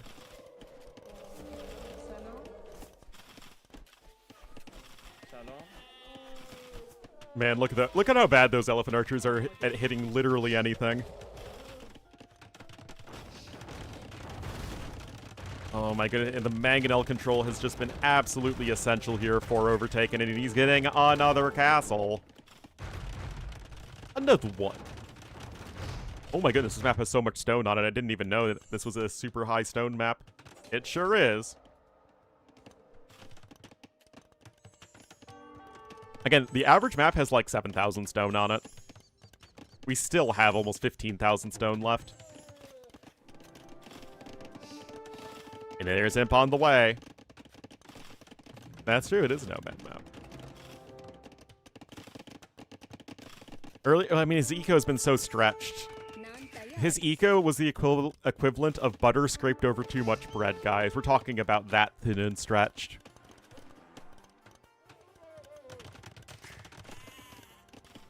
Especially because he was also going for double Siege Workshop mangonels. It's like, you can't do that and get ballistics.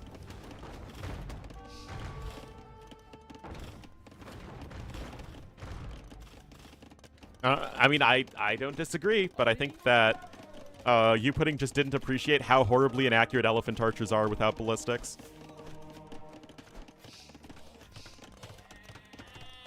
Fresh bread? I don't actually eat bread with butter. I don't eat butter really at all, unless it's like, you know, in stuff. Once this one-liner's back. Too bad. Like, look at this. They literally can't hit anything. Unless the unit stops. Oh my god, he hasn't had lube this entire time! I don't know if you guys know this, but research in loom makes your villagers harder to kill. Blue is also up, but Overtaken looks like he might have just survived long enough on last night. Well, as soon as my dad gets back from the hospital, I think we're starting our LOTR marathon.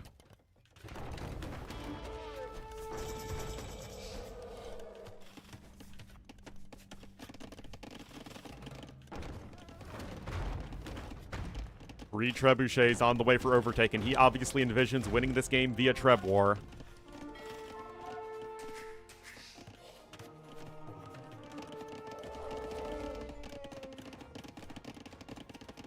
Star Wars Marathon? It's Star Wars, but it's only the Jar Jar Binks cut.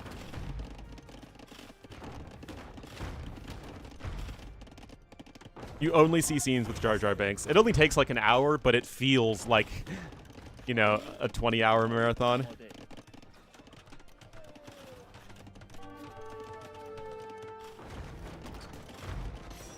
I know, guys, that's going to be a lot of trebuchets here, and there's ballistics finally coming in.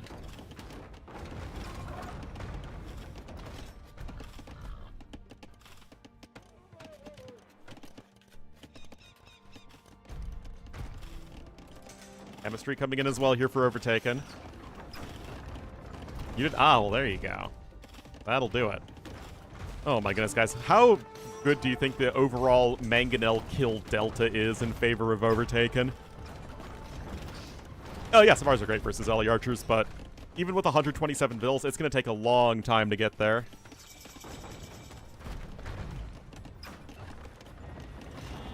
Yeah, I mean, he's going Savars. He'll get there eventually. There are 3 relics in for you putting, but they are in danger, and that TC is getting castle dropped.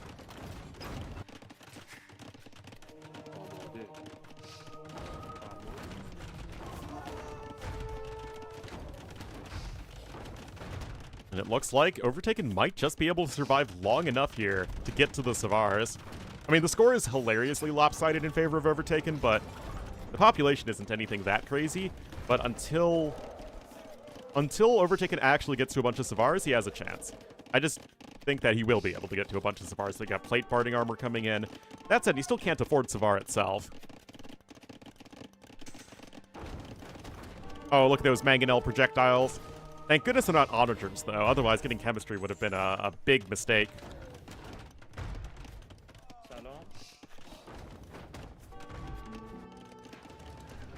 But since there's mangonels, it's totally fine.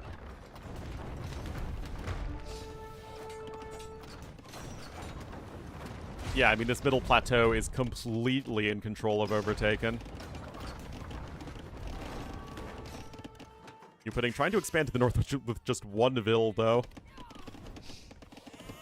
And with ballistics in, guys, the elephant archers are perfectly accurate, just as you'd expect from any other archer unit. Not perfectly accurate, but, like, it goes from them not being able to hit anything to being able to hit stuff just as easily as any other archer unit.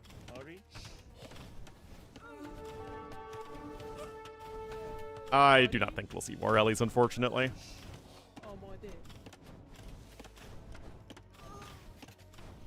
33 kills here for the Uper. And yet, he's still behind by 30 bills. Bombard cannons are coming out, though. Remember when Dravidians launched without bombard cannons and they were terrible? And Bengalis launched without any monk bonus and they were terrible? Good times. For setup for War Ellies? I mean, you probably could have gone War Elephants and not lost the game, but also it feels like Savars are so much easier to use here. Well, I mean, I guess that was a good trade for you putting, although losing the Bombard was a little unnecessary. Anyway, like I said, as soon as you can get Savar, the game is probably over. You're still a ways off from Savar, though. Mapuche are great as is. I don't think Mapuche need anything.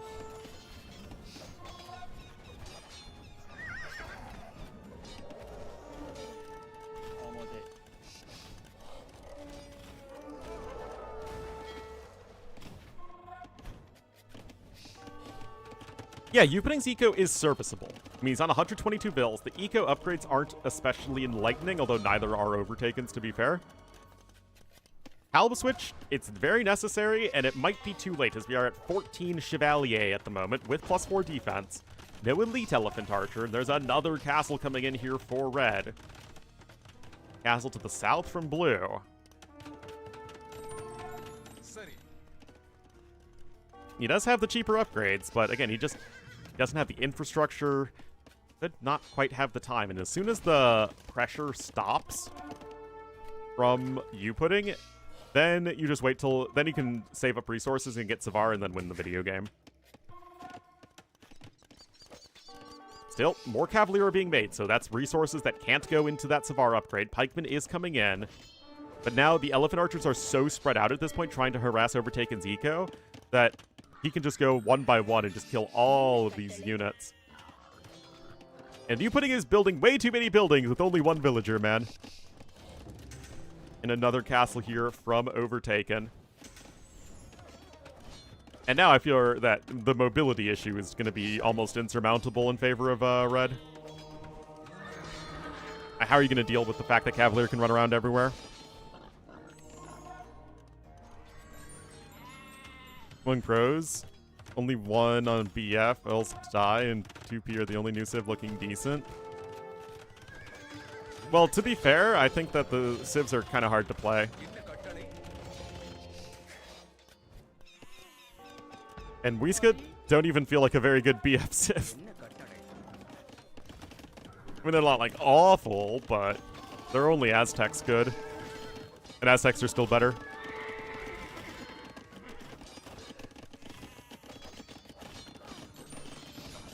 Incas are going to be a lot better next patch with Chumpy getting buffed and the Inca food discount getting buffed. I wouldn't be too worried about them. Of course, that's only when the next patch actually happens, which feels like the next patch just isn't going to happen forever. But again, it's going to be a lot better next patch.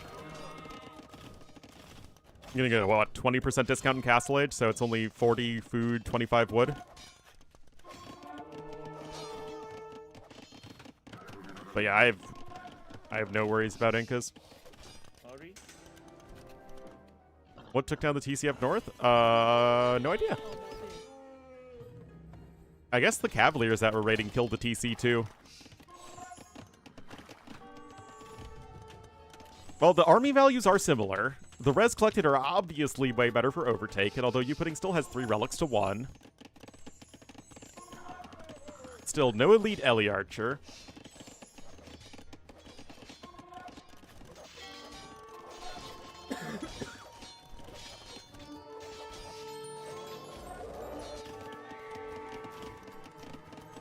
Squire's coming in.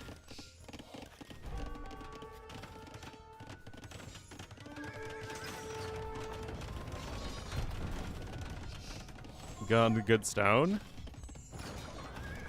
I would have more worries about the early game. Like, I don't know how you survive a Japanese men-at-arms rush when you only have chompies.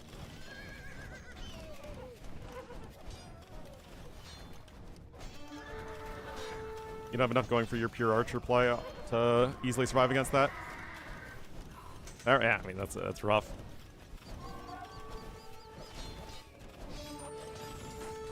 Anyway, Halbs are here. The relics could also be in danger, but there is Savar, guys. That is in. And this could be rip for U-Pudding. Last Furnace is also going to be in, so they're about to be fully upgraded. That said, Halb is also here. Yeah, Halb's 0 blacksmith upgrades versus fully upgraded Savars. And yeah, now, especially the non-elite elephant archers are just getting eaten alive by these Savar. Remember that they also get 2 extra bonus damage. I mean, on top of Persians, right? So it's actually 4 bonus damage compared to a regular paladin.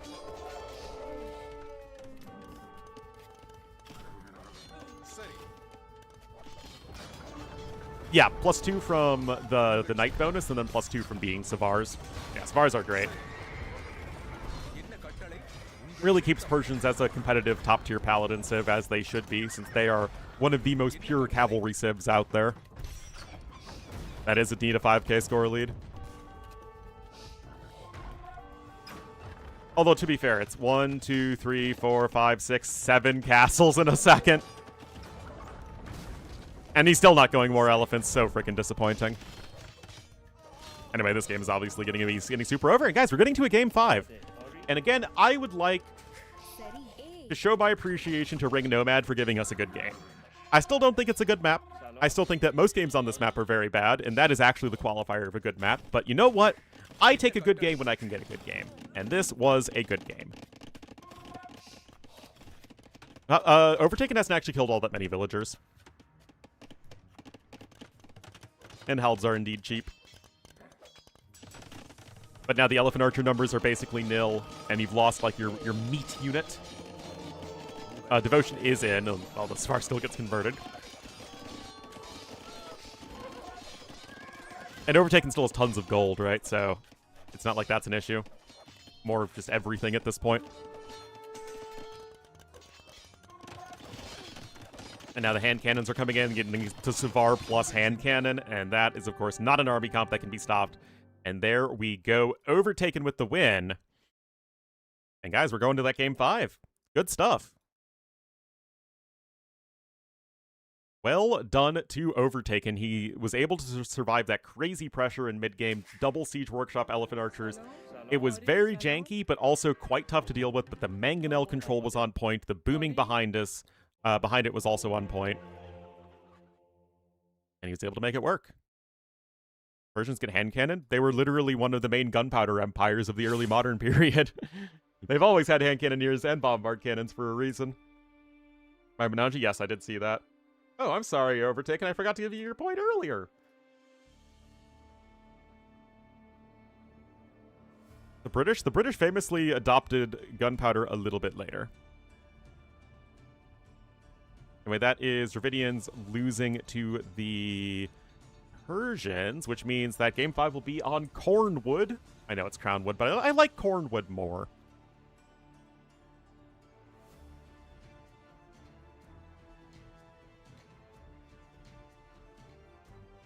The 100 Years' War? Didn't they use it less than the French, though? Didn't they? I mean, they were still definitely using longbowmen in the 100 Years' War.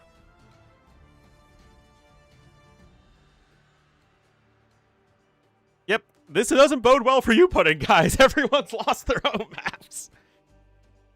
But we haven't had any regular open maps. We had Bosmo, which was just kind of a chaotic map. And then we've had 3 hybrid maps.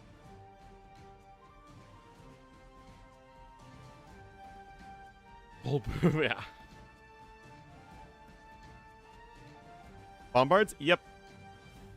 And didn't Jean Bureau do a lot to further the French gunpowder adaptation? On a home map? Oh, wait, no, that was Overtaken some. I'm sorry. It's because Pudding was on the right side in the in-game scoreboard. Yeah, he won Ring Nomad. My bad. Anyway, Wei or Byzantines, I think you just go Wei as the stronger civilization overall, even if they have more weaknesses than Byzantines. Do you go Mayans or Georgians against Wei? I feel like you still go Mayans. Yeah.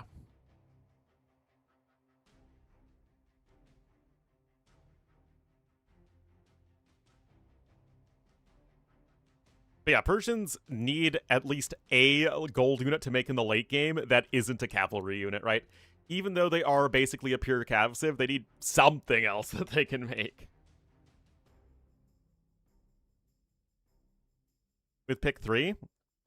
I mean, it's not as bad as the Rams draft. But still a little surprising.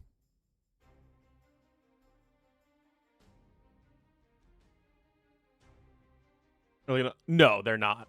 And trash bows are far from overpower as well. It's 2017 code? Yeah, yeah.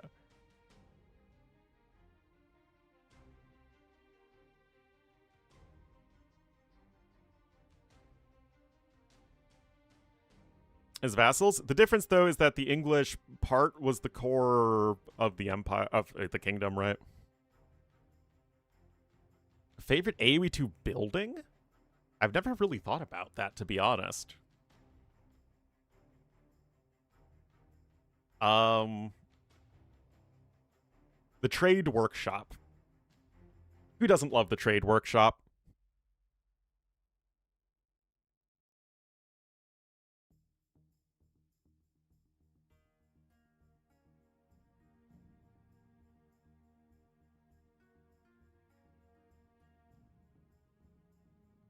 It's definitely not the Faderia. That is for darn sure.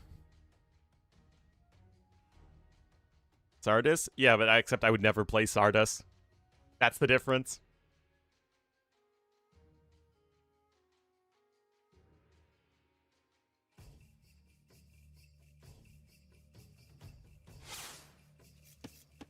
All right, guys, here we are. Game number 5. This is for all of the marbles. Literally 100% of all marble consumption will be determined by this game. And the winner of this game, by the way, will move on to face... He says slowly so that he can find where they are. Probably doubt. Consume marbles, kids? Not with that attitude.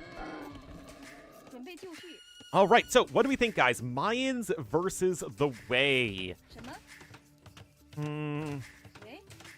Mayans still have a lot of very strong aggressive options. The rush distance on this map is a little bit on the longer side, though. And it's also very open. I do think I like Wei more than Mayans in general, but I would be remiss if I did not properly appreciate that Mayans have a very strong early game, and Wei actually don't. As overtuned as this civ is, their dark and early feudal age is nothing to write home about at all. Yes, Mayans have halbs. Fully upgraded halbs. But yes, I do like them way more. Not way more, but way more.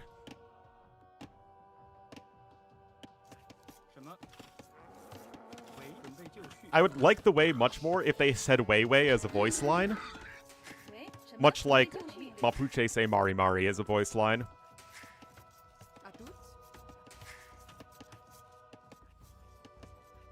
But we'll have to see here.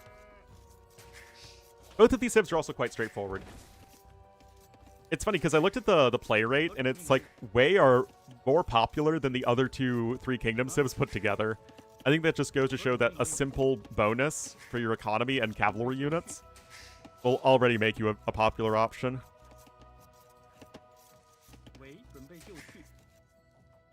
But yeah, the John Bay Raiders going to be very strong. Can keep up with Mayans in that because the Xianbei Raiders are so cheap, can sort of do a much better job of keeping up with those Mayan archers, and then Tiger Cav can also come in. Really, really good. But interesting here. You Pudding is going to click up on 20 pop and just going to go straight archers. Excuse me. Interesting.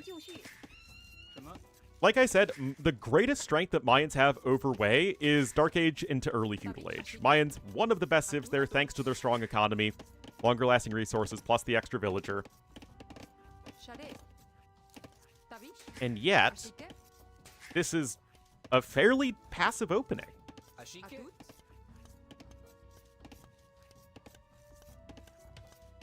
You need to land and have good eco? Yep. Alright, the B-Rax is on the way, but like I said, this is just going to be for a straight archer opening. I would like this so much more if this was against most any other civ. But this feels tantamount to like, okay, Wei are like cavalry Vikings, right? Insane eco, limited tech tree options. It's just, instead of having it be infantry that's your good unit, it's cav and cav archers. Game of Crown would Ripperino. I would like an early Drush or Man-at-Arms, I think. But again, the rush distance is pretty long on this map, which helps out the Wei. But like, I think that's just the difficulty of the Civ matchup in general. Indeed, Mari Mari to everybody. Such a freaking good voice line, man. And they say it in such a friendly way, too. It's like, Mari Mari. It's friendly like the Burgundian saying, bonjour. You gotta love it.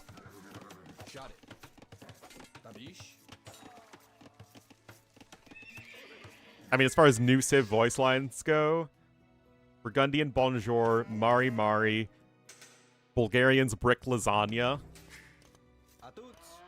Gurjara monk voice lines, all up there.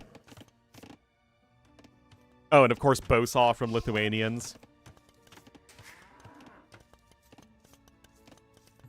Oh, Young Fool as well, of course, from Vietnamese.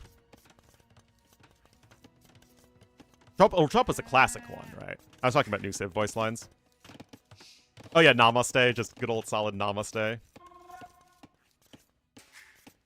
Most hated voice lines? Well, it's not that I hate any of the voice lines, it's that they're not super memorable.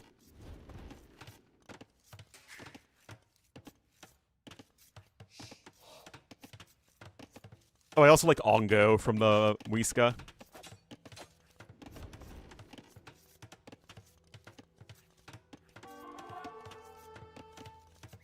What is the only Civ in the game with just one Imperial Age University Tech chemistry?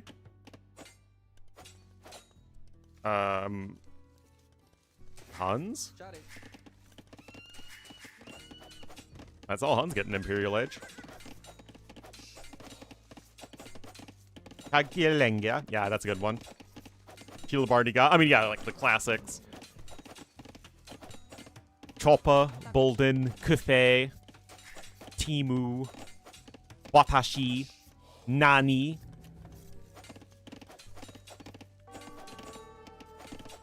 Caravel. Oh my god. Pogo, of course. I mean, yeah, there's a reason. Yeah, I guess it would be Cumans then.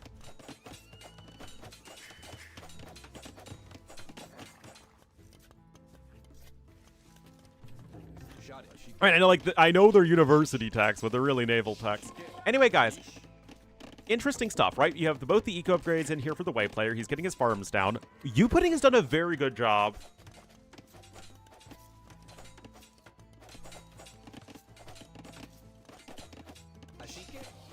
Well, they are commands, for sure.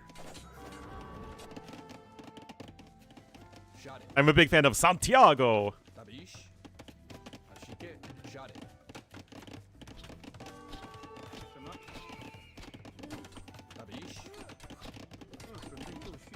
A farm next to a house. For Overtaken. I mean, it's over here, but he's just trying to save on the stragglers because the wood lines are so far away. Adarma. Amrimindo. Ushunten. I mean, there's AoE2 is just chock full of great voice lines, man.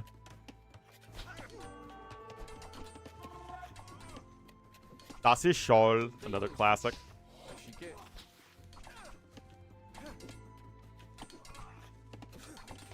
So here's the thing, guys. It feels like U-Pudding is doing the way better than the way are. Playing very passive here in terms of getting the eco set up. His farming eco is so good. He played a very defensive opening, and he's ahead in resources.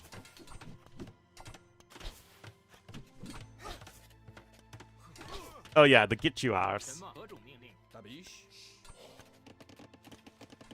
Defensive tower forced out here for Overtaken as well, so it isn't the aggressive approach that you would typically associate here, but it's a very, very well executed for, I guess, standard feudal age-centric Mayans play, and that is doing a number right now here on Overtaken, who doesn't have scout upgrades, unless I'm mistaken. No, he doesn't have any scout upgrades.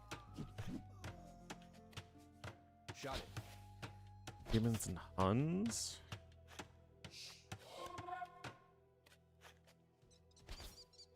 I don't know. Archery range coming in, but guys, U-Pudding has a big, big army lead right here. Hindustanis, really? But Hindustanis get fortified wall, guard tower, masonry. Is that really it? And they have none of the navy techs?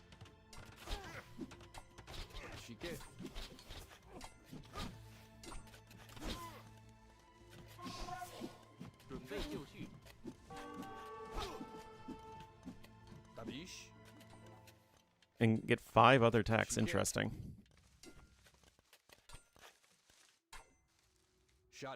Funny. Interesting.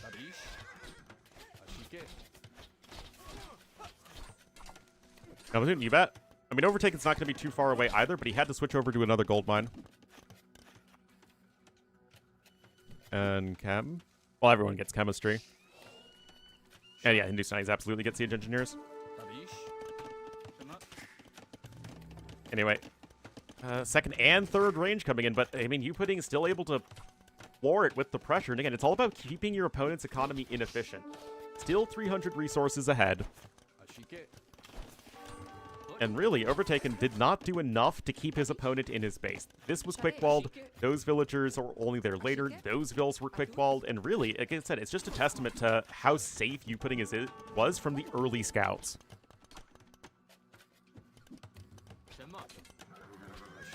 Oh, villager goes down there. First vill lost of the game.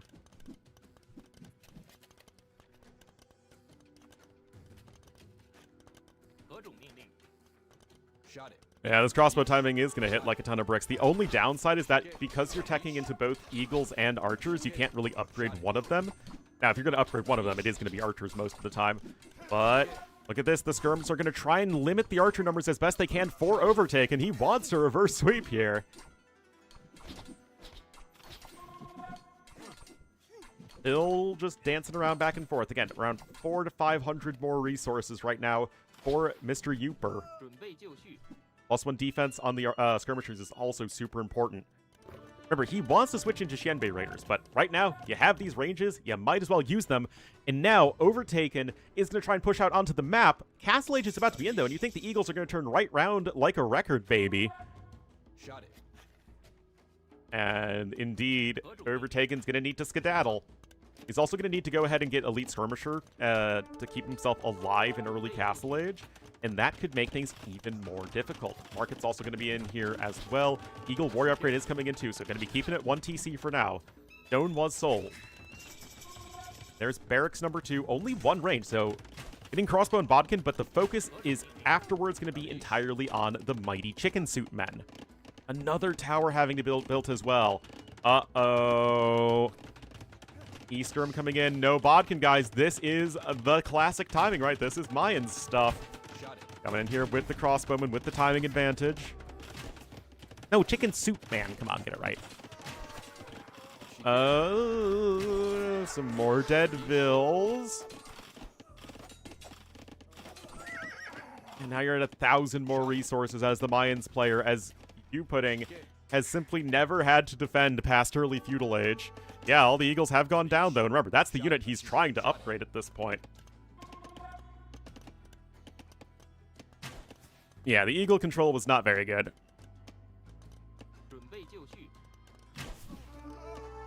And the Xianbei should at least do all right, indeed. And anyway, guys, Overtaken here with his skirmishers. Gonna try and close the gap, try and sandwich in those crossbowmen. Now, they don't have +2 defense, and actually don't even have Bodkin, but they're still skirmishers. And all of those crossbowmen are going to go down. That's going to give Overtaken the resource lead, or not the resource lead, but the military lead that he needs. Everybody there goes down, but now the Eagles are back. Honestly, even just a couple of hey, Guancav, if I can talk today, that'd be great. Room for improvement? Yeah. I mean, the issue for Yuputing is that he's slow. How good of a micro can you get? You're not even breaking 60 APM, and this is a fast game for him.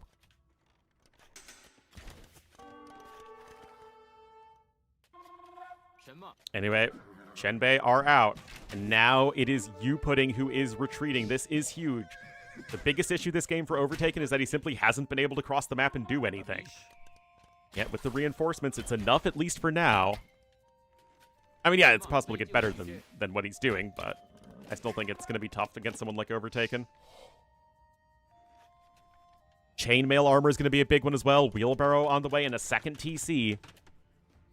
And the eco lead for Yuputing is really, really impressive. And just doing so much to force his opponent into these awkward situations. No, Doubt's not 60. He's close to 40, but not at 60 yet. Cap! Right, Bowsaw's about to be in. You're really going to want to leverage those eco upgrades right now as Overtaken to get yourself some more villagers. You did lose a few, and you had a lot of idle time. You know that's true. Not 40 yet? I thought he was in his late 30s. Maybe I'm mistaken.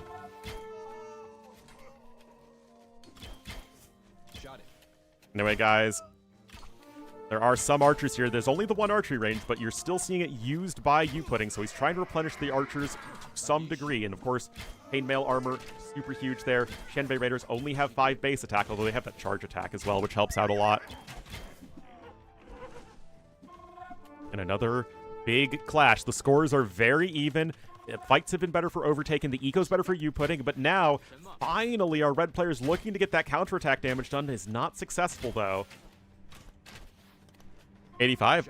Ah, okay. Ponte wall. That's a good one.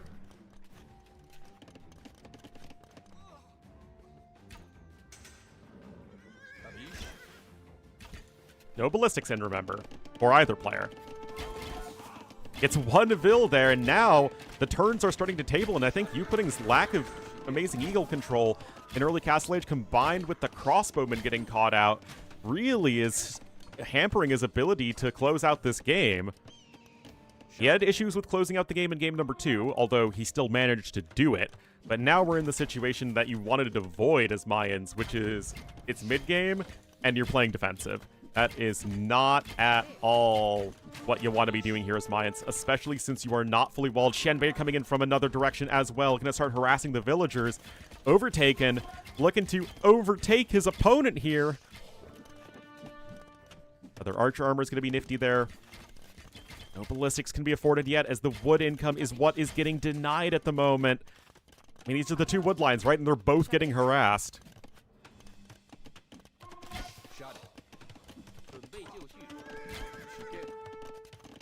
Nope, no cheap mine balls for the present.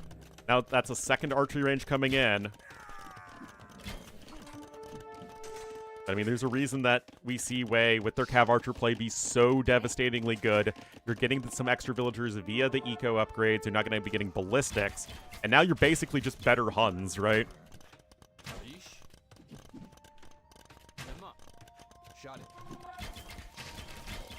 Ballistics going to be here just a bit faster for Overtaken. That could help in this fight.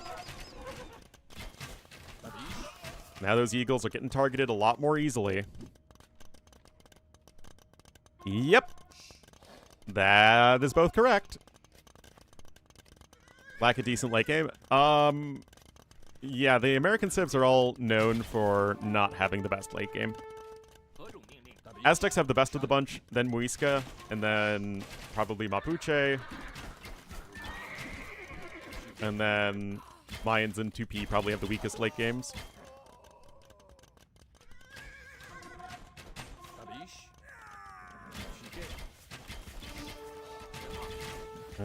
Boy, Eagles are just getting picked off one by one here so easily. Why are Aztecs the best? They have the best power units. They have amazing monks, siege onagers, and jaguar warriors. A lot of very strong gold units. Now, when it comes to a pure trash war... Oh, yeah, I also forgot about Incas. Incas are kind of in the middle.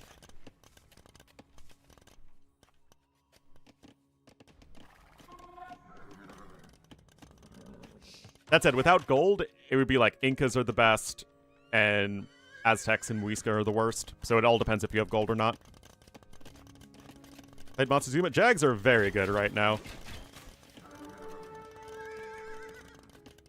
Can you hang? I don't think you're... I mean, you're not getting it very safely at the moment. U-Pudding is banking up resources. Again, the eco is still very impressive. The macro has been super solid. Red is only just now adding a second TC, but he is at 33 Xianbeis. Remember, Xianbeis are a lot worse in Imperial Age than they are in Castle Age because they have no elite upgrade. That's right. Yeah, Jags are insane. Oh boy, Handcart's also in here for Overtaken, so he's doing a good job getting those upgrades. You need something to clear. Oh, he doesn't have the Siege Workshop. Oh no, and now the crossbowman should be getting massacred. Bloodlines. I mean, it's just so ridiculous how good Bloodlines is for Xianbei Raiders. 36 to 56 HP is such a gigantic increase, and guys, this could be it. You just don't really have anything that could take a good fight right now. Imp is on the way. Oh my goodness,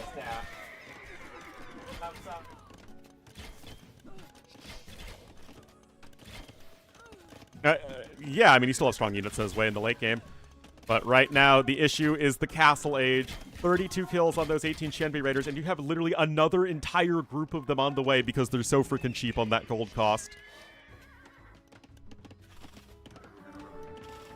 More barracks coming in. You need to get a castle, but where can you get it that secures gold income? I mean, I guess here, like, get the castle right there, but you need to try and do so safely. And right now, those villagers are getting massacred, and Overtaken looks like he is going to maybe successfully pull off this reverse sweep. From Sergeants? Yeah, it's kind of weird. Anyway, more Shenbei coming on in, and it is just looking very, very unwinnable for you putting at this rate. Yeah, Shenbei Raiders are basically just better Kipchoks.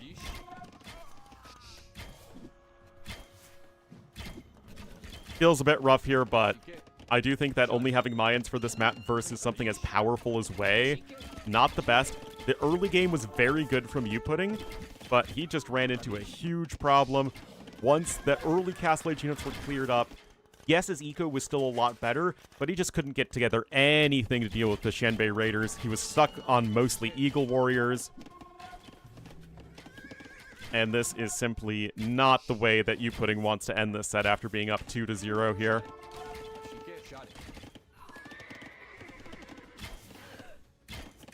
I mean, now you got, like, nothing left, right?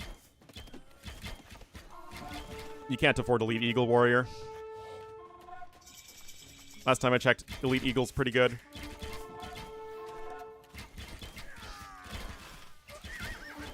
So, I mean, I'm not following what other casters. I started this set. Not my problem if other people jump on it. Others check who's casting what, because they cast what they think is going to bring them the most viewers.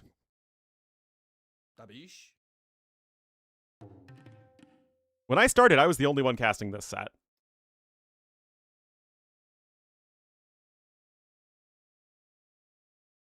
Anyway, guys, that is it.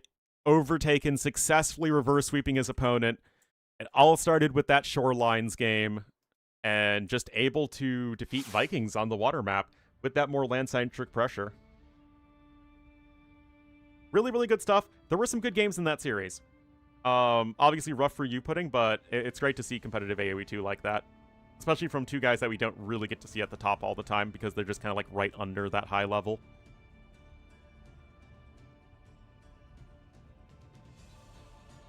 All right, let's see what's next. I mean, we're already at the semifinals.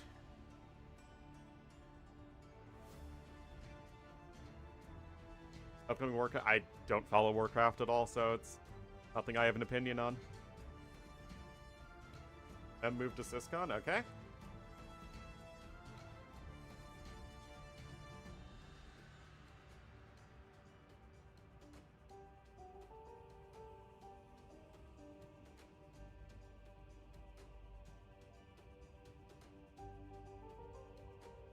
Oh.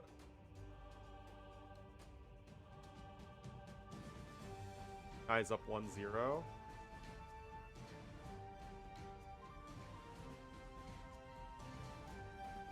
Yeah, we can do running versus classic. Hey, hold on, who's drafting? Is Jordan Niaz happening? Because that could be really good.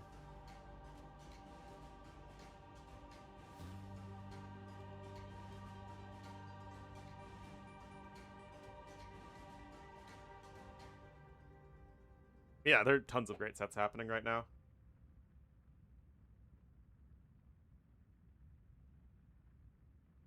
All right, don't see that happening yet, so let's just jump into, indeed, running a versus Classic Pro.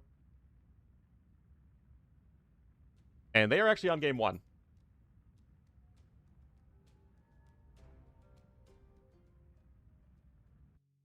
Anyway, I have a certain Pembroke Welsh corgi a little bit right now,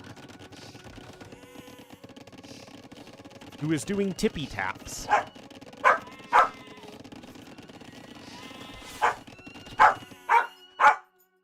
Dash, do you need to go outside?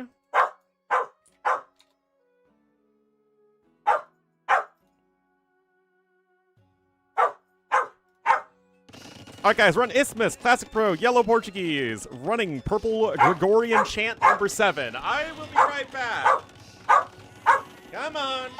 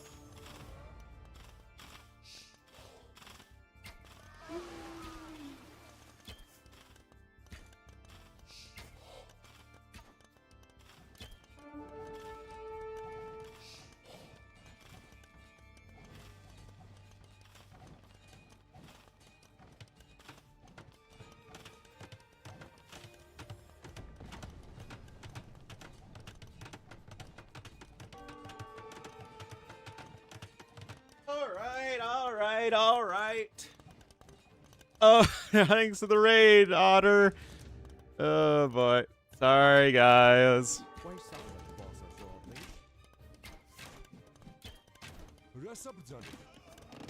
So, running here. Got a castle in the middle. Both players in Castle Age. Both on the way up to the Imperial Age. Feels like a lot of mid-game fighting. Is it fast out? Yeah. Alright, it's Monaspa-ing time. 3 mangonels here, guys. That tower is likely insufficient. Can force the ejection. Yep. Up. Oh, gets 1 mango.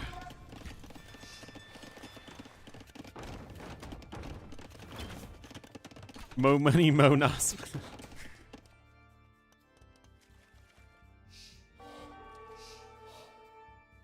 Oh no. Alright, that TC is under pressure. Classic Pro, though, is making a switch into archers, and that is going to be the weakness here of the Georgians until they get to siege onagers or spawn towers, basically. Or siege rams. I mean, you have anti-archer options, it's just that your skirmishers are not very good, due to missing that armor upgrade. Georgian Eco? Well, how much of a Georgian Eco is it? There's only 2 fortified churches here. I mean, it helps the Eco, but isn't like that insane. Our bomb market? They sure can. Anaspa's still missing most upgrades. And there is going to be a very real push here from Classic Pro that could be very tough to stop. That said, this is still pretty scary. I mean, Manaspa here getting a lot of value, guys. This eco is a mess.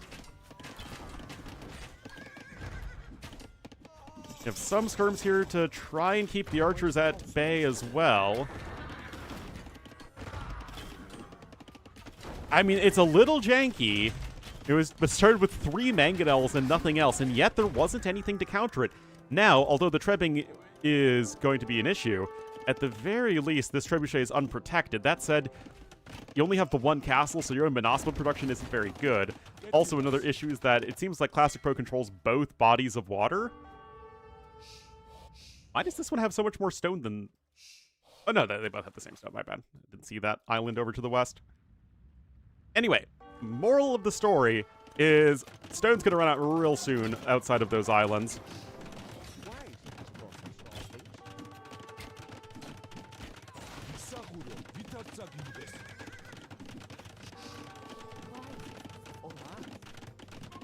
Well, HCA? I don't know about that. Oh, I don't know about that, guys.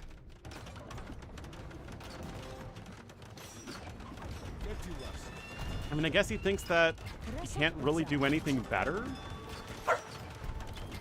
I guess running does like a CA. What do you want? Are you now filled with energy?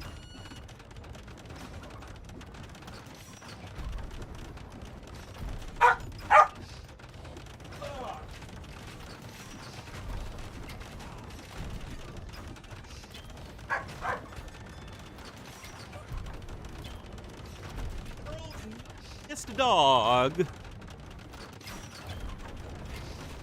Lose to Corgi. I am getting hard countered by a Corgi.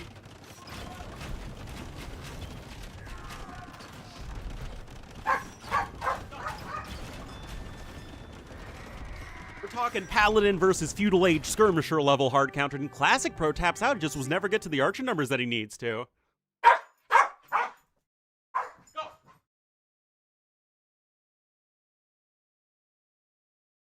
All right, well done there for running as he takes game number 1 over Classic Pro.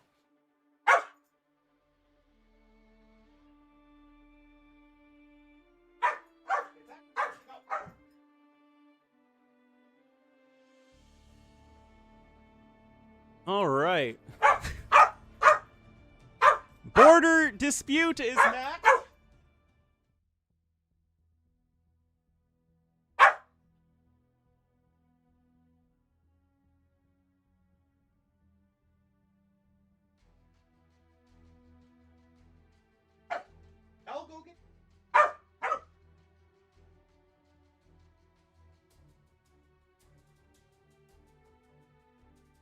Oh my goodness.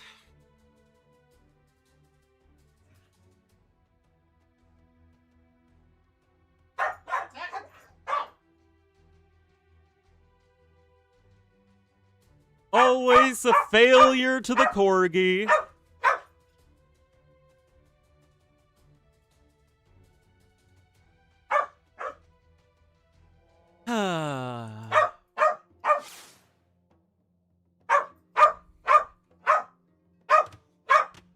Wait, what?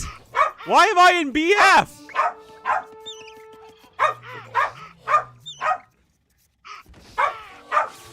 Ah!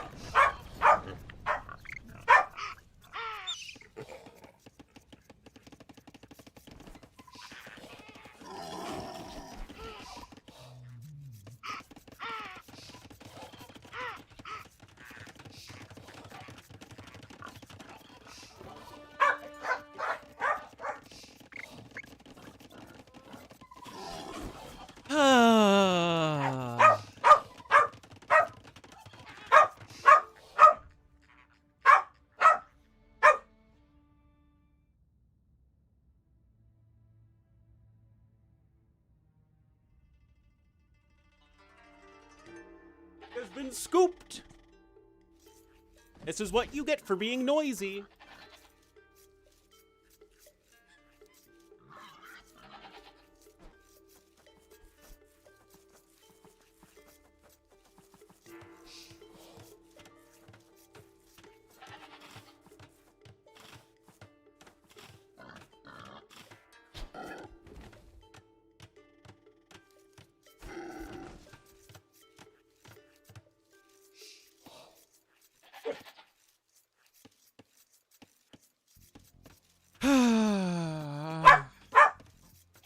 Overall, you think I have time for that?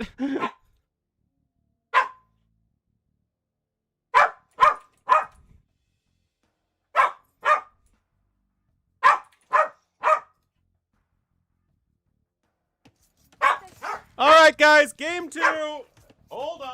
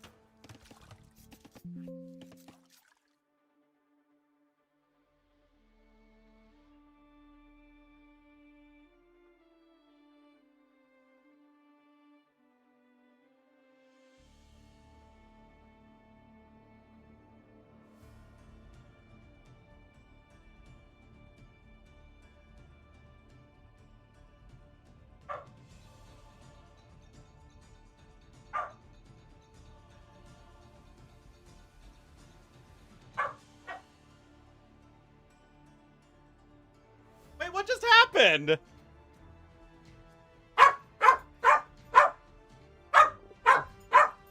Tampering detected?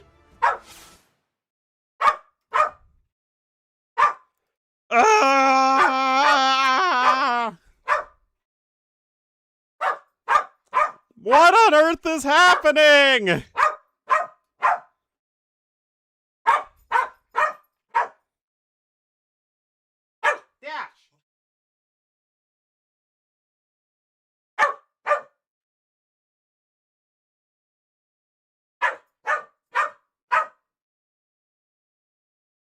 I was going to get some lunch.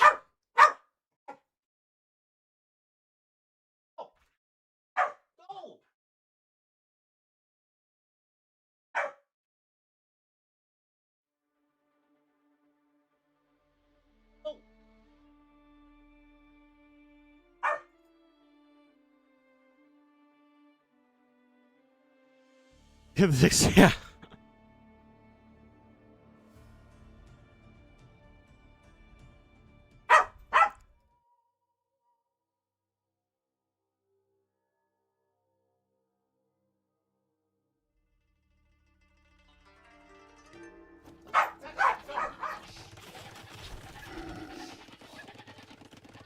right, game 2.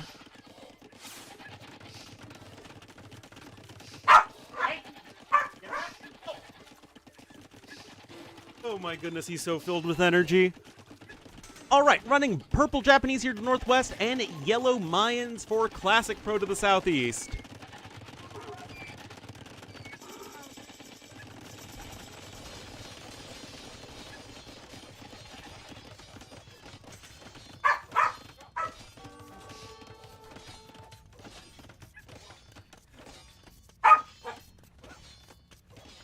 Oh my goodness.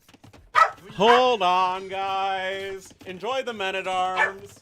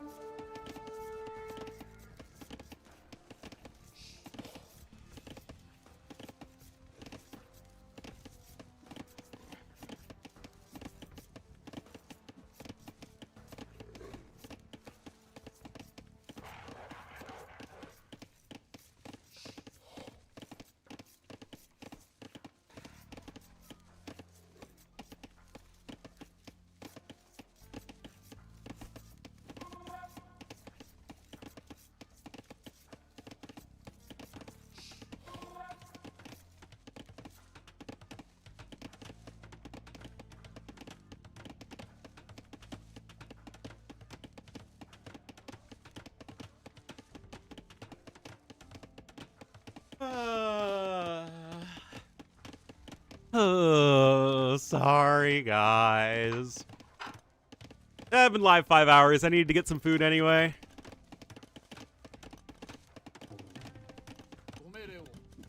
Anyway, looks like running out of ill kill.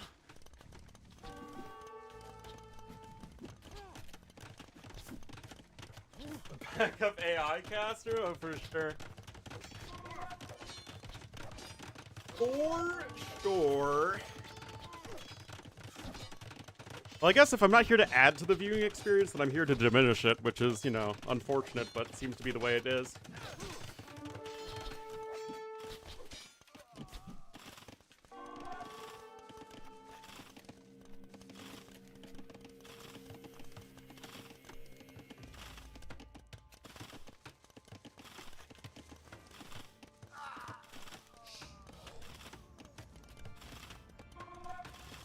Hot committed, something like that.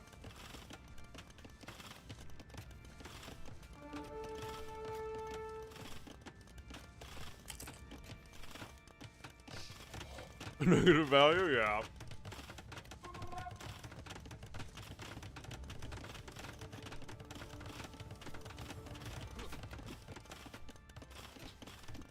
Yeah, yeah.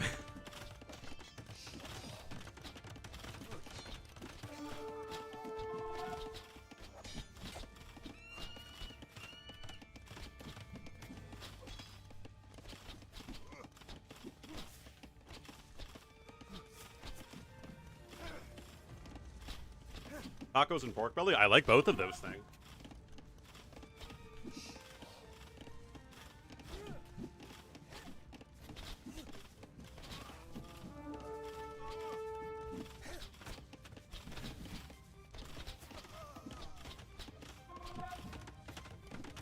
Oh, speaking of which, I forgot my coffee.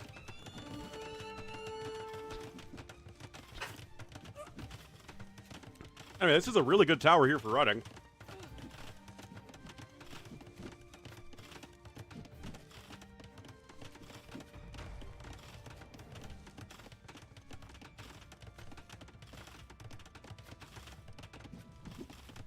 Oh, yeah, running looks like he only has 2 vills on food. That's not good.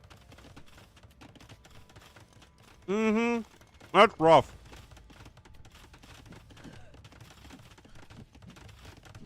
One sec, my microwave's beeping at me.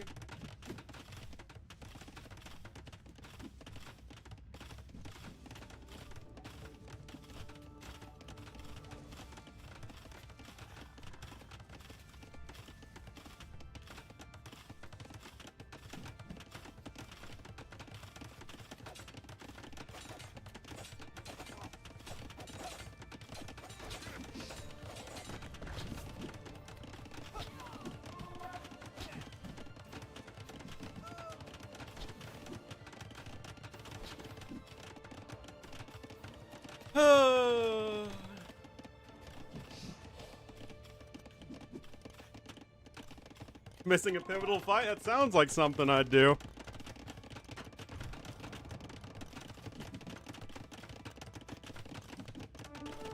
Alright, running seems to be 5 vills behind, but it's not like either are very close to castle age.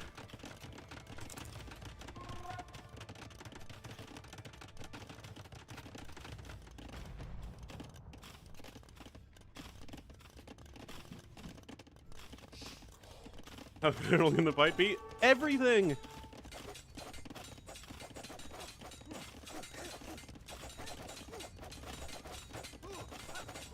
Mm-hmm.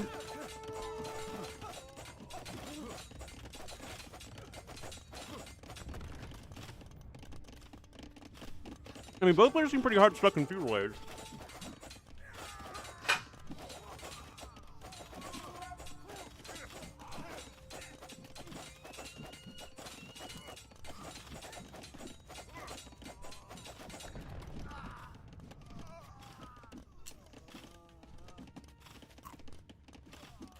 Yeah, there aren't enough of anything else here to actually just threaten the villagers, so the towers are just going to get punched down.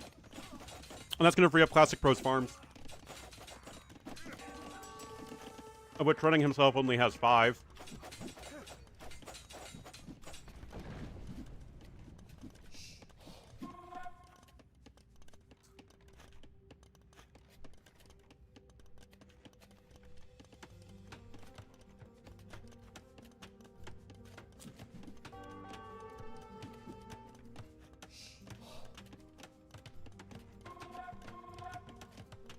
Stone defenses deal bonus damage to skirms? That's an interesting one.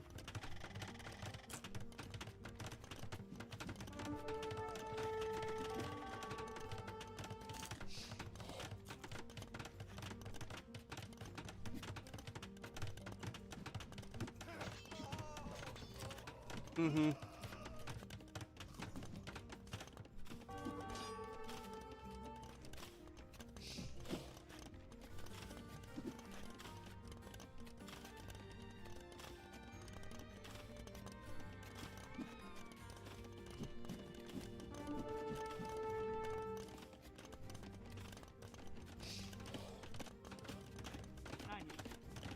Like another time, we actually have Wheelbarrow coming in, really trying to get that farming eco going, and we do have triple the farms now here for our purple player. Still, yellow has almost, almost all of his towers alive.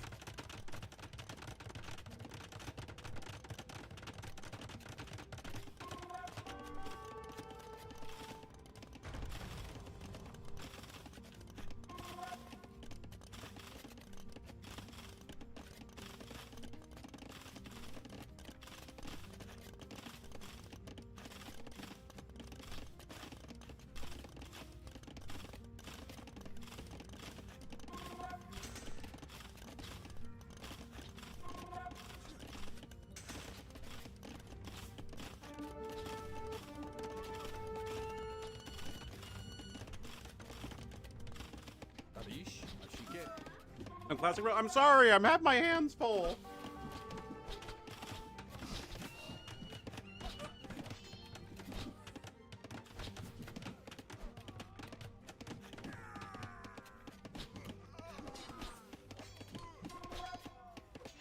I'm sorry. How long are you guys allowed to work without getting a food break? Take a bit of a pause, Reno.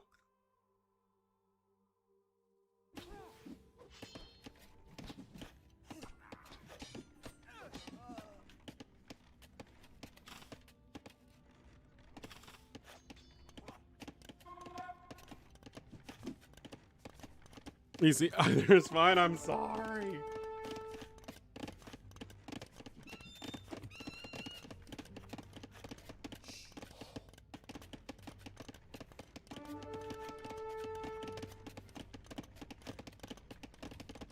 Every 4 hours or so? Well, it's been 5 hours and 15 minutes for me.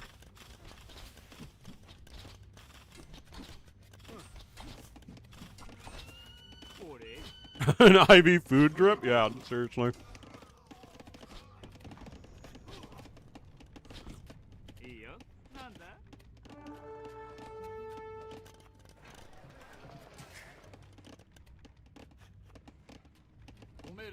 My dad's name, yes, being a corgi parent is a break.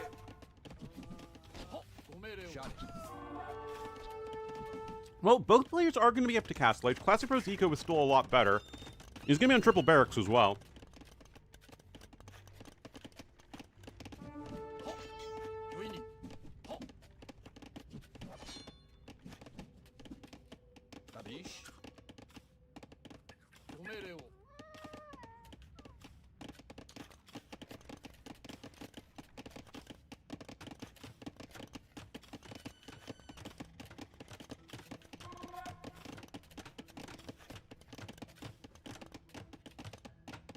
Like longswords?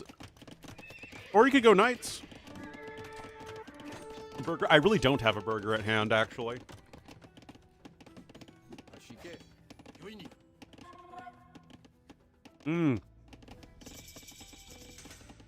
DBA just now coming in.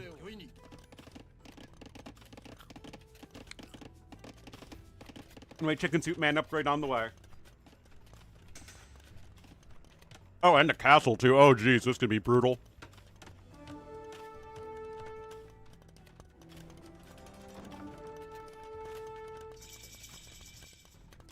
Oh!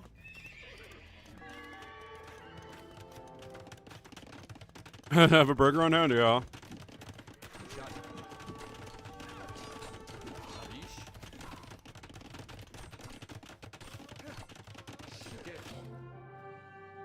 And running going to immediately tap out there.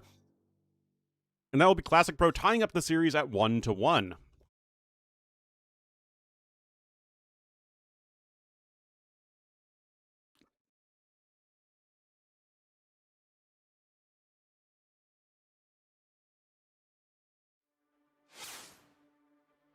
It's really irritating. Unfortunately, the only alternative is to let literally nothing happen. In which case, viewership is inevitably going to drop. Oh, Classic Pro didn't ban Arena here. Oh, no. Never let a clown onto the clown party. Never let a clown get into the circus.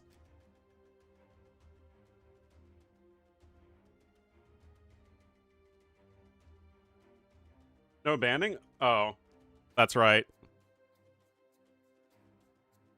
Hey man, I have my USA Cup literally as soon as these series are over. And I don't even know. Of Burgergate? I actually would have done the exact same thing. Nikov got himself tilted a little too easily. However, I think the biggest failure was on the admins for not intervening sooner.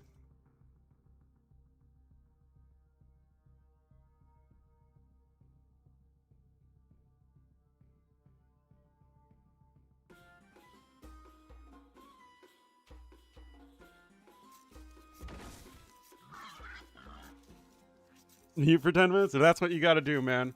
I'm almost done, though. I only have to finish my yogurt.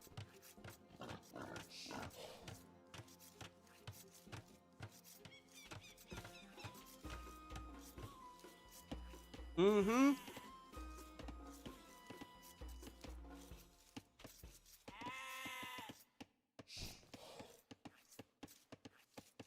At once, not at that time, though. There was only the one game happening, I think. Or no, there were, I think at most like 3 or 4 games happening. And that was one to really look out for. Because it looked like it was heading in the direction it was for a very long time.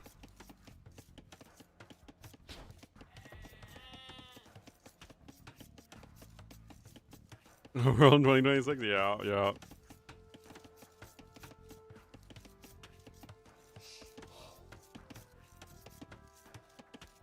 Did you know that corgis enjoy cheese plates, or plates with melted cheese on them, as much as oatmeal bowl plates? Bowls?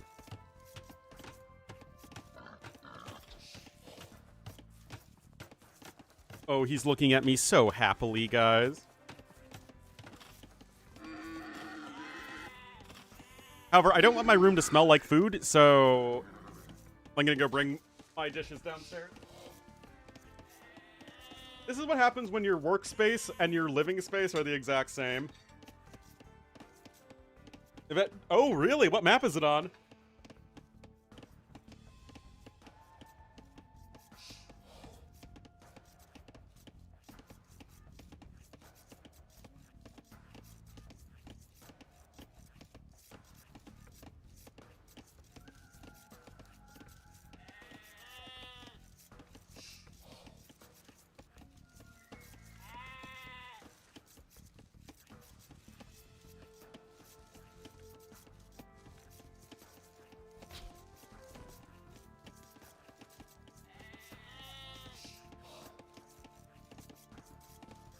And I return.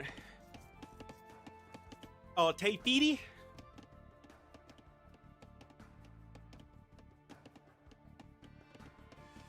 Get fewer stalemates? I guess it can lead to wider relic disparities. Which would then in turn mean fewer stalemates, but... Is 5-2 relics compared to 4-1 relics really going to end the game any faster? Anyway, guys, we're back for good now. I'm sorry I had to take 10 minutes to eat some food. I have no idea what other casters do when they have long streams.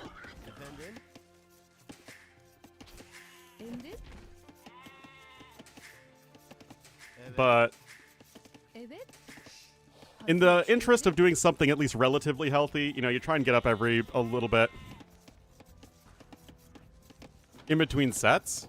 Well, I mean, I would as well, but just there are no breaks.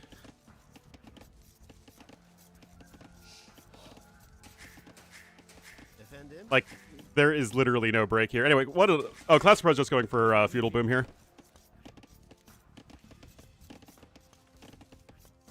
Like, say, tomorrow and Monday, it's a lot easier to do that, right? Because you just take a break between the sets, because there's only one set at a time. But because we jump from set to set to set here, it's like there is no break.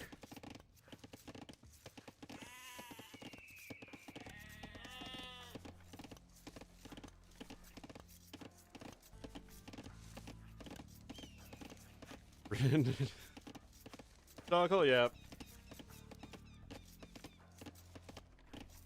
Anyway, guys, here on Clowntown, running's going up pretty fast for Turks. 25 pop I'd still consider pretty fast.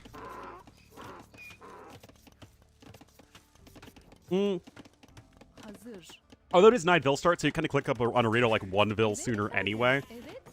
That's 4 vils on gold, though. Ooh, what is this? Okay, there is the barracks. But 4 Turk vils on gold is a lot. Take us where we go, yeah. Easy peasy.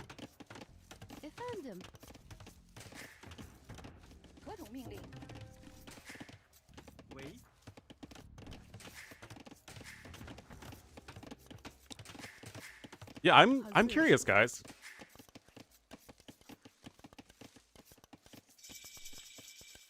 All right, there's the market stable combo. It's castled. I don't think that's actually better than just mining stone, even with Turks.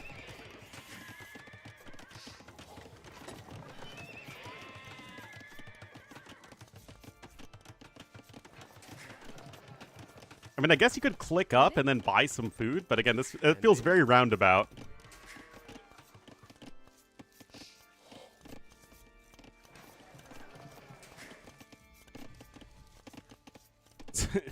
No, Sellout 3 is the Belvita one. Okay, just bought some food. But again, this could be accomplished without having to use the market at all.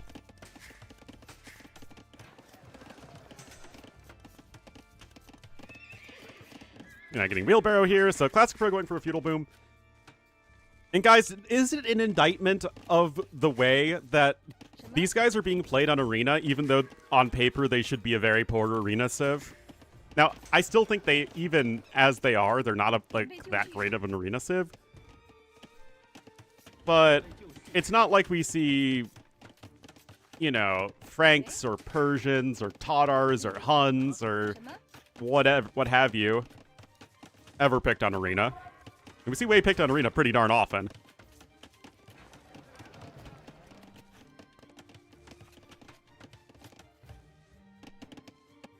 Or, again, he went for a Feudal Boom, so this makes sense.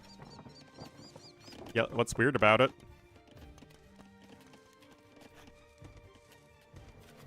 A long time on Arena? That was back when the balance was a bit different.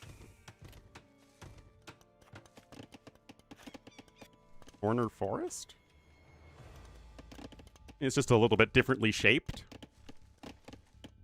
The area is likely similar. Anyway, you can see that you're going to be a fair bit slower up to Castle Age here, which means that running can easily add in TCs, which is going to be what he's doing here. 3 farms, though. Okay, he's doing something janky with the market.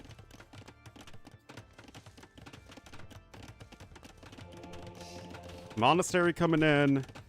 I mean, I'm sure running has this figured out, and, you know, I hope he stops by the stream later, because I'd be interested to know what the build is here. Eric's coming out here for Classic Pro. But you see the Feudal Boom, and yeah, just 2 light cav made. Into Traction Trap? Could work, for sure. I mean, if you're going to play Wei, I think that's how you do it. You don't play till post-imp versus Turks. That does not feel like a winning strategy. Yeah, running basically doing an adaptation of a very standard arena build, just light cav into monks and booming, but is just sending extra villagers onto gold since he is the Turks, and then buying some food and wood early on. I'm sure, like, for the third TC, he'll take some of those gold villagers and send them to, you know, maybe here to drop the TC. Anyway, double range is coming in. So, like I said, if you're playing Wei, I like this approach. I'd rather just not see the Wei at all, but Again, if you are playing them, I like this. I think it's going to be your best shot, for sure. Instead of booming? But he knew about the fast uptime from his opponent. Oh, running's also has. What a noob! So we kind of had an idea of what his opponent was up to. Like, I know that, you know, if I'm seeing what's happening, I imagine Classic Pros going for the Feudal Boom. Well, I see a quick uptime and you don't see a tower on you. You're like, okay, it's Feudal Boom into Xianbei Raiders in the mid-game. You could be adding eco behind it, or he could be going fast imp, so you don't really know after that, but I think after the initial uptime. And if I know that, running certainly knows that. Wheelbarrow coming in here for running, as that third TC is as well. And again, running isn't doing anything fancy other than a little bit of that adaptation with extra bills on gold. Blacksmith coming in. Bodkin as well.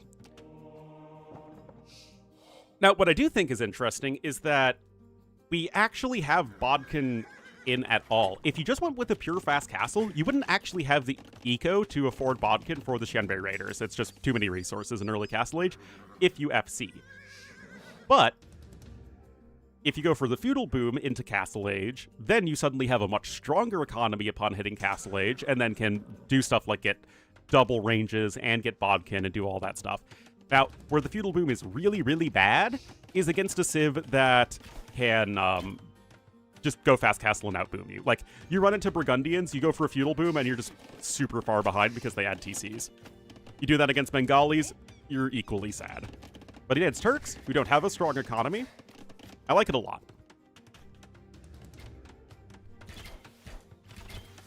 Getting heavy plows, I mean, still trying to leverage those away eco upgrades.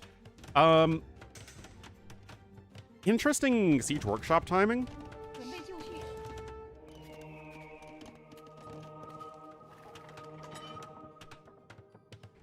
If Wei didn't get super...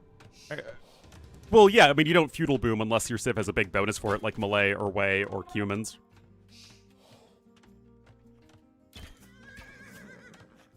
What's up? Do you mean Xianbei or do you mean Tiger Cav?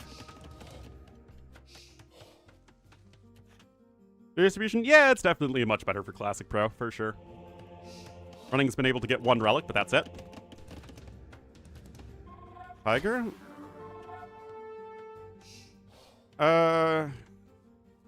You get to Camel Hand Cannon here, then that stops it, but yeah, could be tough. Anyway, Reds are still better for Classic Pro. Running will eventually get ahead thanks to his 3 TCs, and he himself also has solid eco upgrades. Compared to CA and Kipchaks, they're very similar to Kipchaks. So, take the stats of a Kipchak, except make them slightly cheaper and available at the archery range. And also give it to a Civ with a very easy eco to utilize. Can't outboom Wei? No. Range? No, they have the standard range.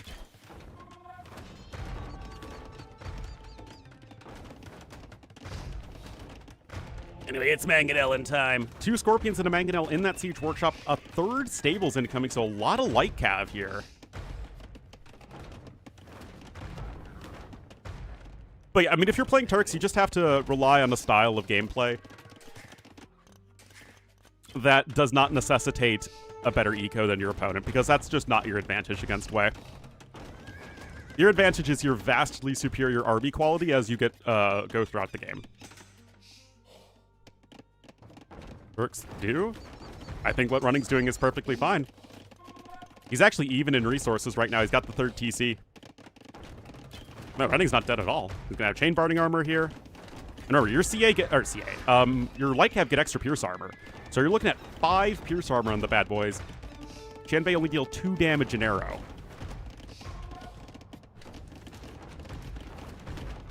Also, your monks are quite poor for the Wei, so no redemption.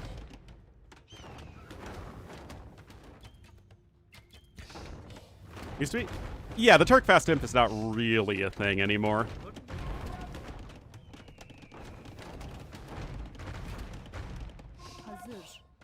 There are usually better ways to play Turks, especially now that the Cav Archer meta is in full effect. Cav Archers are a lot more consistent than anything else. Anyway, Light Cav are well upgraded. You have 35 vills on food. The biggest concern with this play in particular is one, you're not on that 4th TC to really leverage your, you know, get a huge eco, nor are you going to be very fast to Imperial Age. So you need to clean this up here, otherwise you're probably just dead here as running. That said, running is going to give himself a very good shot to clean this up.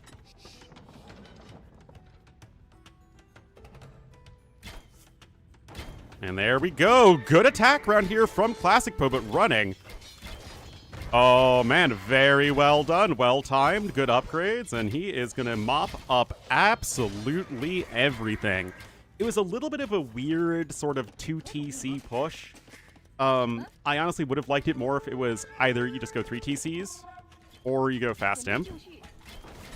I mean, I like the, you know, Shenbei Raider, forward castle, fast imp, traction trebs, win the game with Shenbeis. I feel like that's still probably your best bet overall. It's not like what Classic Pro was doing couldn't work, but it did feel a bit more counterable. Yeah, running is quite possibly... Yeah, running's ahead in everything collected except stone.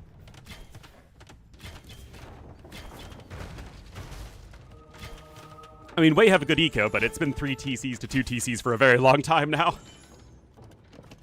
Running not on stone at all, by the way. Very interesting approach. A lot of nuance to this, which is always interesting. And with the good old Turkic Haguang Cav. Castle going to be there in the middle, but this is looking mighty awkward here for Classic Pro. Running is ahead by almost 20 population. The score is looking amazing for him. So far ahead in terms of res destroyed and ahead in res collected. And Classic Pro, not likely to take this one. But to be fair, if it's Classic Pro versus running, if you would expect running to win any game, it would be on Arena. So I think Classic Pro might have just wanted... or no, never mind, it was actually running's pick. So yeah. Running, wanting to just go to his comfort map here. He's on his way to Imperial Age. Classic Pro's not too far off, but obviously now we're going to get into Imperial Age where Turks have an advantage. Don't really see a way back into this one for the Wei player. But good play. Good adaptation here from running. Now I should just be going Cav Archers, I think.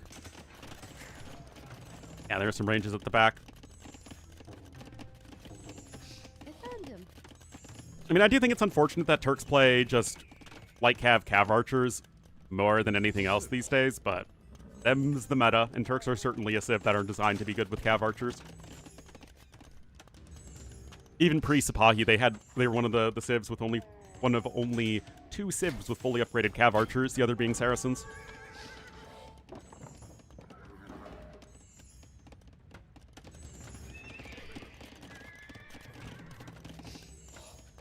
Running away, something like that.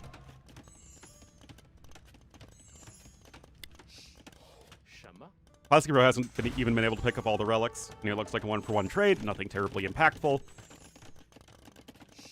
Researching Loom makes your villagers harder to kill. Heavy Plow, honestly, is an upgrade you really want by mid-Castle Age because that's when the Horse Collar farms all are going to start to run out.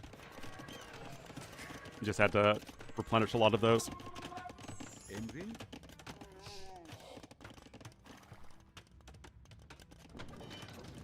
Anyway, double Siege Workshop here. Real CA? No, the real CA have been on the map for a very long time.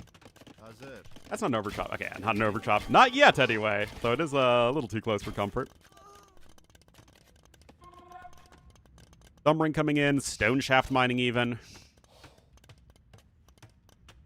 Ballistics. Parthian TikToks.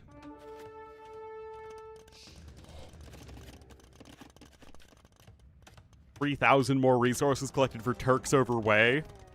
Does not bode well at all here for poor Classic Pro. I mean, he does have 4-to-1 relics, but not remotely sold on this. Now, it's true that running doesn't have a castle, nor does he have a 4th TC, but his macro has been quite good, and the most important thing is that you're taking efficient fights. Running, no! Did you guys hear the silence right before that? That silence right before that happens, like, oh my god, is he gonna Tim Castle this? Oh, he did. Oh my goodness, running! Running! No! No! If you guys didn't see what happened right there. Yeah, like I said, I saw that coming too, and it's like the silence. I'm just like watching it. It's like it's in slow motion. But yeah, Running destroyed his own castle with a bombard cannon splash damage. I think several of us saw that coming in slow motion.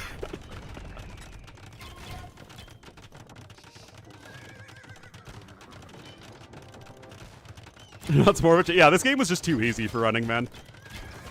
Anyway, Turk bombard cannons, very tanky.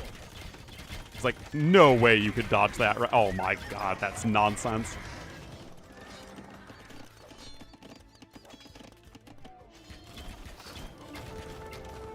Anyway, it should be almost impossible to push Turks in Imperial Age. Remember, traction trebs and artillery bombard cannons have the same range. And bombard cannons are much faster. Also, your cav archers are of significantly higher quality.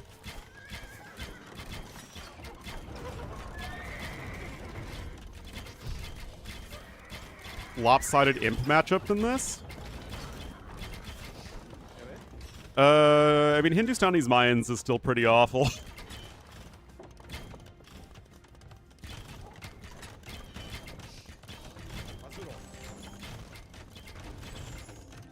But yeah, I mean, this is not a matchup the way are designed to win it with.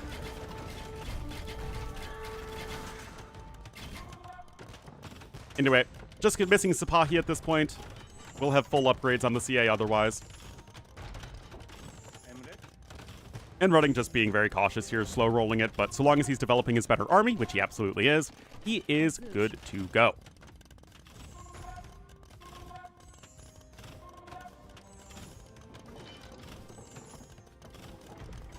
You're synchronized? Yeah, it's all good.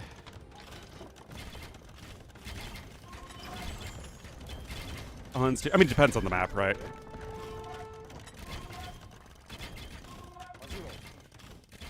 Way Turks feels awful for Way on any map at this stage of the game.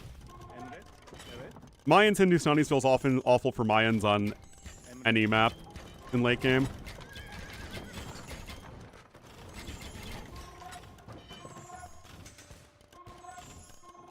No artillery yet. Shanbei Raiders just need Mingguang army, then they will be fully upgraded. Anyway, traction trebs are going to be horrendous here. Well, once artillery comes in.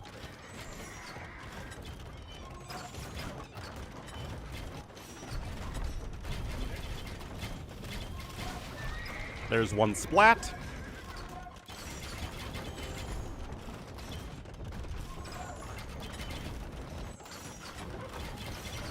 Our traction trebs also only have 8 pierce armor, so they can get whittled down by ranged units.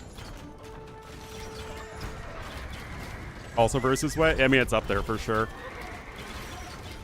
Also, Way are probably better than Huns.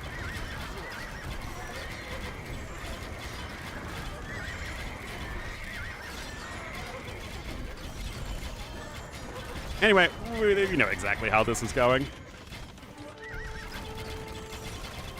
Castle, you try and keep alive as best you can, but there's only so much you can do.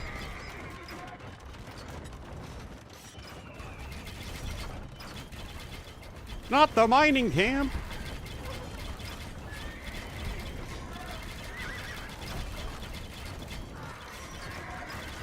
But you got your Hussar meat shield. The Hussars are barely going to take any damage there with their 7 pierce armor to 9 attack.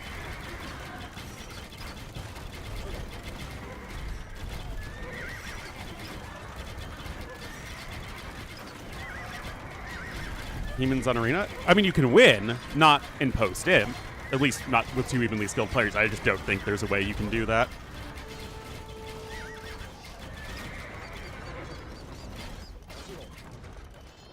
But I assume the Hun player won an early imp with Cav Archer push.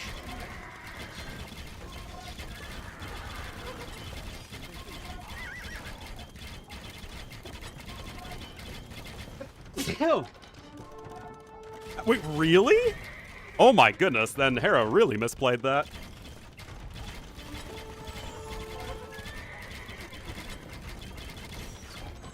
Yeah, Vikings Bohemian's pretty rough for sure.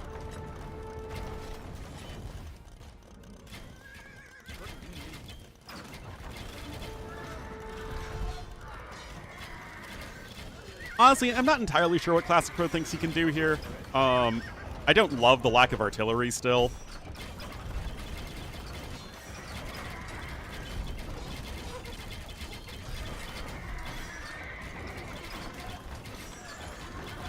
That is Elite Tiger Cav.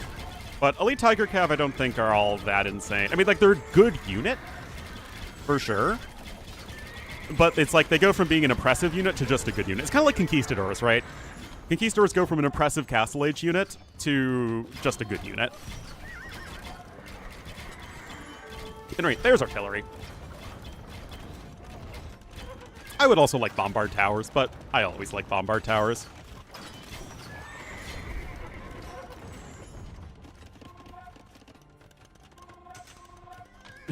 Yep. Also, they have one of the best ecos in the game, especially on lower TC count.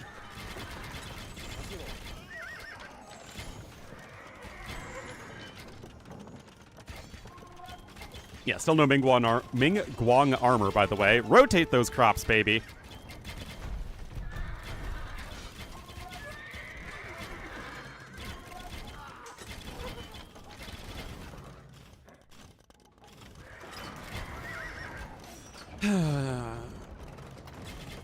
I'm sorry, Trirem. I don't think the Traction Treb is a very well-designed unit.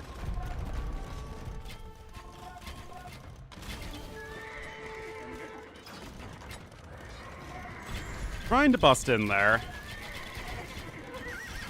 Running out of gold? Not yet. He will eventually, to be fair. But his army should also be very significantly more gold efficient.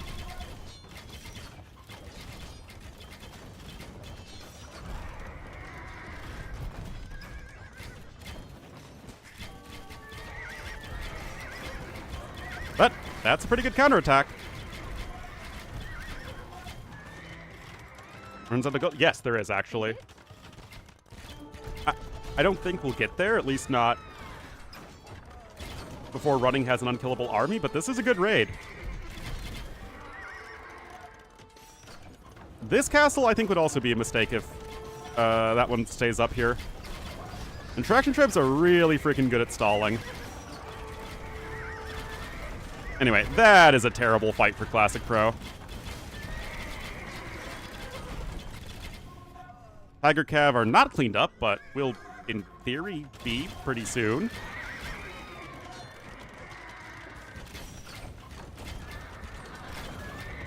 Yep. Which I think is the issue with the Traction Trebs, right? It's a unit that feels either useless or overpowered. And you can see very clearly the situations in which it is both useless and overpowered. Like, it's really easy to see.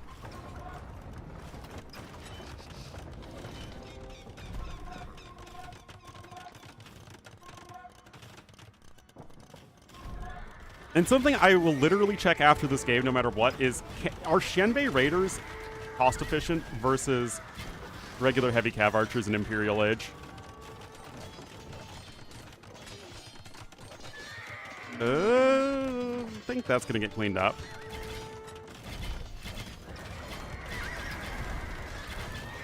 I mean, I don't think that should be the case, right?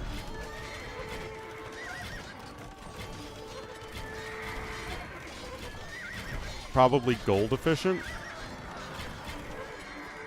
Yeah, that's a good question.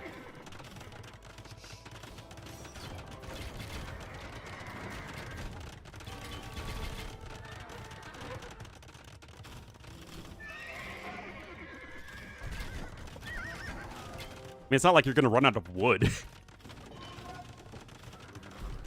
Ways to lose? I mean, other than taking a little too much damage to the Tiger Cav raid, is there anything he's doing wrong?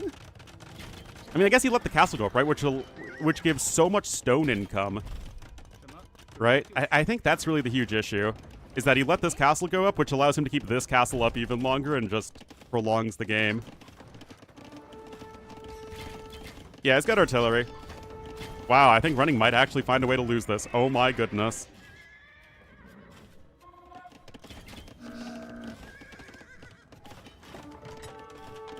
We look at gold collected, guys. 5,000 more here for Classic Pro. Absolutely legit win condition, and Running's entire eco got gutted right there.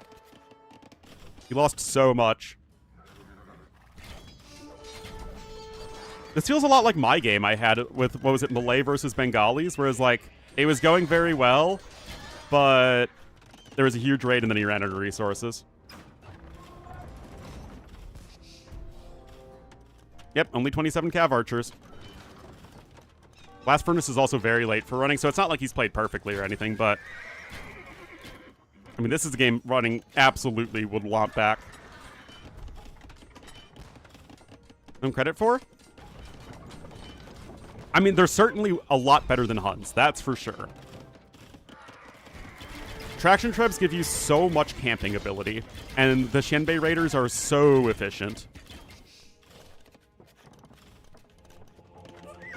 But yeah, I mean, 6 relics chilling in the monastery.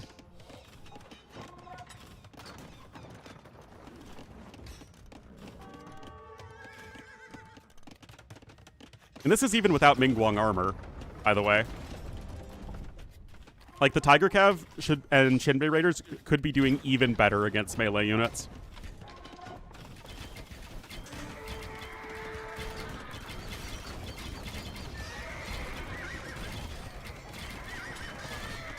Here's the issue, though. It's actually pushing.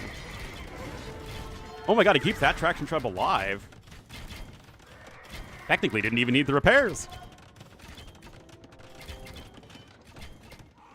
But yeah, both gold and stone are very heavily in favor of Classic Pro, and no matter what the Civ matchup is, if you, in a late game arena, are far ahead in both gold and stone collected, you have a route to victory. And there's Mingguang armor coming in.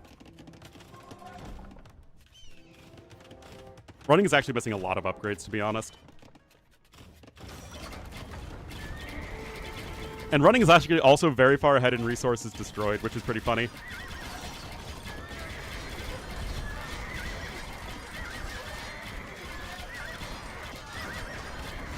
Oh boy, that was the fight before Mingguang armor was in. Yeah, Running has Sabahi. Again, I would like to reiterate, that was before Mingguang armor. They never did, in my opinion. They're way too cheap. On the gold cost.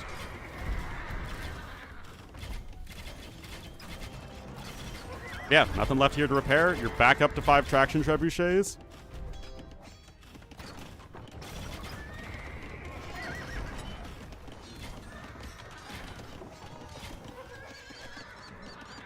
I mean, I feel bad for Running, right? But it's an absolutely legitimate win condition, right? Just starve the Turk player out of gold. It's Classic Pro.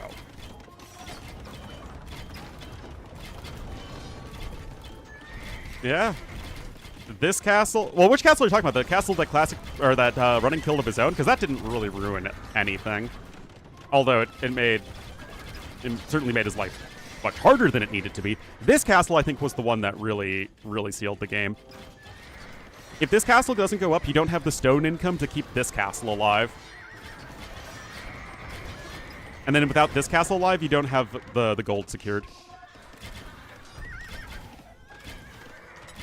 But yeah, now Running is super dead.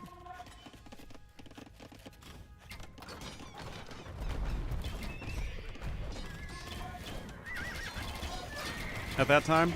I mean, it certainly delayed him. Like I said, it didn't do him any favors, but I still think this was the straw that broke the camel's back. Second castle? Well, he still had to clear out all the other castles from his opponent. Like I said, it really did not help him, but I don't think he lost the game with it.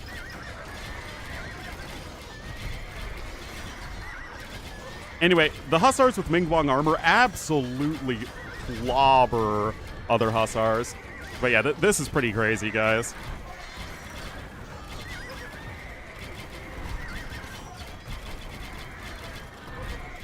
Res Destroyer getting closer here.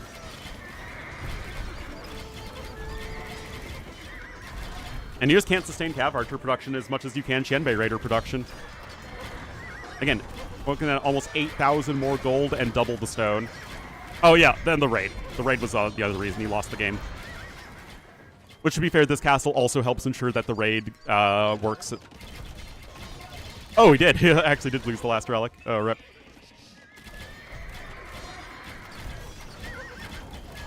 The build? The build is still scary. The build absolutely can still work.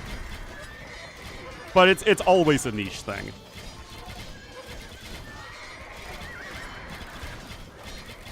Dwindling a bit? Yes, it's true. And the issue, of course, with the Hussars is that you don't have the last armor. So, although it's like you crush other Hussars, but you die horribly to the Cav Archers.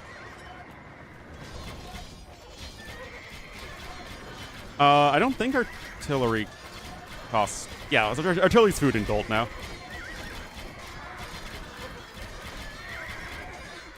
Yeah. I think Crenellations is still stone. Well, running couldn't wall behind as soon as this castle was here, is the issue.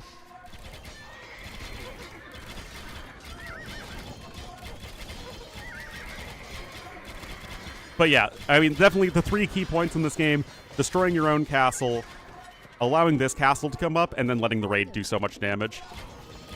Those were the 3 key points right there.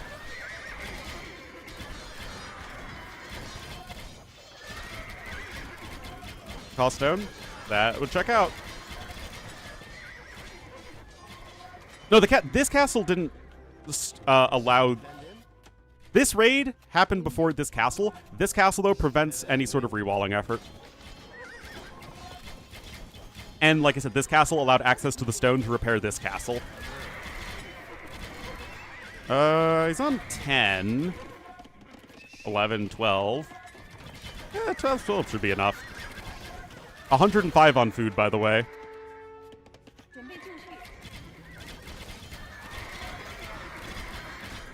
Yep, now you're back to 0 gold on as Turks.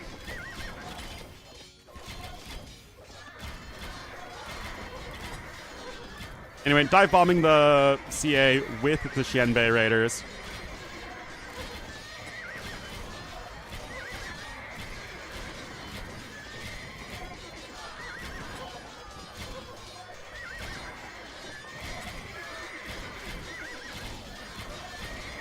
And there's GG. Wow. That hurts for running, I gotta say. 231 Xianbei Raiders. That is wild. And 102 Tiger Cav. I mean, he made 303 gold cavalry units. I mean, that like, Classic Pro absolutely deserved the win. He completely outplayed running in several key areas. That also felt really unsatisfying, I gotta say.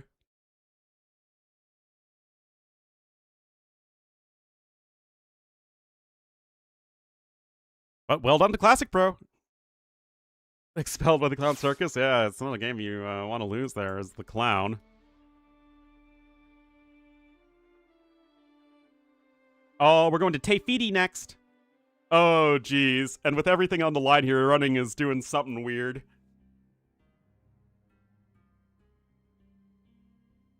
Oh boy.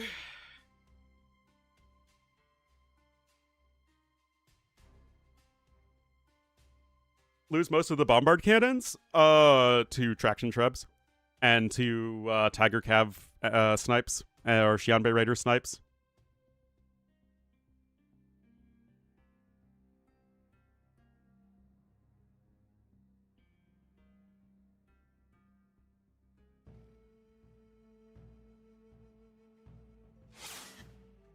Alright, something janky is happening, guys. Classic Pro is going to be in the yellow as the Japanese to the west. Completely normal. Muisca? Ongo? Why are we going full Ongo?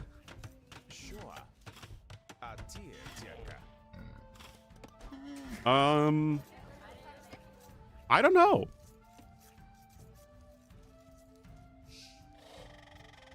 Yes, this map can be very long. especially depending on the Civ matchup. Oh, weren't Vikings on the outside? Negative. Oh, I don't generally like it because there's nothing interactive about it. Outside, it could be. Hitchhuz OP. Oh no. Surely with 5 to 10 more HP, it's going to be completely different. Vikings outside, Burgundians inside.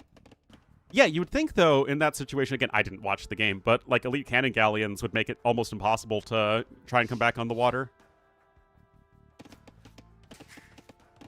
Yeah, but, again, there's nothing interactive about your opponent clicking attack. Now, atheism is so mediocre in general, and is only a laming on this map, not something we see very often. Win condition? Oh, so the Vikings did win. It just took a while. Okay, yeah, it's like, Vikings should win that, but again, I didn't see the game.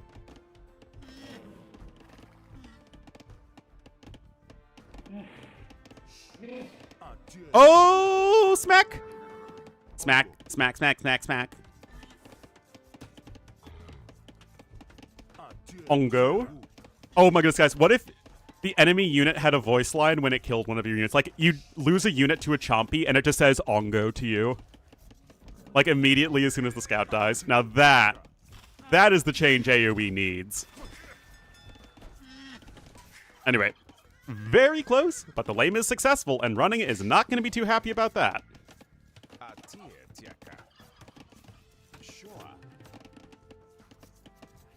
And tries to lame. I mean, chompies are so sad in Dark Age. Is louder for the... Oh, absolutely.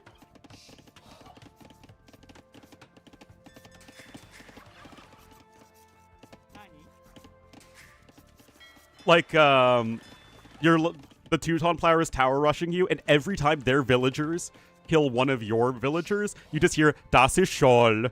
Das ist Scholl. Guys, this is AoE 2 mental warfare. Taunt you as a kill? Absolutely. There is no way that would not improve AoE 2. Alright, gonna be going for the outside dock here. No, outside dock yet. Okay, so this has just to be for, I was gonna say men-at-arm rush, but we don't have a barracks yet, and we're not on gold. What is the plan? Okay, there's the barracks, and there's the gold. Okay, so just a little bit delayed there. It's gonna be tough for sure. Reward for 2026? I mean, me, ACCM, and Nikov all in very close contention.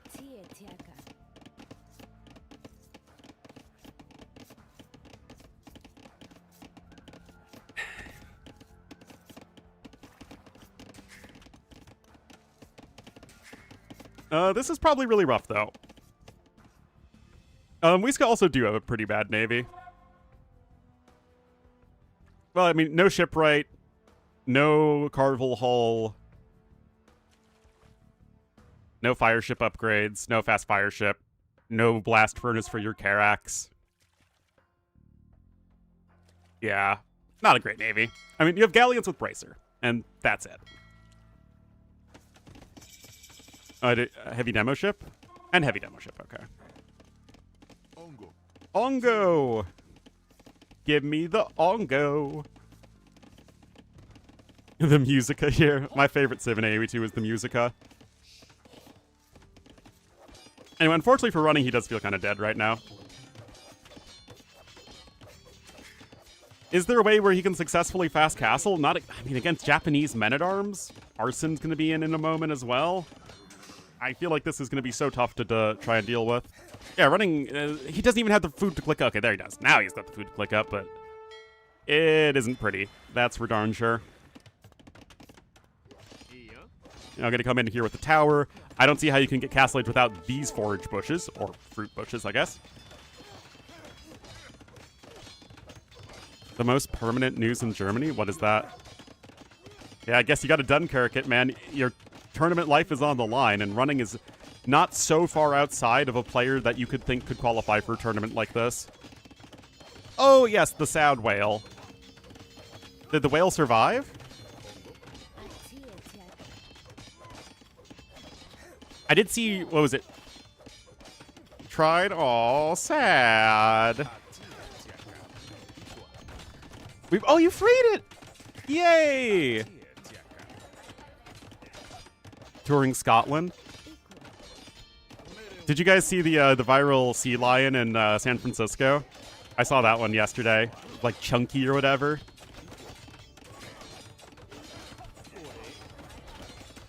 It was quite adorable. An absolute unit of a sea lion, as they say.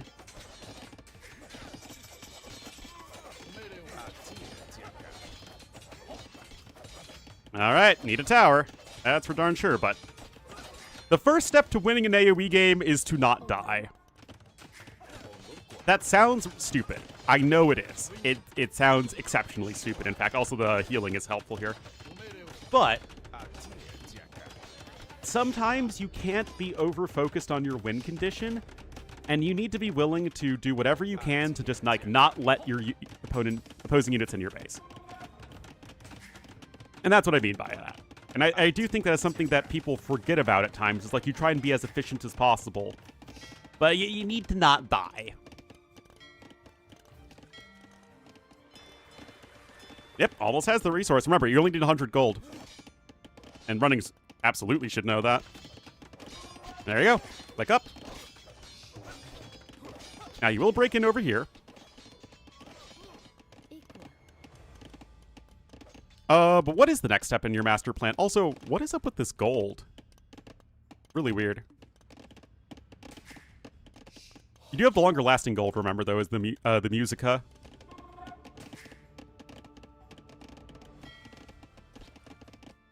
And Classic Pro is here on the outside. It is 6 to 9 fishing ships. Nice. Isles, you could. Also, the settlements are really nice here because you can gather all 3 resources. Well, you can't save that dock. Also, that's certainly annoying as well, but you do have the healing. I mean, if you attack the TC, you just walk villagers over and then kill the units.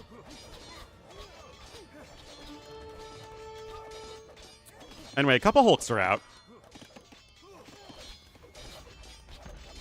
Oh, DBA is just now in for Classic Pro. It was a very aggressive opening.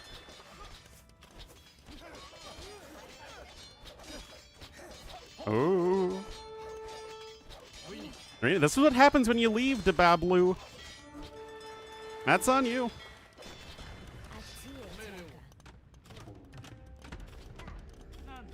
Alright, another tower here for Classic Pro. 20 seconds to Castle Age, though, and Classic Pro himself not super close to clicking up. And once Medium Warships comes in, which you absolutely have the resources for here is running, things could be looking really dicey. Men-at-Arms going after the market, though, is nice. Yeah, you got Arson. All right, Monastery Siege Workshop. Scale Mail Armor on the way. It's Temple Garden time.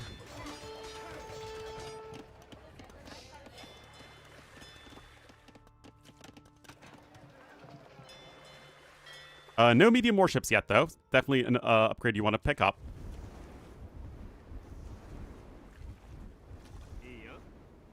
What? Oh, wait, there is water high ground here. Oh, my goodness. I think you can actually leverage some water high ground.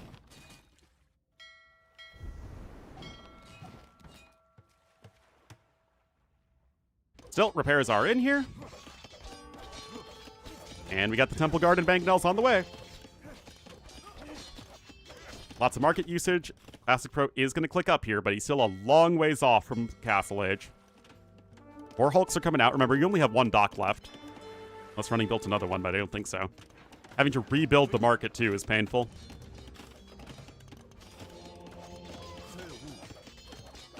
Does the Temple Guard even win here? I have no idea if a Temple Guard even beats these Men-at-Arms. I mean, they get 2 bonus damage against them. You don't have any shock infantry armor, so you take all anti-shock infantry bonus damage. Also, again, begging the question of what the heck is a shock infantry if it includes Eagle Warriors and Temple Guards. 2 units that we think, other than being infantry, have nothing in common. Go get him! Remember, they're also healing a bit. Mangonels are out. And, yep, and Xians. And, Fire Lancers.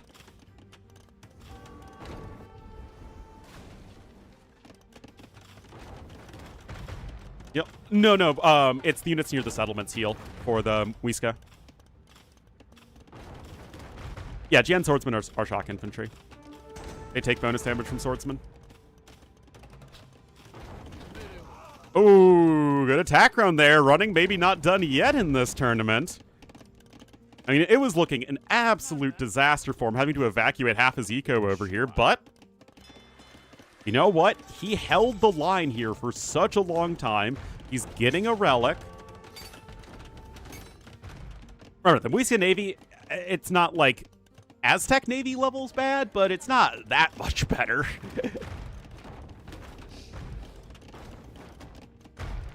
This is definitely a game that you're going to need to win on the land. If you're having to play the outer islands past, you know, Castle Age, you're going to be very sad as the Musica. Opinion about running? What? I thought running was holding as soon as he got to Castle Age. When it was able to click up. The tower here with the walls behind was good. It wasn't just the attack ground. Although, I mean, the attack ground is nice, but...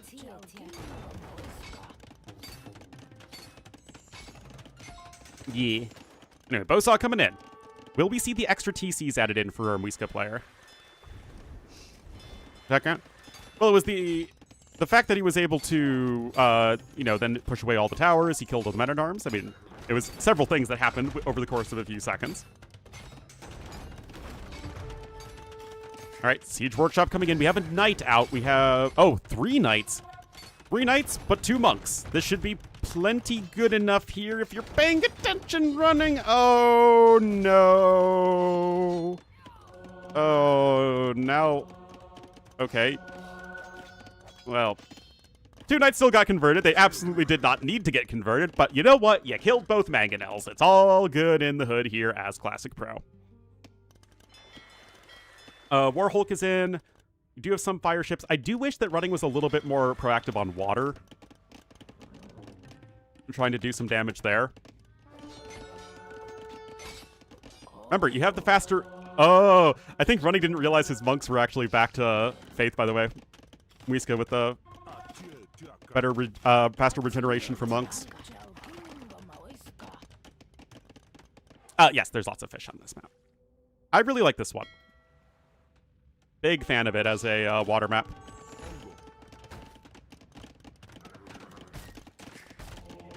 Three relics here. Will we see a monastery maybe on the outside even to start picking up those relics?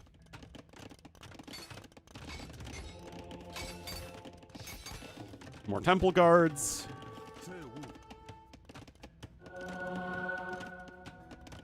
But I mean, remember guys, Muisca, extremely good monk civ. You got the entire monastery at your disposal. Every monk upgrade. And the faster regenerating monks. Now I mean, this isn't like, you know, the full Ornlu strat, but it's a pretty Ornlu-y strat. Temple guards and rams. Redemption's on the way as well.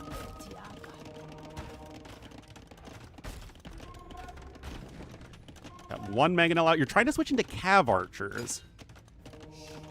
I'm not sure if that's going to work too well. Garrison there, stop the conversion. It's super annoying when you're trying to defend with monks here against rams, but that's the rule and you kill your own monk. Classic Pro. Oh, and the cav archer's stuck too. Oh no. Oh my goodness, guys, what a swingy game. And I'm not talking about just swinging those big temple guard hammers. He deletes the siege workshop. Why? Oh my goodness, guys, the temple guards. Oh my goodness. Look at him go. Look at him go. 19 kills, 12 villager kills. Did lose a monk there. Let's go down to accommodate. It does look bad. Tower is saving Classic Pro in the short run. Actually, hold on. Why is Running's entire eco freaking idled? I mean, to be fair, guys, it's the villager count is even. Oh my goodness, guys. Running is only ahead by 3 in the eco units killed. It's 0 fishing ships to 7. Samurai bonus? Yes, they are. And because they're also shock infantry, they actually double dip in bonus damage taken. They take the anti-shock infantry damage that Samurai deal and the anti-unique unit damage that Samurai deal. Literally one of the worst matchups possible. I would go so far as to say it's a great hold, and now you're not able to get a forward castle in. And, I mean, it is Gate Shot time. The unit isn't good, especially in Imperial Age. It is okay in Castle Age. You want a unit that's at least pretty good against the Cav Archers, and the Geisha will at least somewhat deliver that for you, especially since you're not teched into anything else and you have little food income. So, yes, it's a D-tier unique unit right now, but this is a not bad situation for them. Also, they look super cool. Oh yeah, I love the castle. I love all 3 of the new castles, actually. That said, you don't have Fletching or Botkin, both of which are very good upgrades. Okay, Fletching's on its way, but... Ooh, gotta be careful there. Little bit of damage, nothing too drastic. With poleaxes? Do we have any units with a poleaxe? Actually, what's the difference between a poleaxe and a halberd?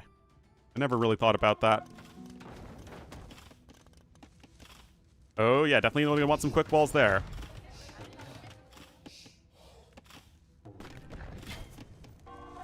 Gonna try and punch in. I mean, again, Geichos are weak, but that's not that's not a good example of why they're weak. As a poleaxe? Is it? I mean, it's not an axe, it's a hammer.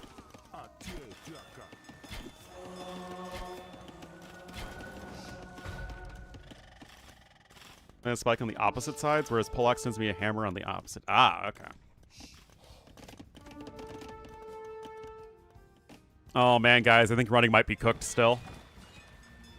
9 fishing ships, Japanese fishing ships to 0, 63 bills to 50. Running never added any extra TCs. I mean, the score difference is absolutely staggering. And unfortunately for running, despite doing a great job with the initial push, it just completely fell off. Spike him to the ground? Ah, okay. Would the spike not work for knocking people off a horse?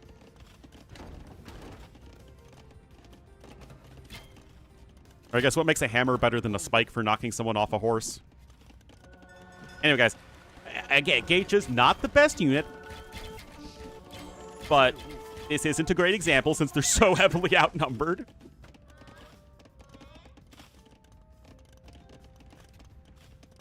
Added archer armor is coming in, for both players, actually. Guard tower. But yeah, there is no front in which you are winning right now as purple.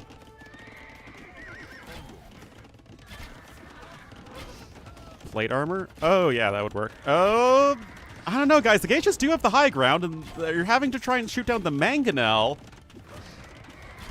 Yeah, now you got the high ground with the Cav Archers.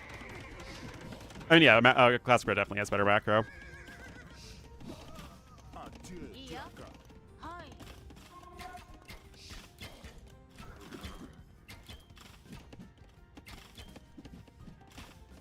Worst? Maybe. But if the question is, what do I like more, Geichas or Fire Archers, and which one is much more likely to become a fair and balanced unit with some changes, I feel like the Geichas are much easier to make it into a, you know, perfectly fine unique unit than our Fire Archers.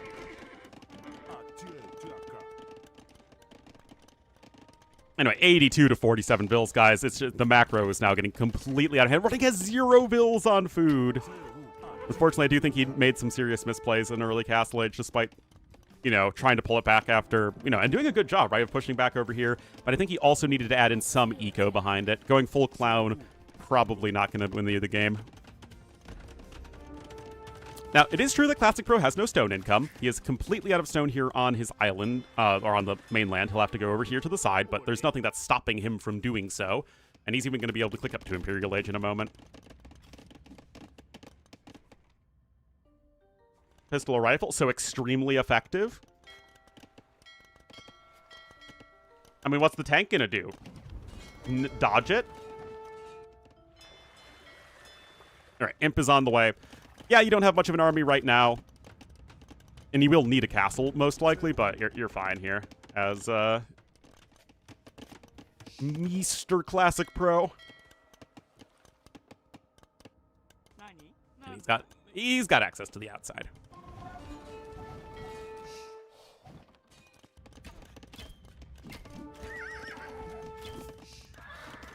Still, again, I think this game is doing a good job of showing that Geichuas, especially in Castle Age, Geichuas are okay.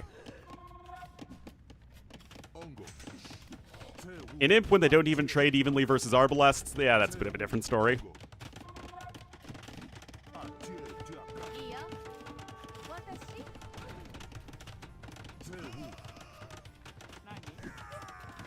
I mean, this is good damage. Still, you're minus 30 vills, and Yellow's on the way to Imperial Age, but, you know, it's something.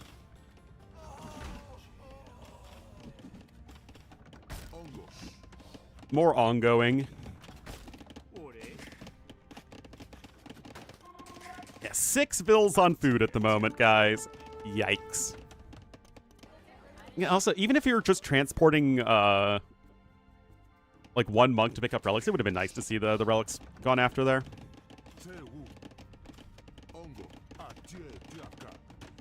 Siege Workshop coming in. There are no monks at the moment.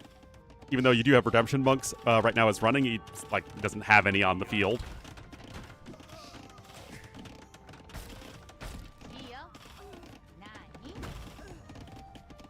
Just trying to buy time.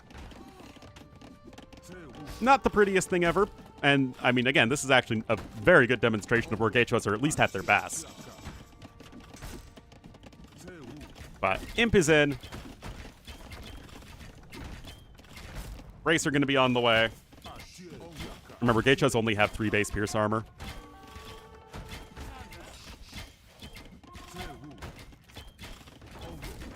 Oh, now the Mangonel out there as well.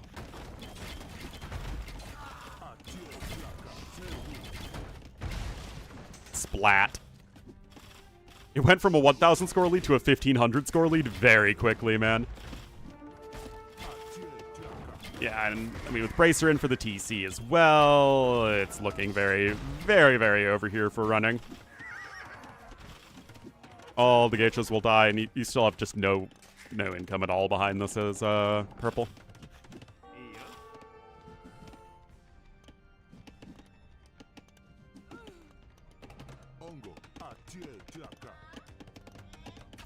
Fire Archers would be really good here. Would you rather have Fire Archers or Geichuas in this situation? I'd much rather have the Geichuas. And they're more expensive.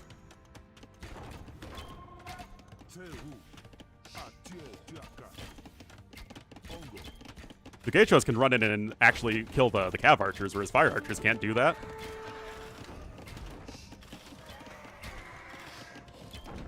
Oh, that is not what you wanted to let happen to you.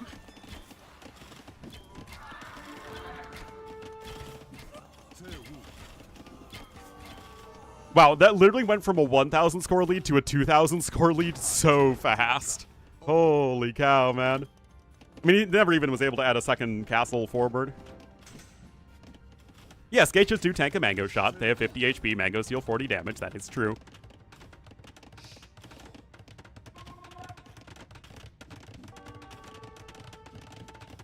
Then into generic Skyrim. Yeah. But the Geichuas feel like there's some stat adjustments away from being a good unit, right? They just need to be a little bit cheaper, a little bit more Pierce armor or more range. And then the unit's all good to go. Fire Archers, it's like, I don't even know what to do with them. Regardless, though, Classic Pro will get the 3-1 win. Unfortunately, at least 2 of the 3 games were very winnable for running, but just not quite able to close it out with the early lead. And Classic Pro's macro and micro took over and able to just get too much of an advantage. And well done to him. We'll be moving on to the next round.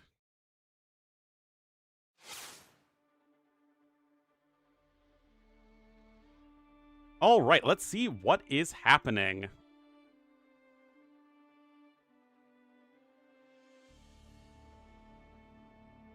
All right, Mem's doing Jordan Niaz.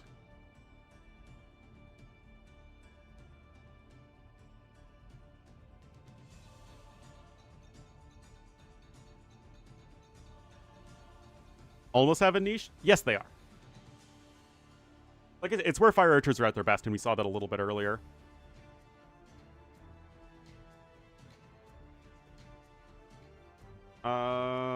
Let's take a look here, guys. Yeah, but Mem's covering it, so I'm seeing if there's other stuff. Oh, wow, Siscon Sorakuba went 5 games, and Siscon was able to advance. Well done. Art's right back in it as well. Andy's already there. Benanji Stone Please is going on. Dogao swept Kapach. Mihai is up over Kingstone. Doubt's up over Overtaken. We obviously just saw Classic Pro make it to the final round. He will likely face Doubt. Dark is up over Dennis the Menace. Charles over and Turs and Niaz over Den.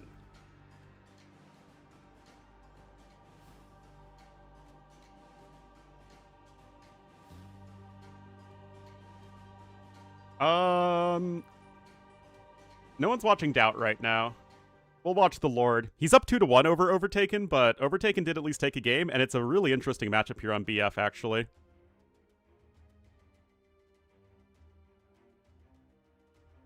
I want to check it out.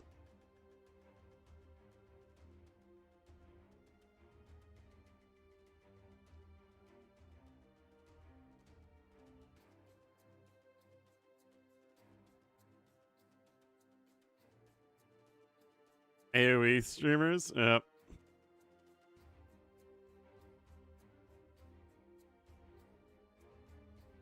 Yep.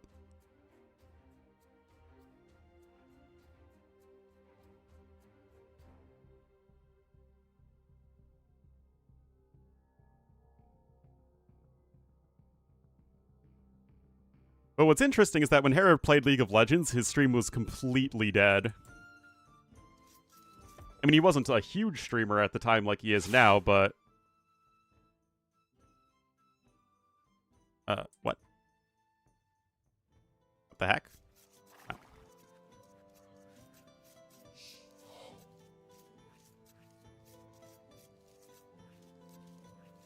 Anyway.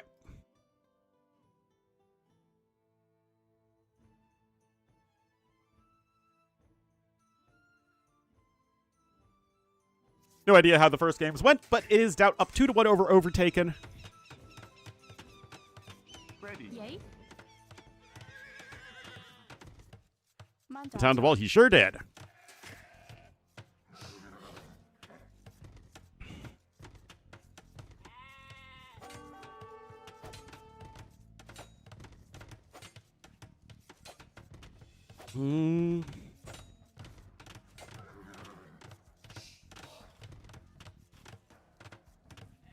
Ready. Well, Lumber Camp coming in. But look at this. I mean, you just have Overtaken completely unbothered here.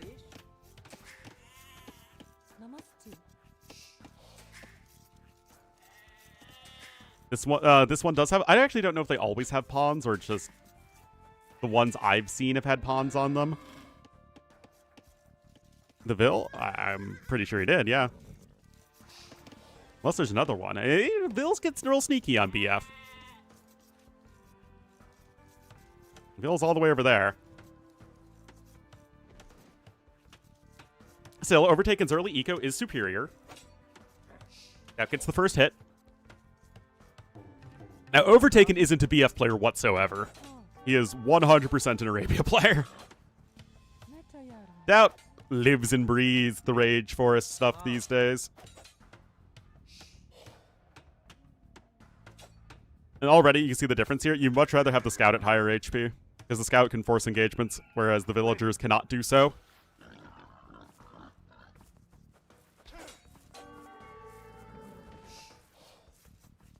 Also doubt.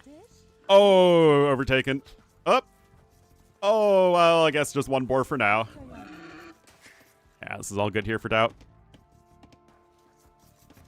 A barracks? I guess you can go men at arms here. That's totally fine. No pond yet for doubt.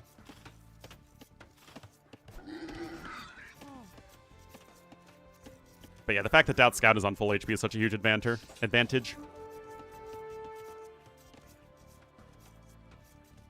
What decision is this? Age of Empires as it was intended to be played. Also, this is all Mem's idea. Still, you could drive a semi through this version of BF's choke point, so much less so than normal. Anyway, we'll be for a men-at-arm rush here from Overtaken. He did at least get one extra boar.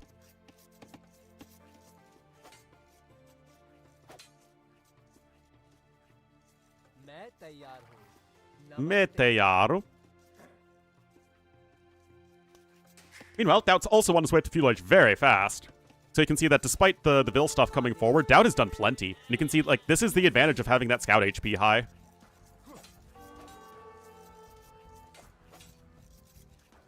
Last time?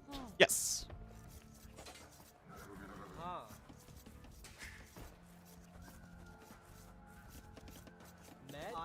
Of a semi? What do you call a semi in Europe? An 18-wheeler? They absolutely have big trucks in Europe.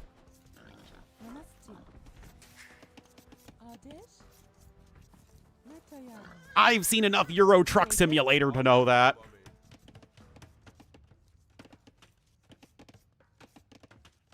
A truck? I mean, we would also call it a truck. But in America, a truck could also refer to a pickup truck.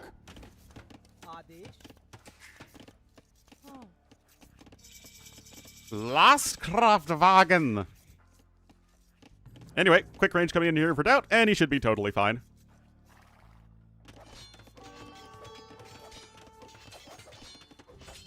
Pickup trucks in Europe? Yeah, that's true.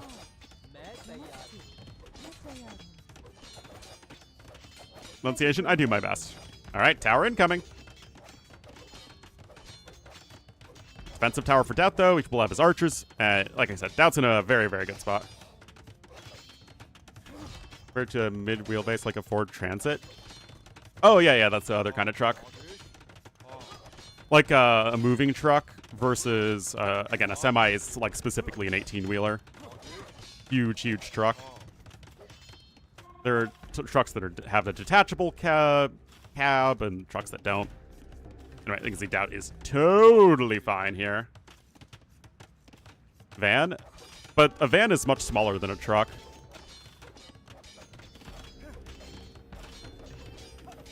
Is that the upper limit? I think so.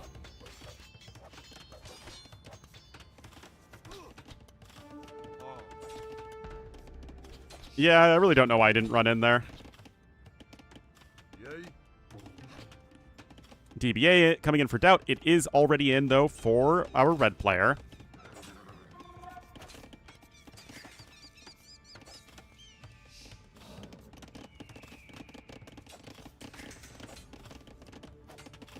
Double semis. I guess how 50 meters long? Yeah. I mean, it's all just nomenclature stuff, right? All right, Doc on the way here for Overtaken. Anyway, I was thinking this is an interesting matchup because Gulams could be very efficient here. Yeah, running lost.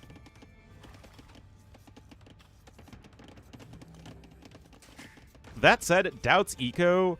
Well, I was thinking Doubt's eco is better, but honestly, guys... he's behind in resources. Overtaken's getting a fishing ship out.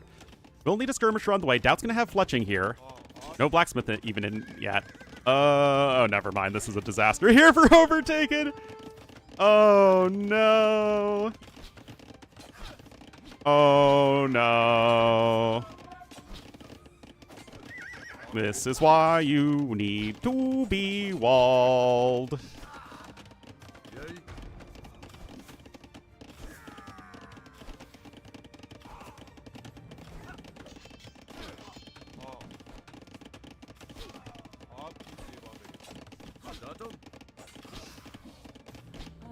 Yep.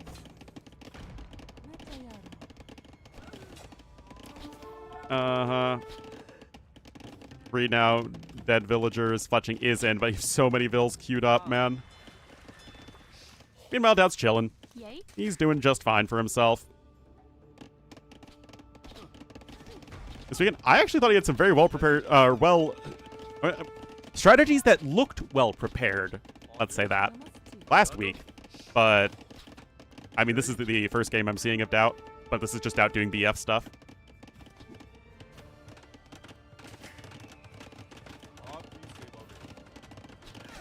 Four bills on food right now for Overtaken. He didn't even have a mill.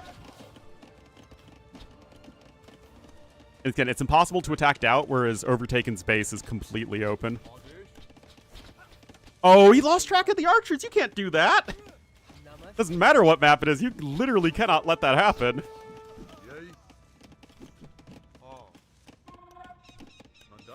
I know. I was there. I casted it. Ready.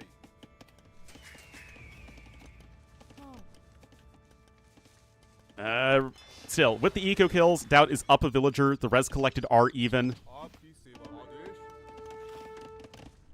The score isn't that much better for Doubt, though.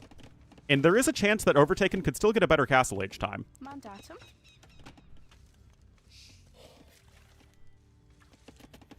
Object permanent strikes again. It's my greatest weakness, guys.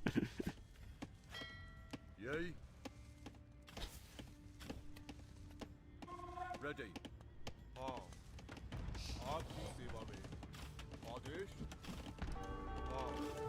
I mean, Overtaken knows he's in a rough spot, so he's cut his skirmisher production, for which I understand.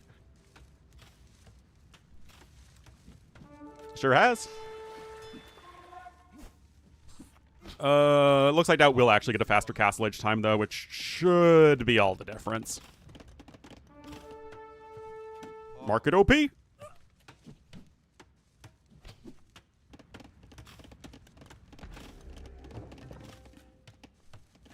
Doubt clicks up.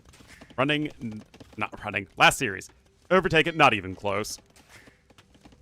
That's where the market is your friend, and Doubt, no stranger to the ways of the market.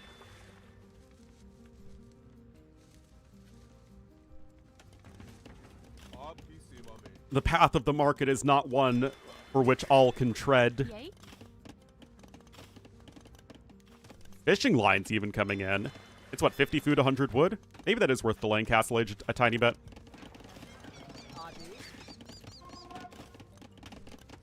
Horse collar coming in for Doubt. Gold mining upgrade too.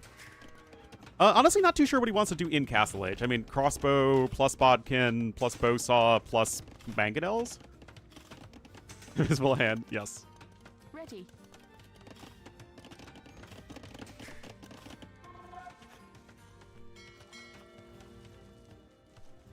Yeah, that is true. The extra dock was not what you wanted right here. It's you need this wood spent in fish traps. Still, that's going to be over a minute faster to castle age, and this game could just be decided by the crossbow timing as if it were literally any other land map.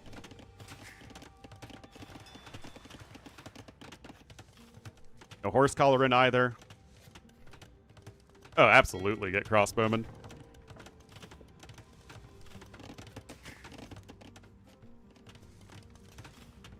I wonder if there's a way where you can skip all of the villager fighting madness.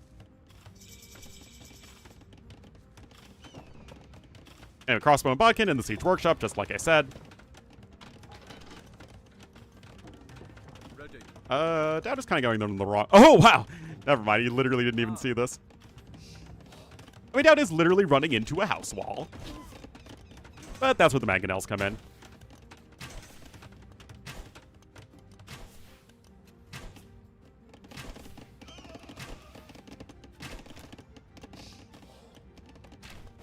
Like planning for your lunch break? Definitely not. Oh, that was looking for a hole there. Alas, it did not exist. Yep, that though, full 1 TC. Just regular old pressure here with the crossbowman. Mandatum. Can't afford elite skirmish. Oh, never mind. He actually was getting elite skirmisher. No extra TC for him yet. Overtaken is ahead in villagers. He's a little behind in resources. Yay.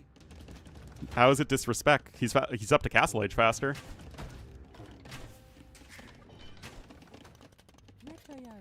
I mean, I would have gone mangonels just to help kill the skirmishers, but I had no reason. If you want to go for the ram, if you want to download more RAM, you can do whatever you want. Did he just sell his stone? I think he did.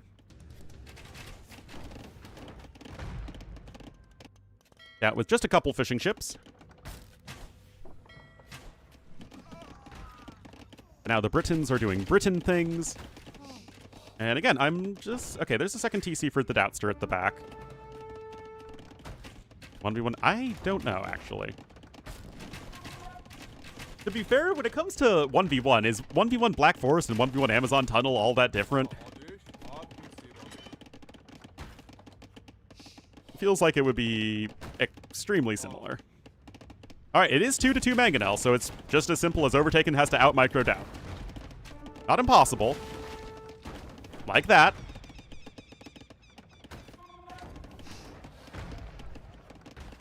It's still... Oh, okay, buying back some stone there is Overtaken. Doubt's not going to try and go for the high ground. Overtaken probably should just add a TC right there. Gold shaft mining even coming in, and he's got 5 bills on gold, dude!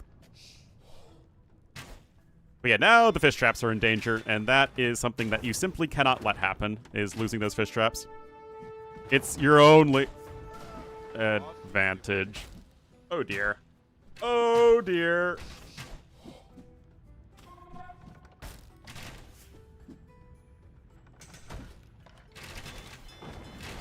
Really? That does sound familiar. Third TC coming in for the Doubtster.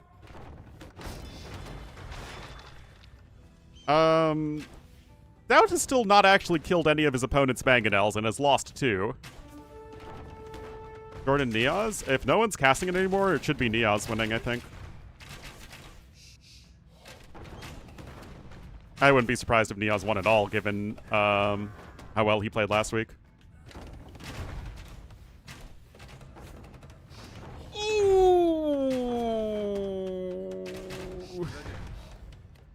Mandatum. Okay, guys, real talk. If Niaz doesn't lose any more units and cleans up this entire army, is he still dead? Yay.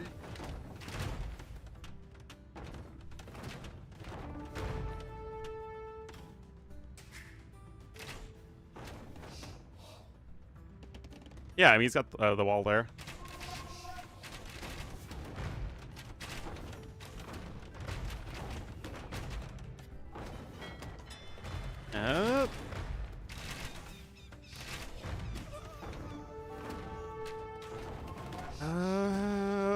Gets the kill there. Oh.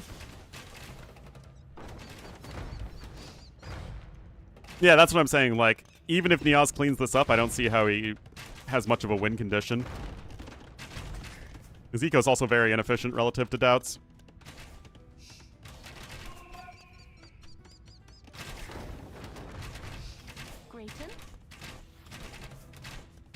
Niaz?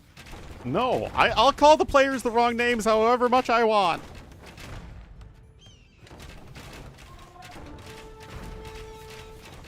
Lose all his ECs? That's not how it works at all.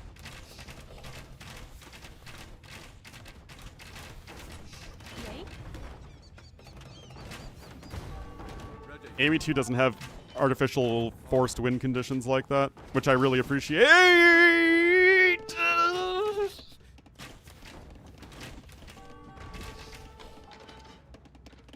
I don't know, guys. I mean, so again, my theory was that Doubt still has a huge advantage and wins this game even with losing his entire army.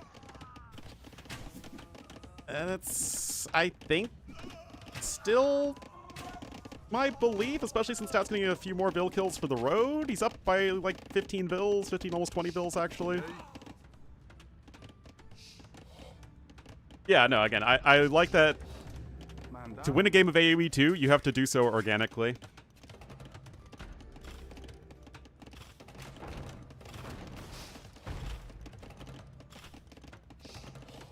I mean, that's why we get stuff like time limits, which just feels extremely cheesy.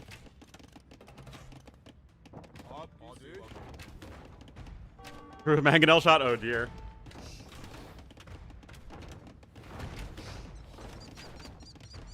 Anyway, Doubt ahead by 3,000 resources.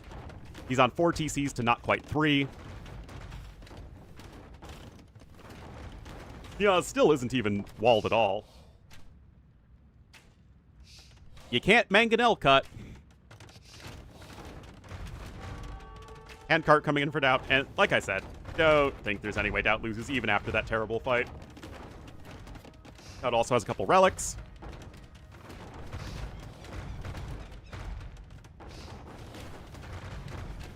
What? Against Overtaken 1! We casted the series earlier. He did the reverse sweep against New Pudding. Gill Nets is coming in. And even though Doubt just made 2 fishing ships, which was like probably not that big of a deal one way or the other, again, it shouldn't matter. Doubt's going to click up to Imperial Age, has an enormous fill lead. Overtaken by Doubts. Yeah, I don't know how to cast. We know.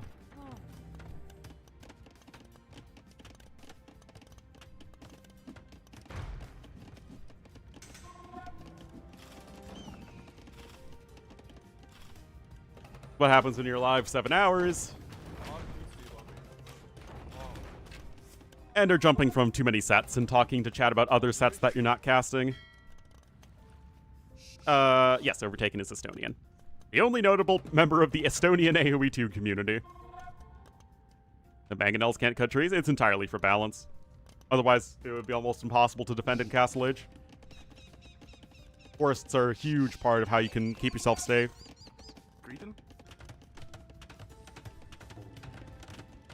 Yeah.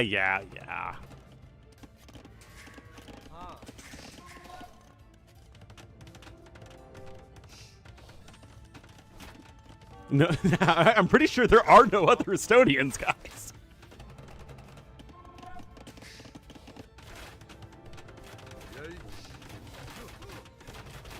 Anyway, Doubt's almost up to Imp. Still don't see any possible way he loses this game. Got his elbows here.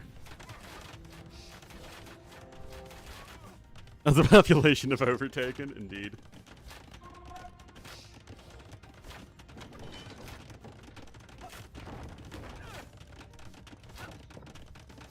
You're not pushing that? Not really.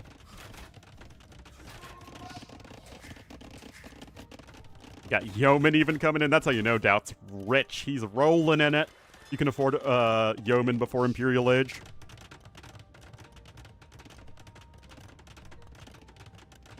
Another castle going to be coming in here from the Doubtster.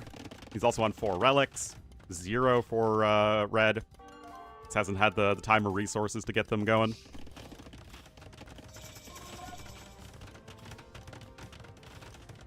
Huge score lead for Doubt. Again, the resources destroyed are quite similar. Yes, Niaz did a great job of cleaning up the army, but Doubt was just too far ahead in economy behind it. Yeoman? It's Yeoman. That is 100% the pronunciation.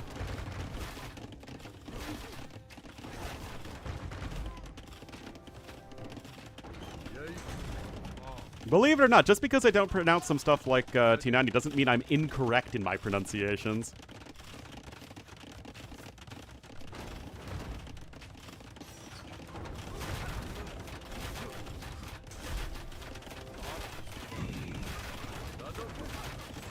Elite Longbowman coming in. Doubt castles in a row? Nope, Doubt's fine.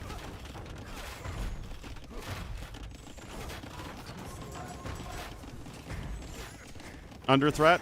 I mean, it is. Not that it really matters that much one way or the other.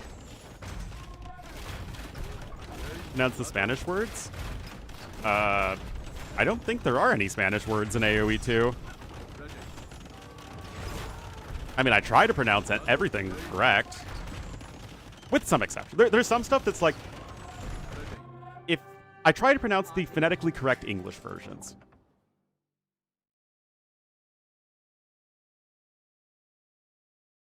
Conquistador? But conquistador is also an English word. It's a word that's borrowed from Spanish, but conquistador is the correct English pronunciation. Anyway, that will take the win, and we'll move on to the last day. Or days.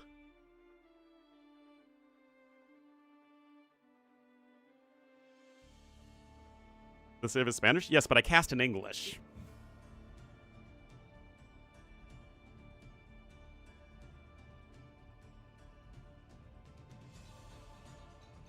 Are we all wrapped up?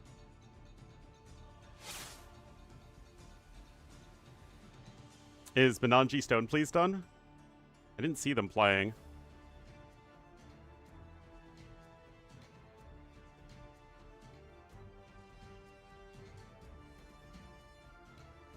Wait, so Benanji's in the final day? Wow.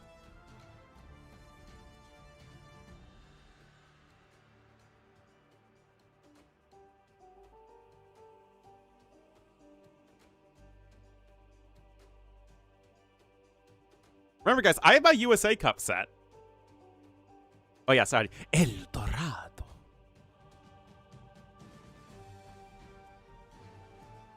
Wow, I mean, this is like the best performance ever. Beating Lucho and then beating Stone Please as well, who's another very good up-and-coming player. Latus? I do say late chai. Twice? Yes, very, very impressive from Benanji. We'll have to see how he does against freaking Andy. I assume Mihai Kingstone's done. That series started a long time ago. Doubt will face Classic Pro tomorrow. Finch Dark tomorrow. Maybe this is all updated.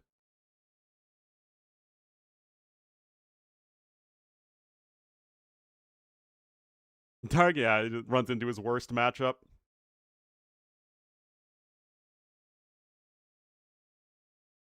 Freaking Andy.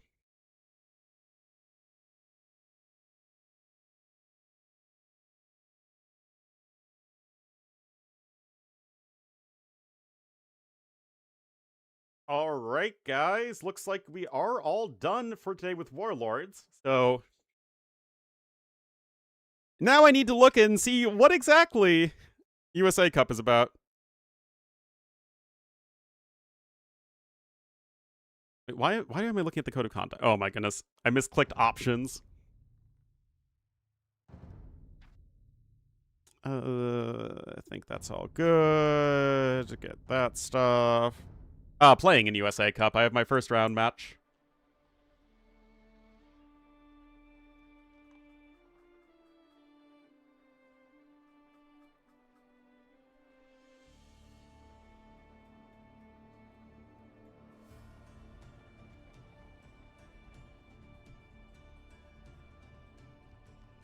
USA! USA!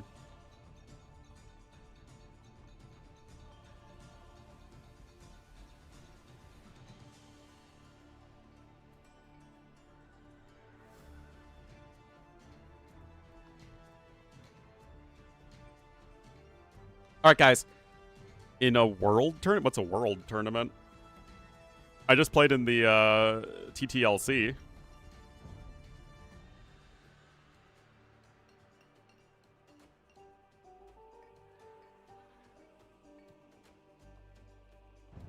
Well, I mean, I'm not good enough. I'm only 2K.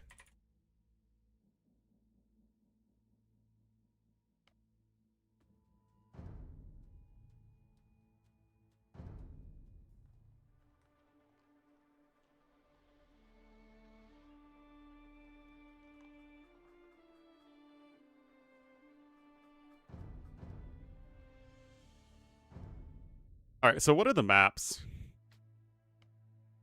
All right, actually, I need to use the restroom. I'll be right back, guys, and then we'll get into our USA Cup set.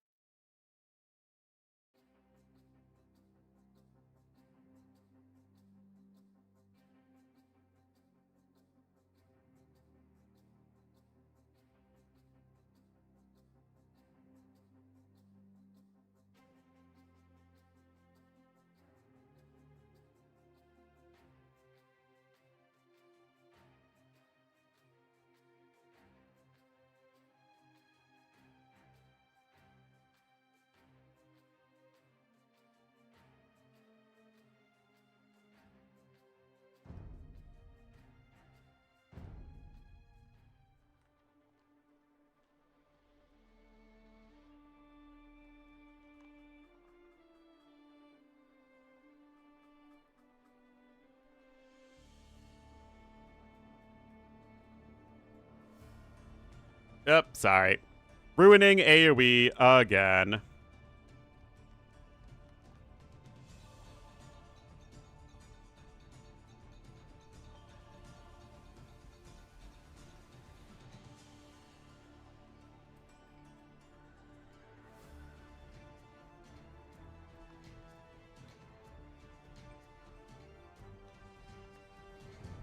The homework assignment? Yeah, basically. All right, let's just take a look at the maps real quick. Don't forget to win. Oh, the new ones, that is. Thank you, Majestic Apex.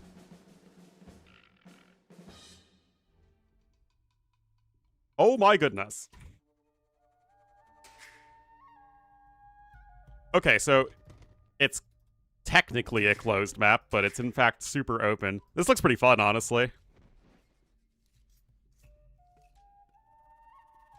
Oh, man. That's wild. The handbook? Hey, I literally just look. Time do I play? I'm playing in 5 minutes. Or not even. Really? Oh, I'm so sorry. It's kind of Socotra-esque, though, for sure.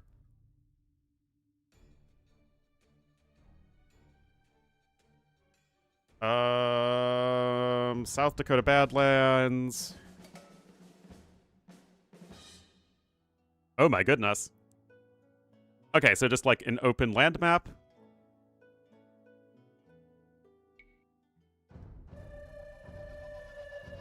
And last one. Voyageurs.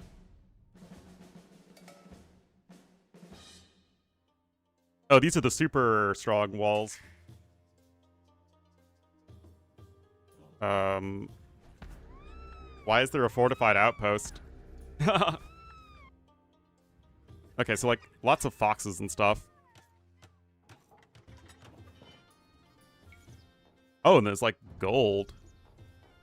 Oh, interesting. Anyway, interesting maps here for sure. Oops. Yes, I'm about to play a set. Let me go message.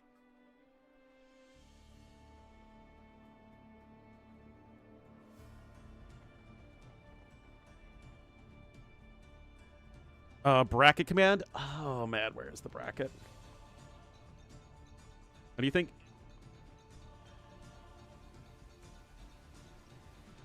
Trust the 2500 HP balls.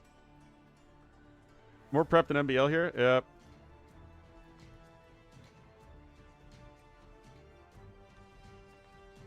Important link.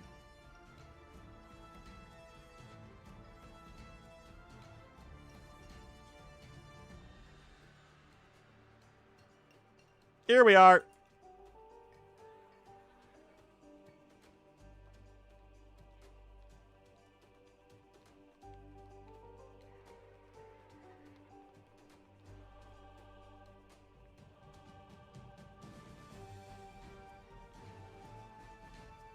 I think I host the draft. All right.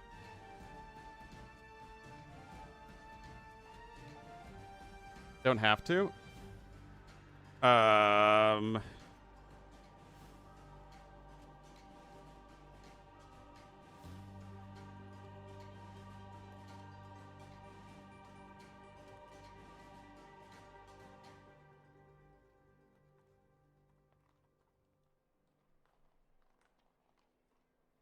Put that in the stream title.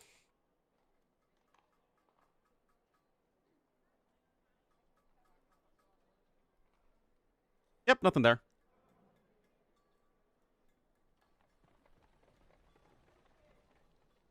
If found doing so, no stream delays required. We haven't submitted. Okay.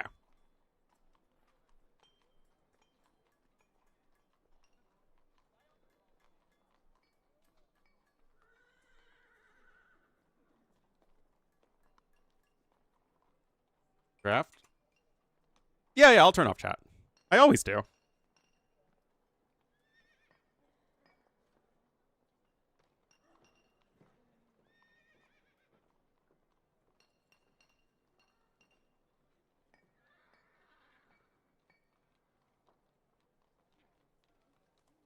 Let me...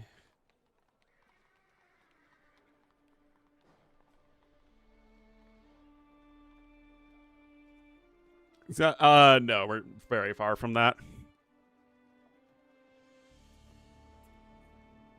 All right, it's probably... Wait. I could swear I did the play all 3 link.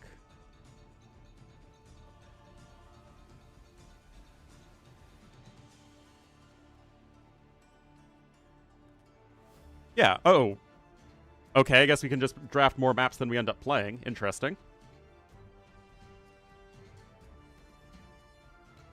And let's go.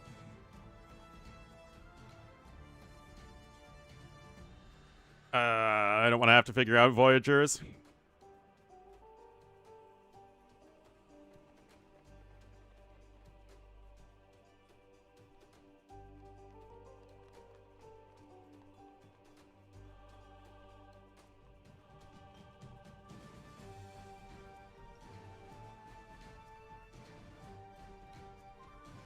What's he gonna pick?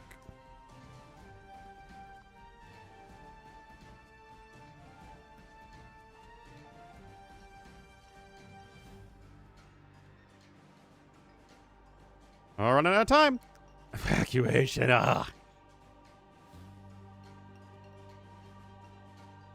We pick Arena because we are boring. I don't want to have to deal with inundation. Oh no, my opponent's like 1500.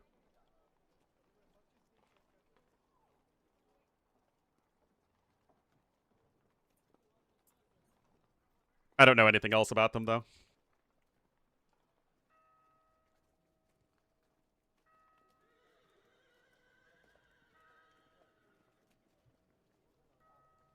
Ornlu Rush.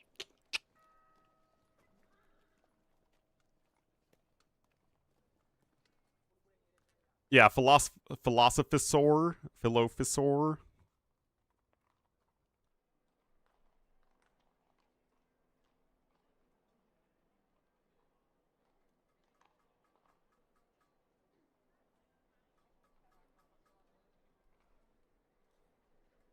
Okay, I'd like me some migration. And we will do... Let's do Mesa Verde. Why not?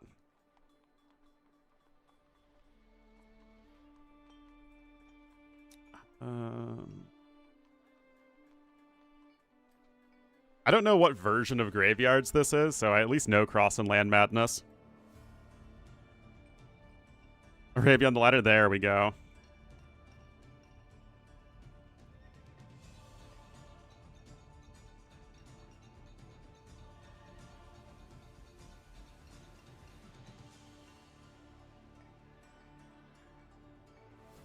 I mean, we're playing either Cross or Land Madness. Cross it is. I mean, this is going to be tricky to draft, honestly.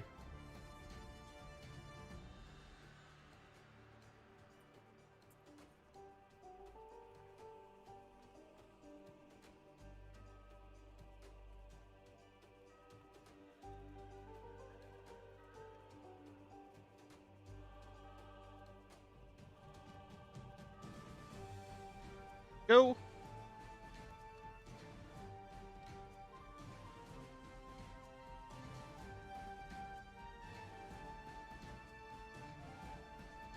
So we pick 5 civs for a play all 3, and we have 5 maps in a play all 3. So I guess I just pick 1 civ per map.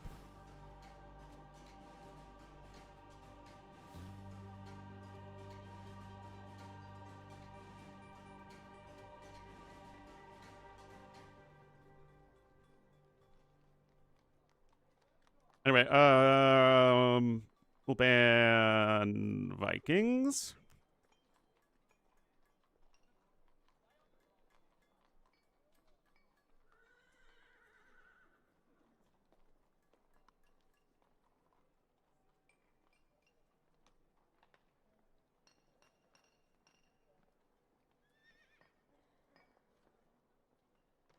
Malay. I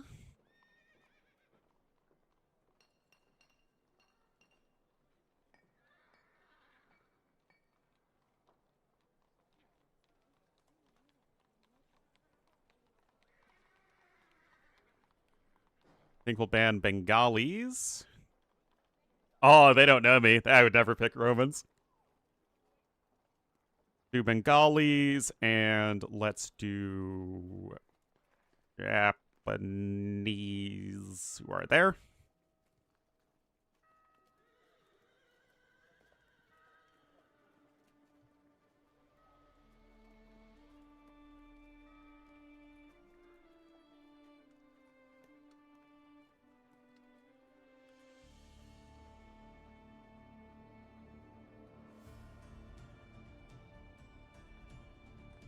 What's he gonna do?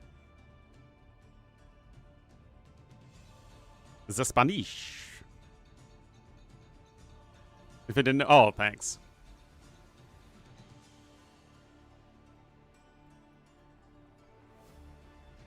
I feel like I'd never draft Romans with the 3k civs just because I don't like them.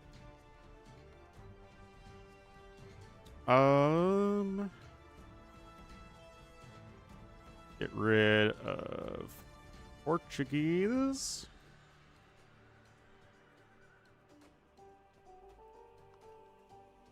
And Koreans.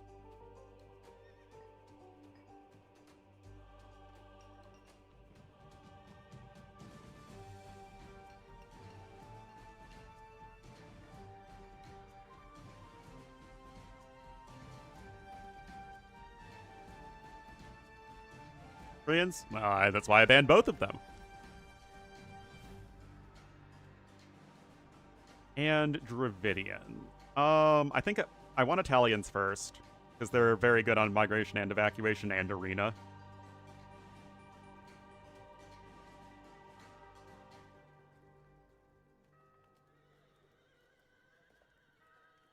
Oh!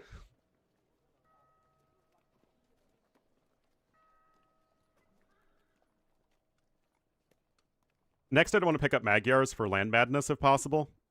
But he could very easily draft them first. If he goes Magyars, I go Huns. Unless he goes Magyars and Huns, in which case, they're just toxic.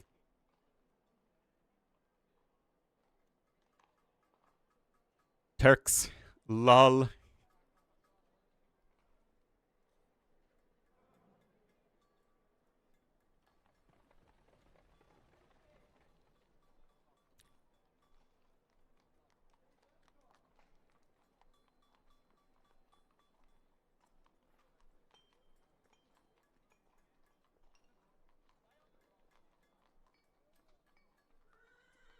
Sicilians. Ooh, interesting. The counter Turks? Nope. Not doing it. Let's see. I was gonna draft Magyars next, and I will do that.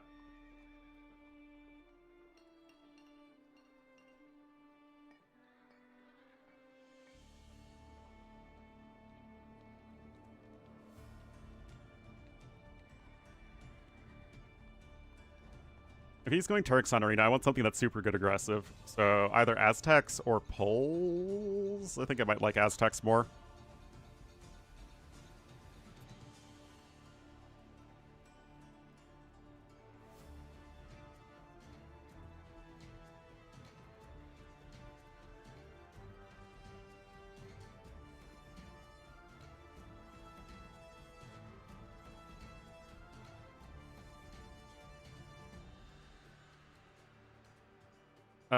So I've got Land Madness, Migration, and Arena.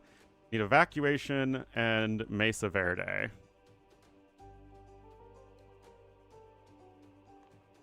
Teutons.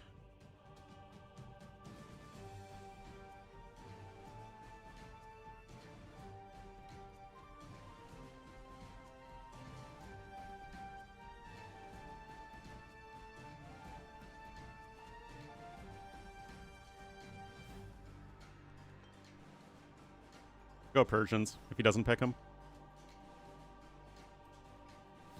Go Persians for evacuation, and who else? The Sokotresk map.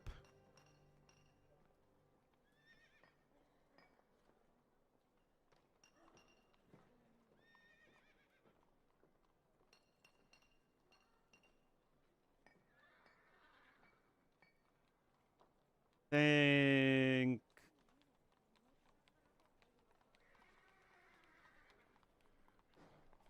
I just like Byzantines. I drafted no Civ that came after the Forgotten expansion.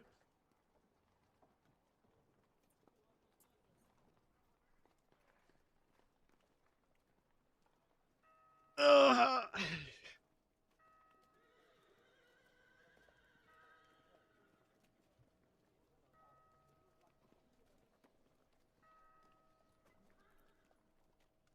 Hindustanis, all right.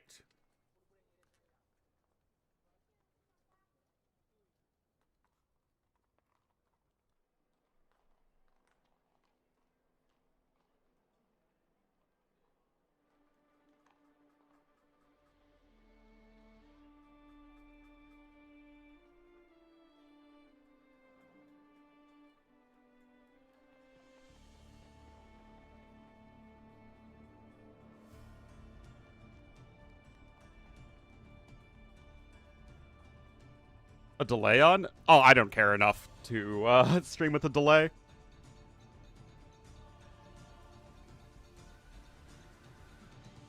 So, why did I think we were playing Land Madness? Oh my goodness. Lol. That's funny. It's a best of 3, yeah. All right, we'll have to change our plan a little bit.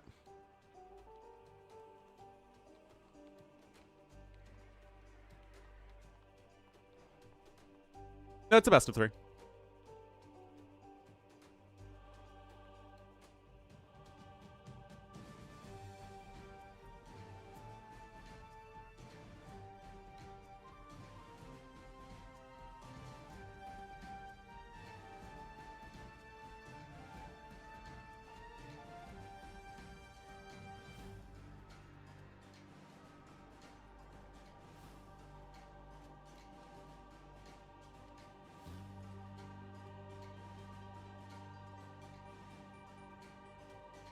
I mean, it's like, it's recommended that you,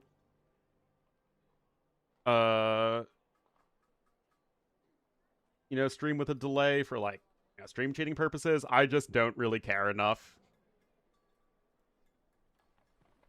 I guess there could always be more Ornlu emotes.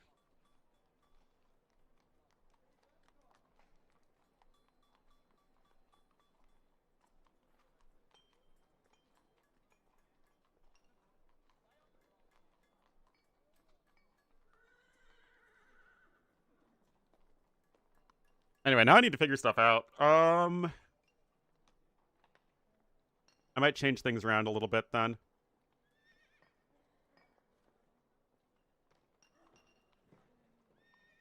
We'll go Byzantines for cross.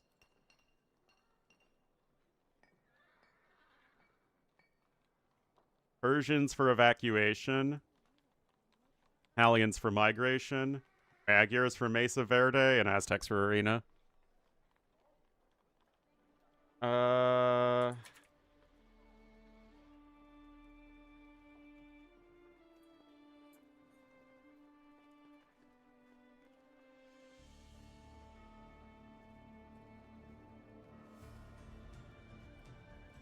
No, I'm closing the chat. I'm not going to look at chat while playing.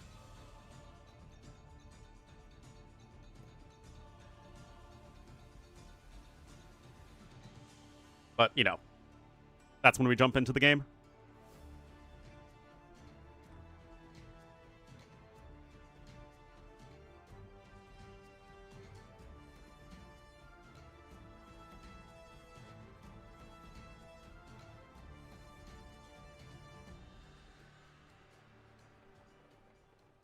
Do it?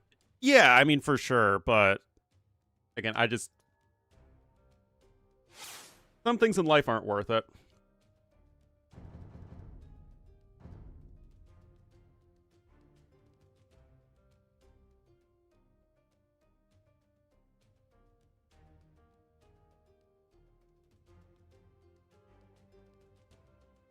All right, though, guys, as I am about to get into the game, I will go ahead and minimize the chats.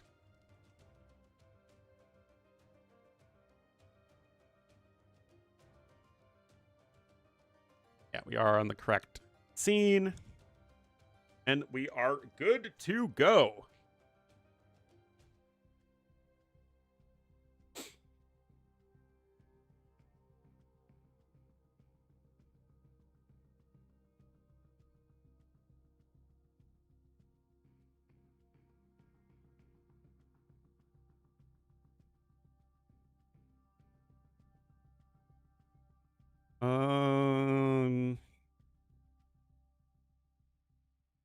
Good to me.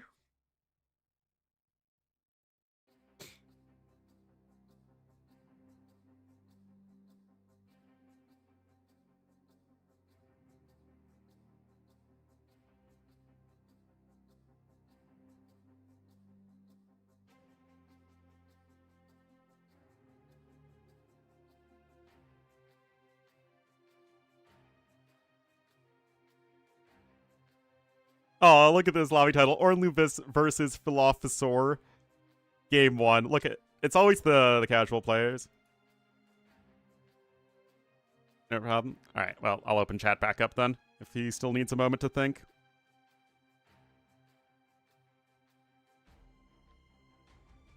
Ha! I'm back!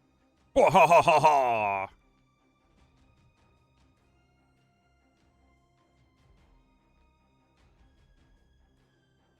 Oh.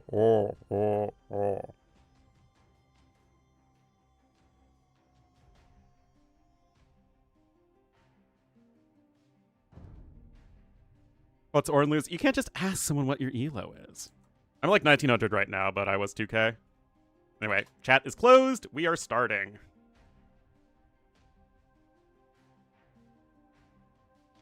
Hindustanis. Interesting. Salve. Quando? Impero. Quando.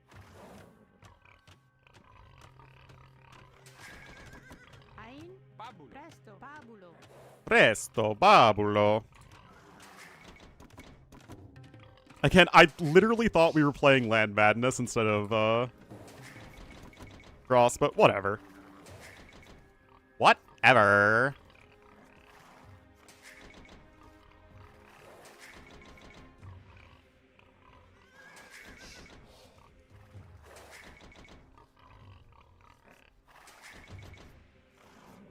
Alright, we can have that wood line there at the back.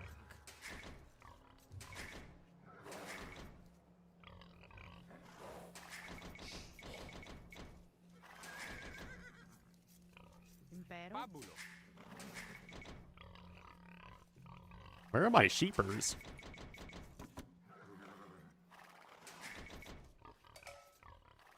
There we are. Presto. Condo. Caedo. Condo. Condo.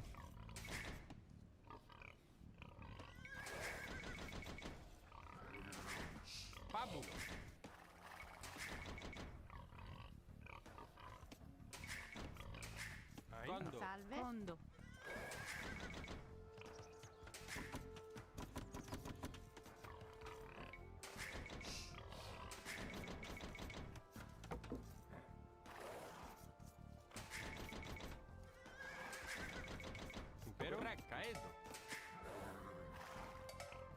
Right. Presto, caedo.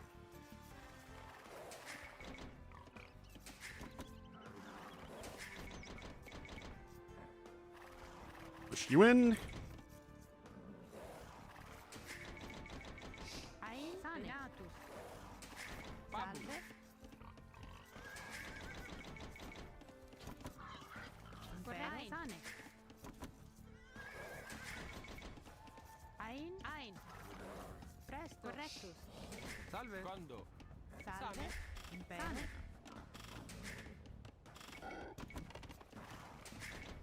Ein. Venatus. Let's see where he is. Impero. Caedo. Ein. Venatus.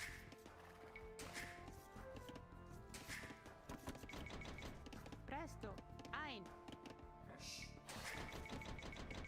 Salve. Correctus. Sane. Correctus. Ein. Sane. Correctus. Ein. Salve. Venatus. Impero. Are there no shorefish? Capto. Okay. Condo. Whatever. Condo. Presto. Venatus. Presto. Ein. Sane. Ein. Caedo. Caedo.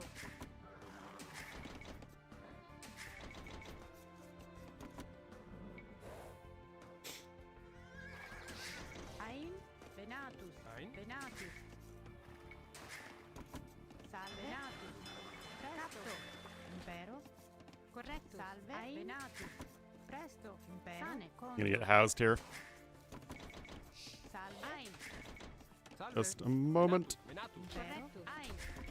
Presto. Venatus. Impero. Ein. Venatus.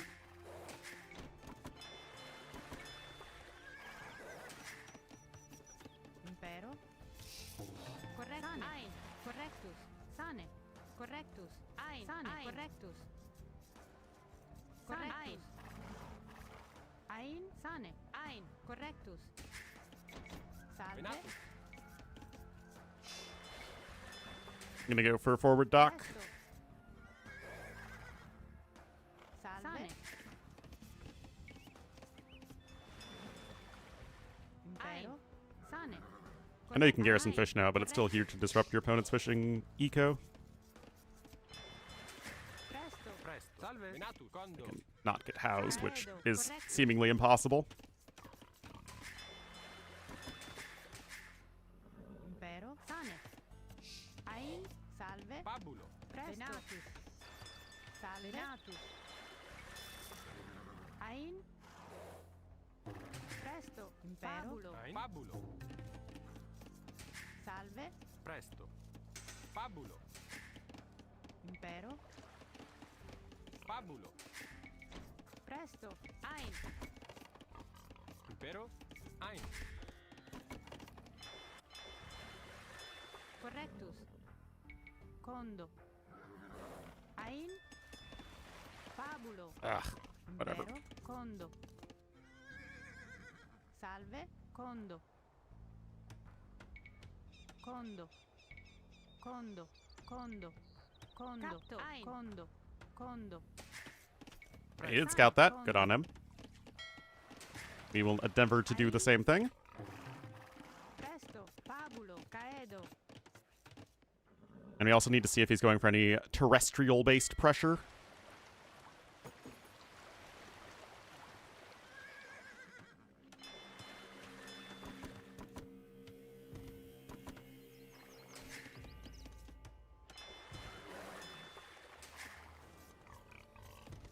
Impero, Capto.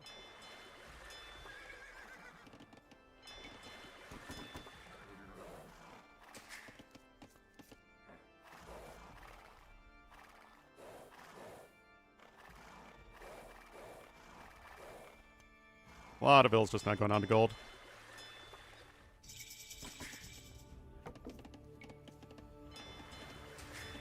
Ein. Ein. We go to the south.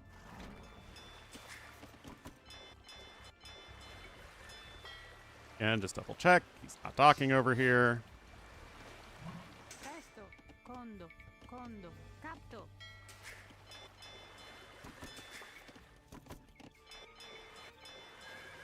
Salve. Correctus. Salve, Kondo. Ein. Sane. Okay, that's a very early and preemptive defensive tower. Beneficio. Salve. Caedo. Kondo. Correctus. Ein. Impero. Ein. Kondo.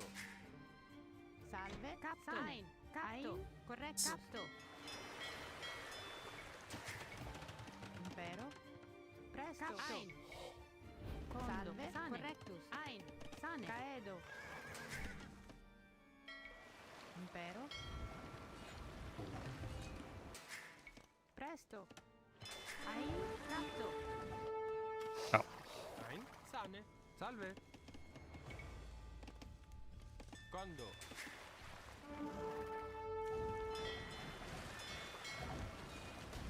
Right, get you. Presto. Stop! Ein. Reficio. Impero. Salve. Correctus. Caedo. Presto. Reficio. Ein. Presto. Ein. Salve. Correct. Caedo. Ein. Impero. Caedo. Try and bait him into the TC. Okay, that's not happening. Okay, now we need to check to the north.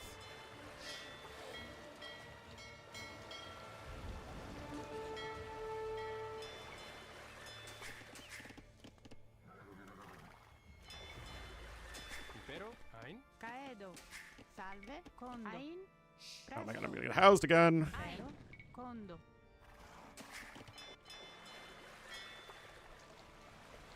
Salve. Reficio. Impero. Kondo.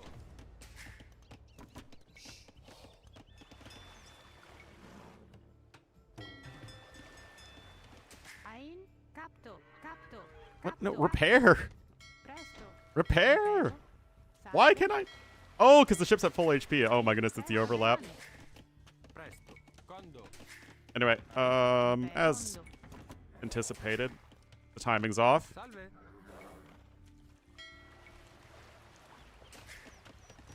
Presto. Kondo. It looks like he is not to the north, although we don't know that 100% for sure. Why are you stuck?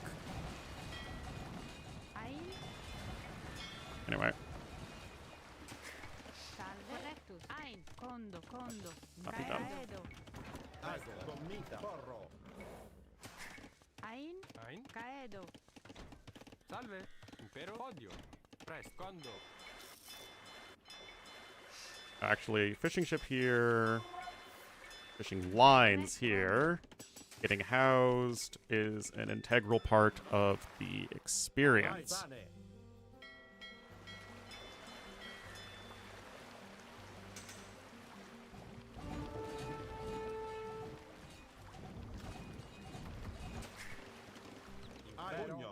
you. Impero. Sane. Another veil to the north, because on every dock we can.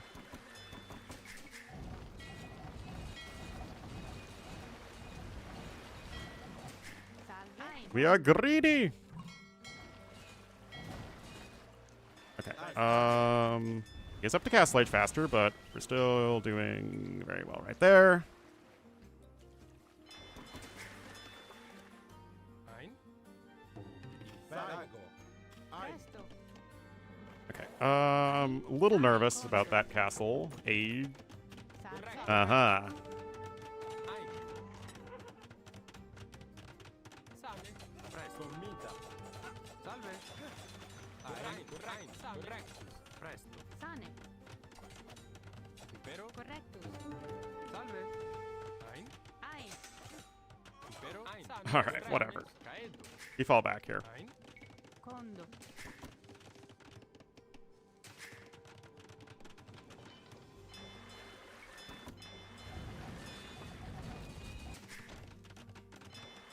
Impero. Salve. Presto. Ein. Catto. Presto. Caedo. Salve. Correctus. Sane. Correctus. Impero. Condo. The TC to the south.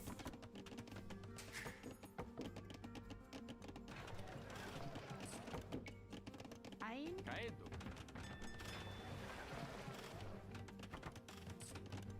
Presto. Caedo. Impero. Condo.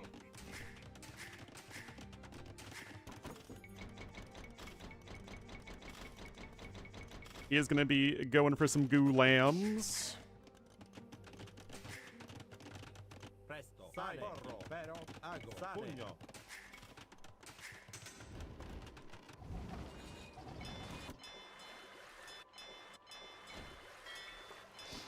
Impero. Sane. Ein. Sane. Salve. Correct. Ein. Presto. Correctus. Correct. Impero. Ein. Salve. Sane. Ein. Ein. Salve. Get him. Impero. Caedo. Podio. Podio. Caedo. Presto. Condo. Ein. Podio. Impero. Presto. Sane. Correctus. Ein. Correctus. Salve. Ein. Podio. Presto. Ein. Podio. You going. Impero. Presto. Colo. Ein.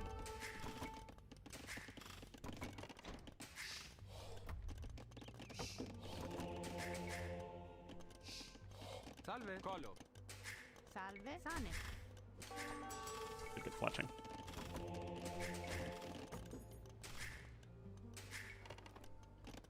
Definitely need my gold income right there. Condo.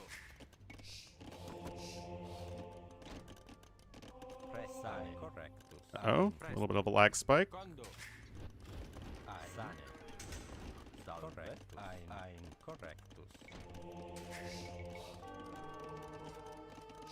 Impero. Correctus. Sane. Sane. Correctus. Ein. Salve. Sane. Impero. Presto. Podio. Presto. Ein. Condo. Impero. Salve. Caedo. Impero. Podio. Presto. Condo. Correct. Heal! Ein. Salve. Condo. Ein. Presto. Condo. Another monastery. We hit the wrong buttons because we're really good at that. Impero. Sane. I did just notice I don't have gill nets yet. Salve. Catto.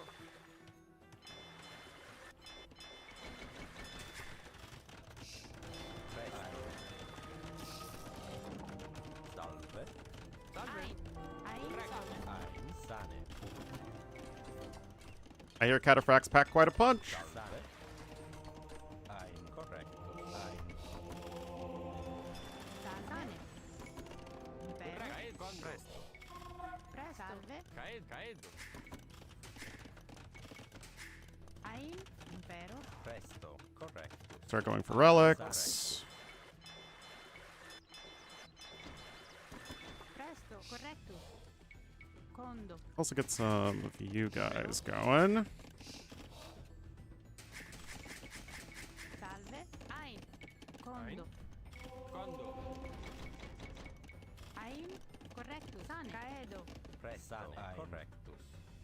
Where are my 7 relics, man?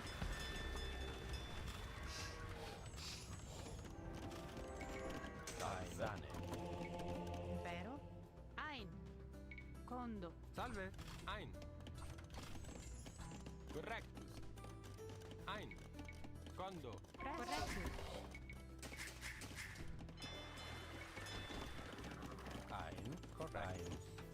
Alright, pick up you. We just need to keep a close eye on...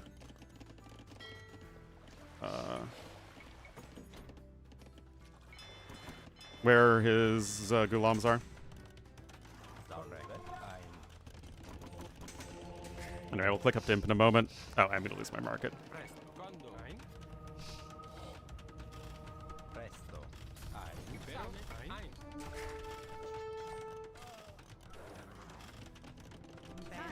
Caedo. Caedo. Presto. Correctus. Sane. Right. Condo. Gathering stone over there. Salve. Condo.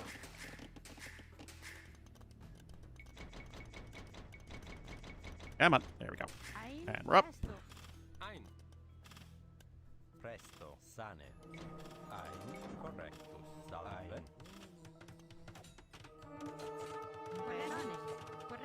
Sane. Condo. Salve. Ein. Presto. Condo. Impero. Condo. Ein. Correctus. Impero. Salve. Correcto. Presto. Sane. Oh, Salve. Correcto. Dirk. Condo. Impero. Colo. Impero. Salve. Ein.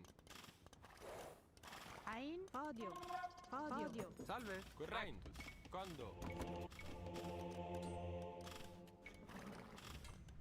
that's a lot of bills he's got over there. Podio.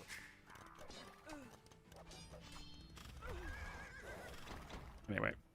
Hopefully, we should be good here.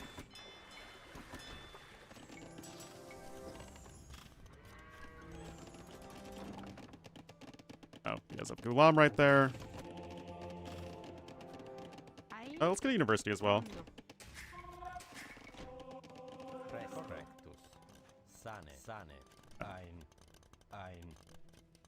You, Ein. Sane. or you.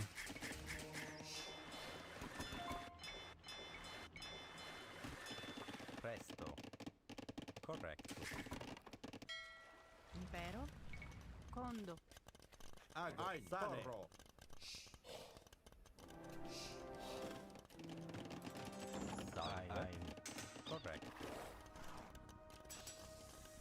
Presto. Condo. All right.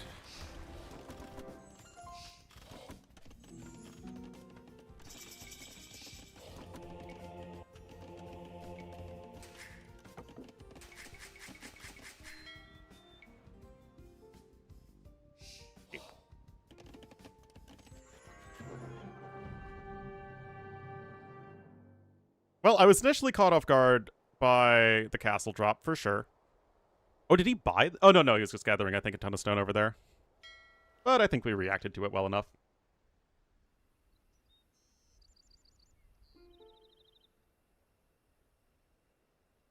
All 4 corners. Hee.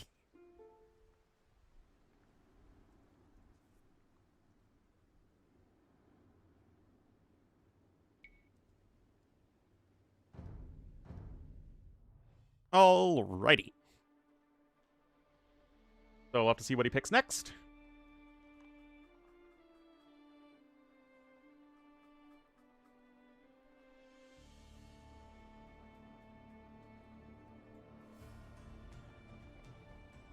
I'm so good at the game I can predict. My drafting shame with T West. Oh no, is T West casting me? Oh dear. Oh dearie, dearie, dear.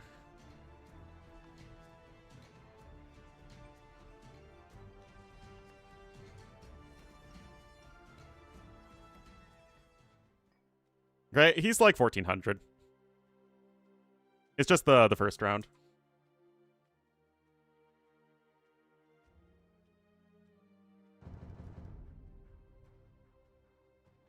Unfortunate, but, you know, this is what happens when you sign up for a tournament. I've gotten my butt handed to me in the first round of many a tournament before.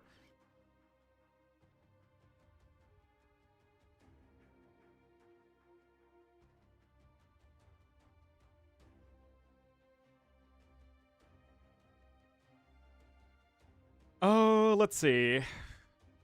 Yeah, I guess he picks the map. Oh, wait, did he message?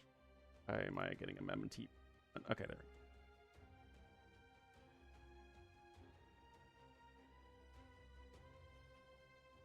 we go. Absolutely. Like, if that's something that you want to have fun with.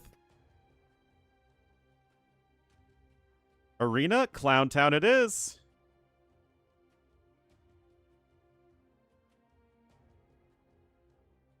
Okay, he's almost certainly going to go Turks.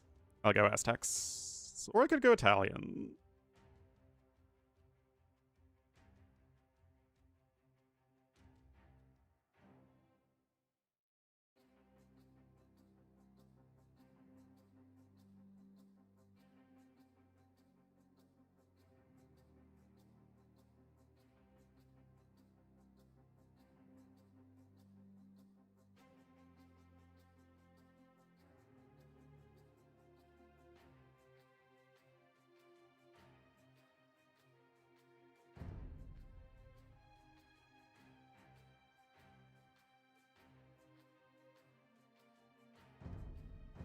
I forgot to pick my Civ! LOL!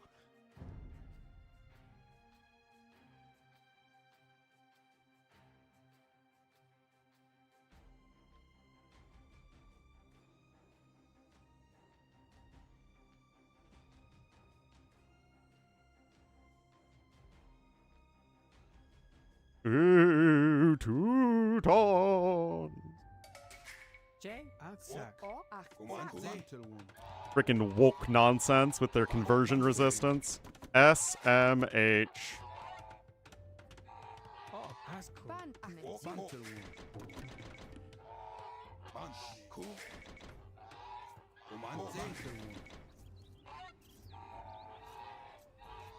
Alright, got some Reyes to push in. No chickens here.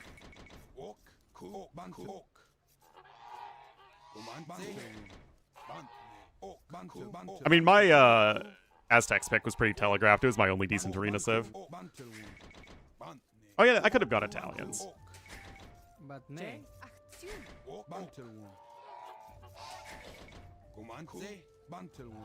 But yeah, I mean, given my draft, wouldn't make sense for really me to do anything other than Aztecs here.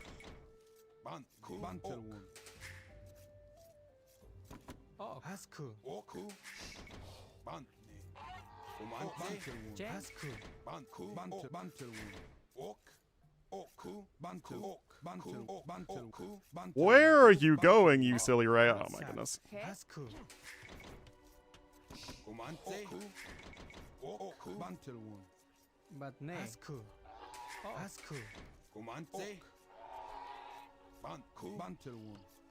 What on earth are you doing?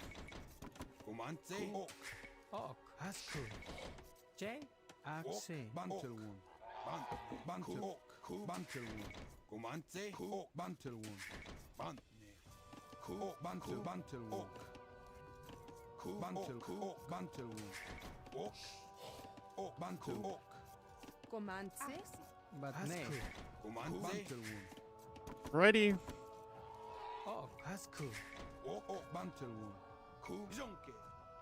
We can't really scout out in Feudal Age, so it's important for us to go out on the map in Dark Age here.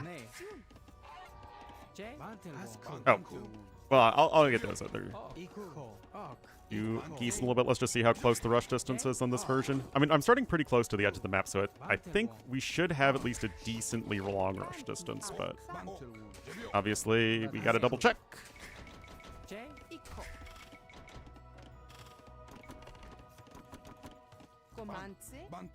Yeah, looks like it. And of course, you have to be on the lookout for a tower rush. Ban. Aktion. Achsak. Jebio. Ok. Asku. Umante. Bantel. Jonke. Walk. Jebio. Hetsun. But ne. Ban. Ok. Ikko. Walk. Jonke. Where are you at, homie? J. Bantel. Ikko. You guys up now? Ikko. But ne. Asku. Bantel. Walk. Jebio.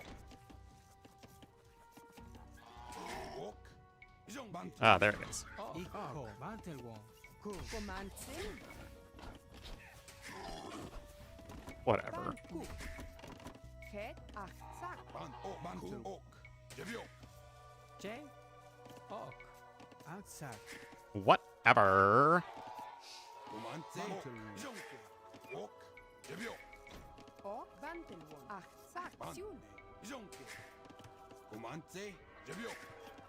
Het. Ok. Walk. Jonke. Jebio. Jonke. Ban. Ku. Jebio. Jonke. Okay.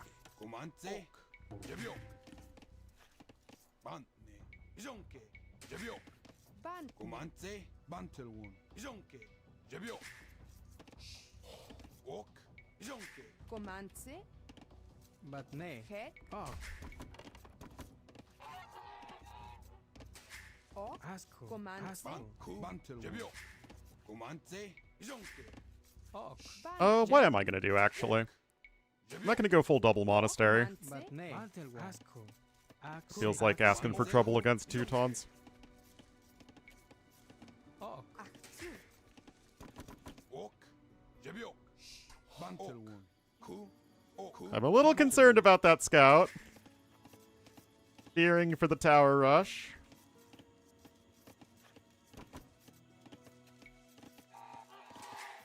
Ban. Jonke. J. Aktion. But ne. Umante. Jebio. Ok. Ok. J. Outside. Asco. But ne. Outside. Walk. Bantelwon. Banku. Asco. Het. Sion. Umante. Bantelwon. Ok. Ok. Asco. Oh dear. Bantelwon. Walk. Banku. J. Ikko. But ne. J. Outside. Comanche. Achsak. Umante. But ne. Bantelwon. Het. Banku. Ok. Outside. Outside. Comanche. Achsak. But ne. Ok. Ikko. Het. Achsak. Het. Achsak. Ban. Achsak. Achsak. Comanche. J. Ban. Achsak. Achsak. Achsak. Oh, jeez.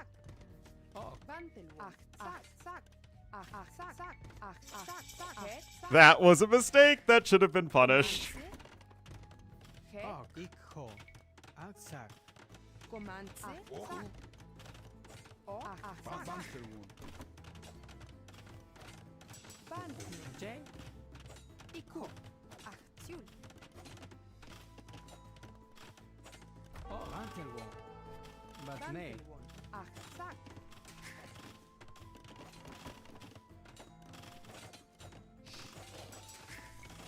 Ikko. Ku. Ikko. Ku. Comanche. Achsak. Achsak. Banku. Banku. Actually, let's cancel that. I don't know if we have exactly enough food to click up anyway. J. Oh, Ku. Jonke. Umante. All right. Ikko. Ban. Ikko. Ku. Achsak. Banku. Banku. But ne. Ikko. Zak. Comanche. Bantelwon. Ok. But ne. Outside. J. Outside. Ok. But ne. J. Aksak. Ok. Ku. J. Ok. Bantu ok. Het. Aksak. Ok. Aksi. Aksak. Comandze. Bantne.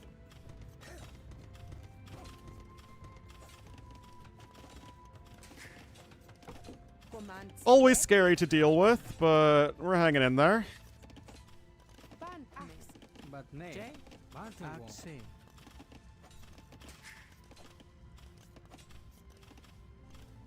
Oh, we should get double bit axe.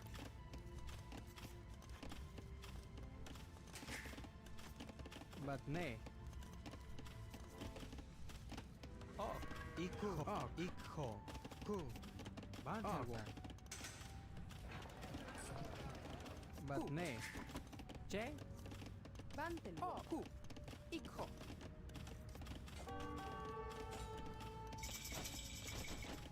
Aksi. Aksak. J. Ikho. Ok, devio. Ok. Bantelwon. No, no, no. Command.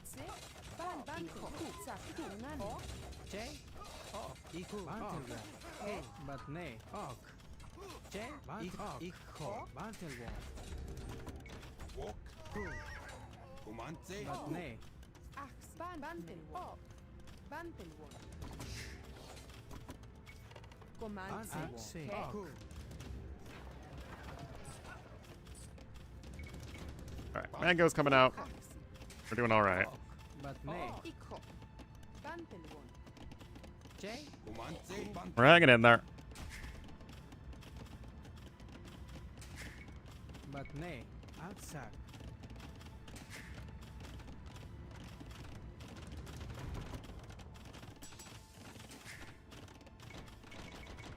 Ok. Aksak.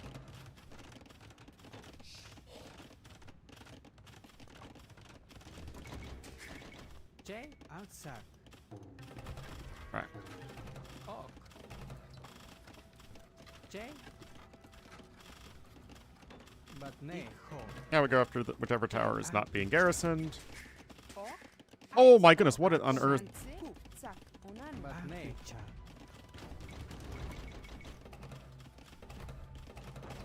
Akpicha.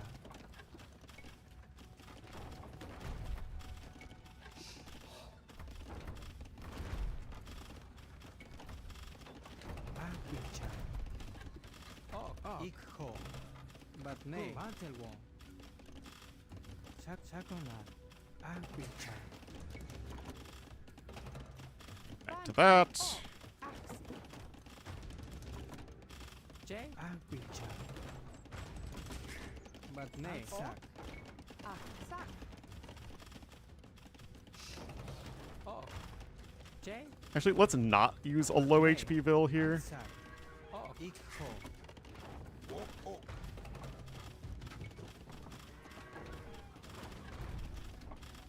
J. Akpicha. Ok. Aksak. But nay. Akpicha.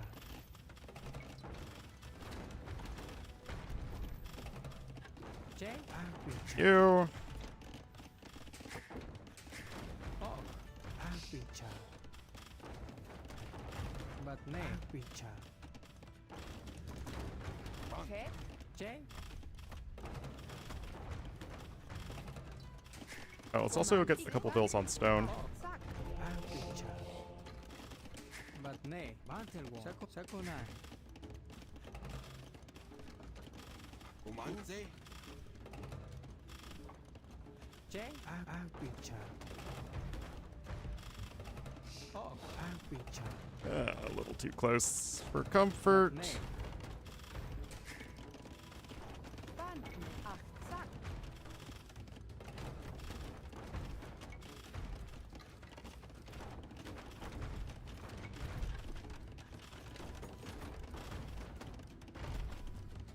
Bantu. Devio.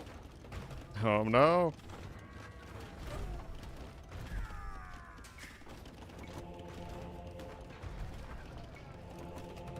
J.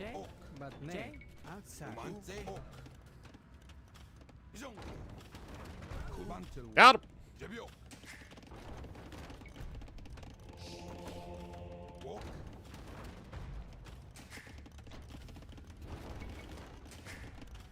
Oh, outside. 도만세 I've been shot.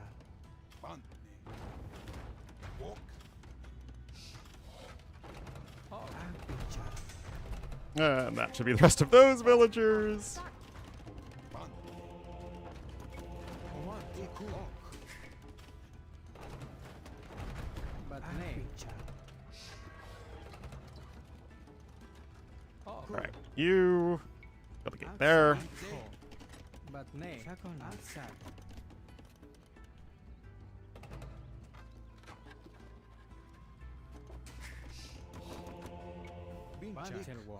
Wind chime. J. But nay. Outside. J. Outside. 옥 반네 Okay. Ik. Ku.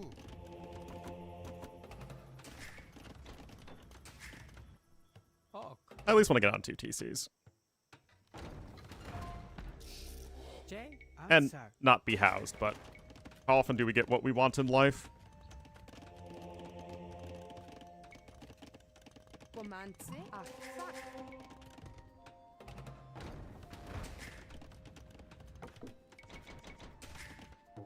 Heck. But nay. Ik. Outside. Mantelwong. Axie. 도만세 반투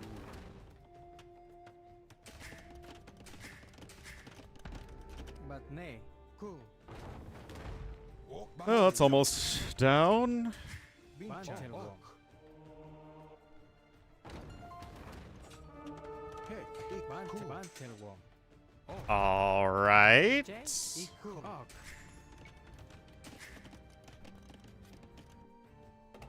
도만세 Commander. Okay.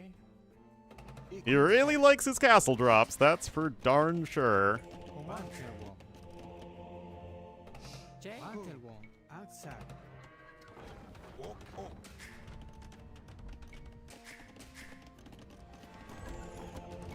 Get one more defensive mangonel here.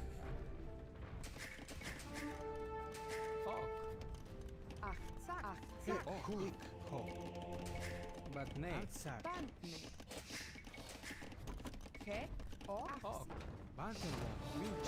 J. Winchar. 반 제비오 이정 Okay.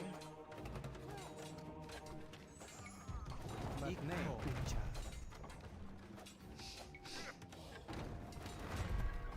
Oh my god, reverse repair! No! 옥 J. Winchar. Okay. Winchar. Ho.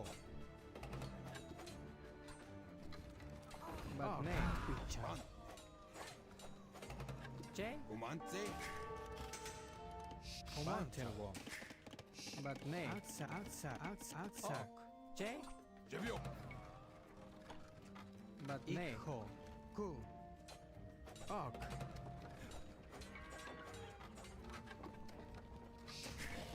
Hey. Ok. And I'm about to get housed again. Outside. Goodness. J. Mantelwong.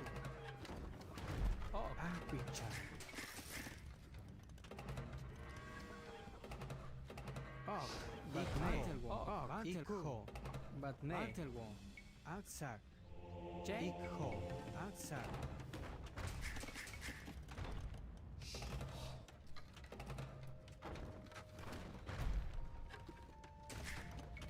But nay. Outside. Okay. J. Outside. But nay. Outside. J. Outside. Okay.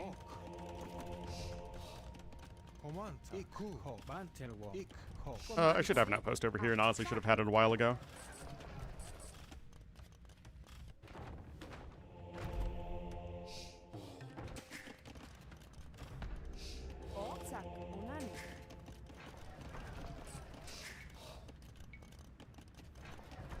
The desire to boom is simply too powerful. J. Oh, Kakonai. Oh, outside. Vinchan.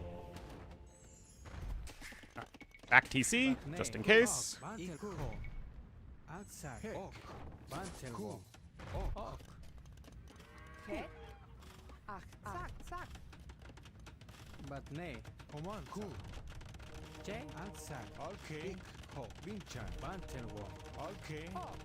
Ach, zack. Command. Cool. Vinchan. Ok. Hek. Ik. Ho. Vinchan. Bantelwom.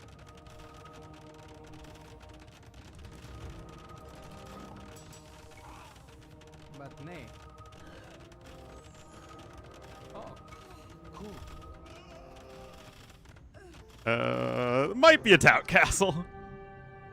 And we got a starting TC.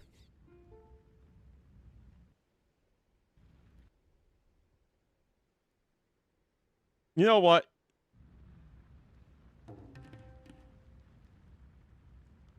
You know, you got to appreciate the effort, right? You really do have to appreciate it. Heck. This is not somebody who went in and said, I'm just going to try and play passive and hope I beat somebody who's much higher rated than me.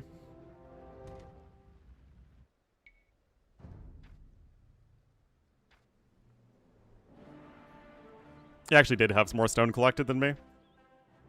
But yeah, the thing is, when he went for such a trush and the castle drop behind it, he just didn't have enough of an eco at that stage. He had no vills on food. He never had any farms.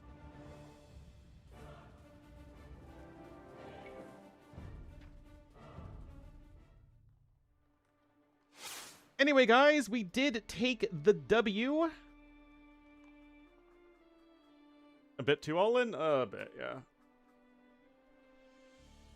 Let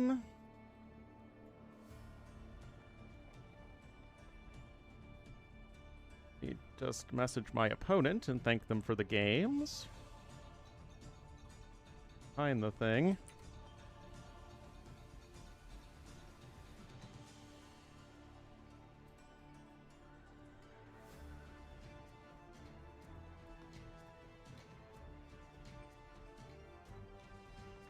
And let's use our replay packer.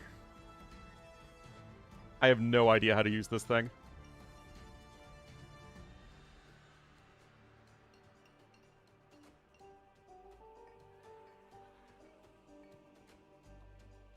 All right, so that is the map graph.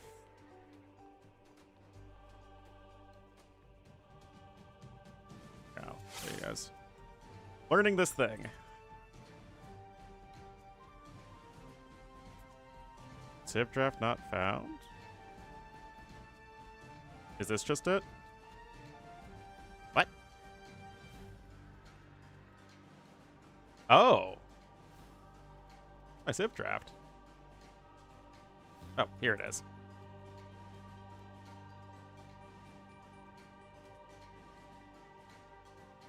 Three games.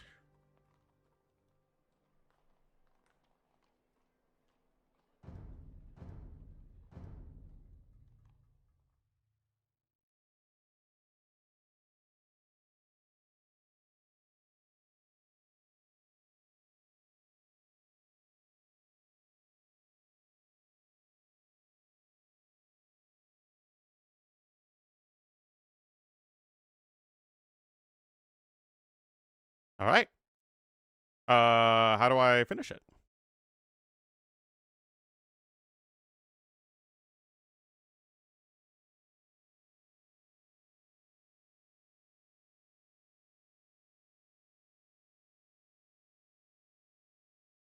Need a placeholder game? No, the replay packer will automatically generate one. The type of set? Oh, best of 3.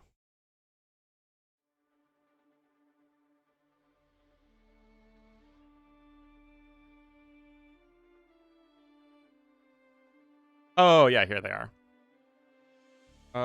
Let's see.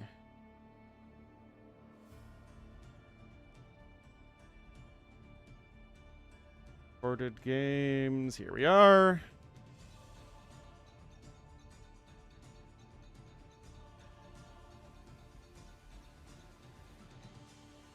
Man, that what a useful tool. Seriously.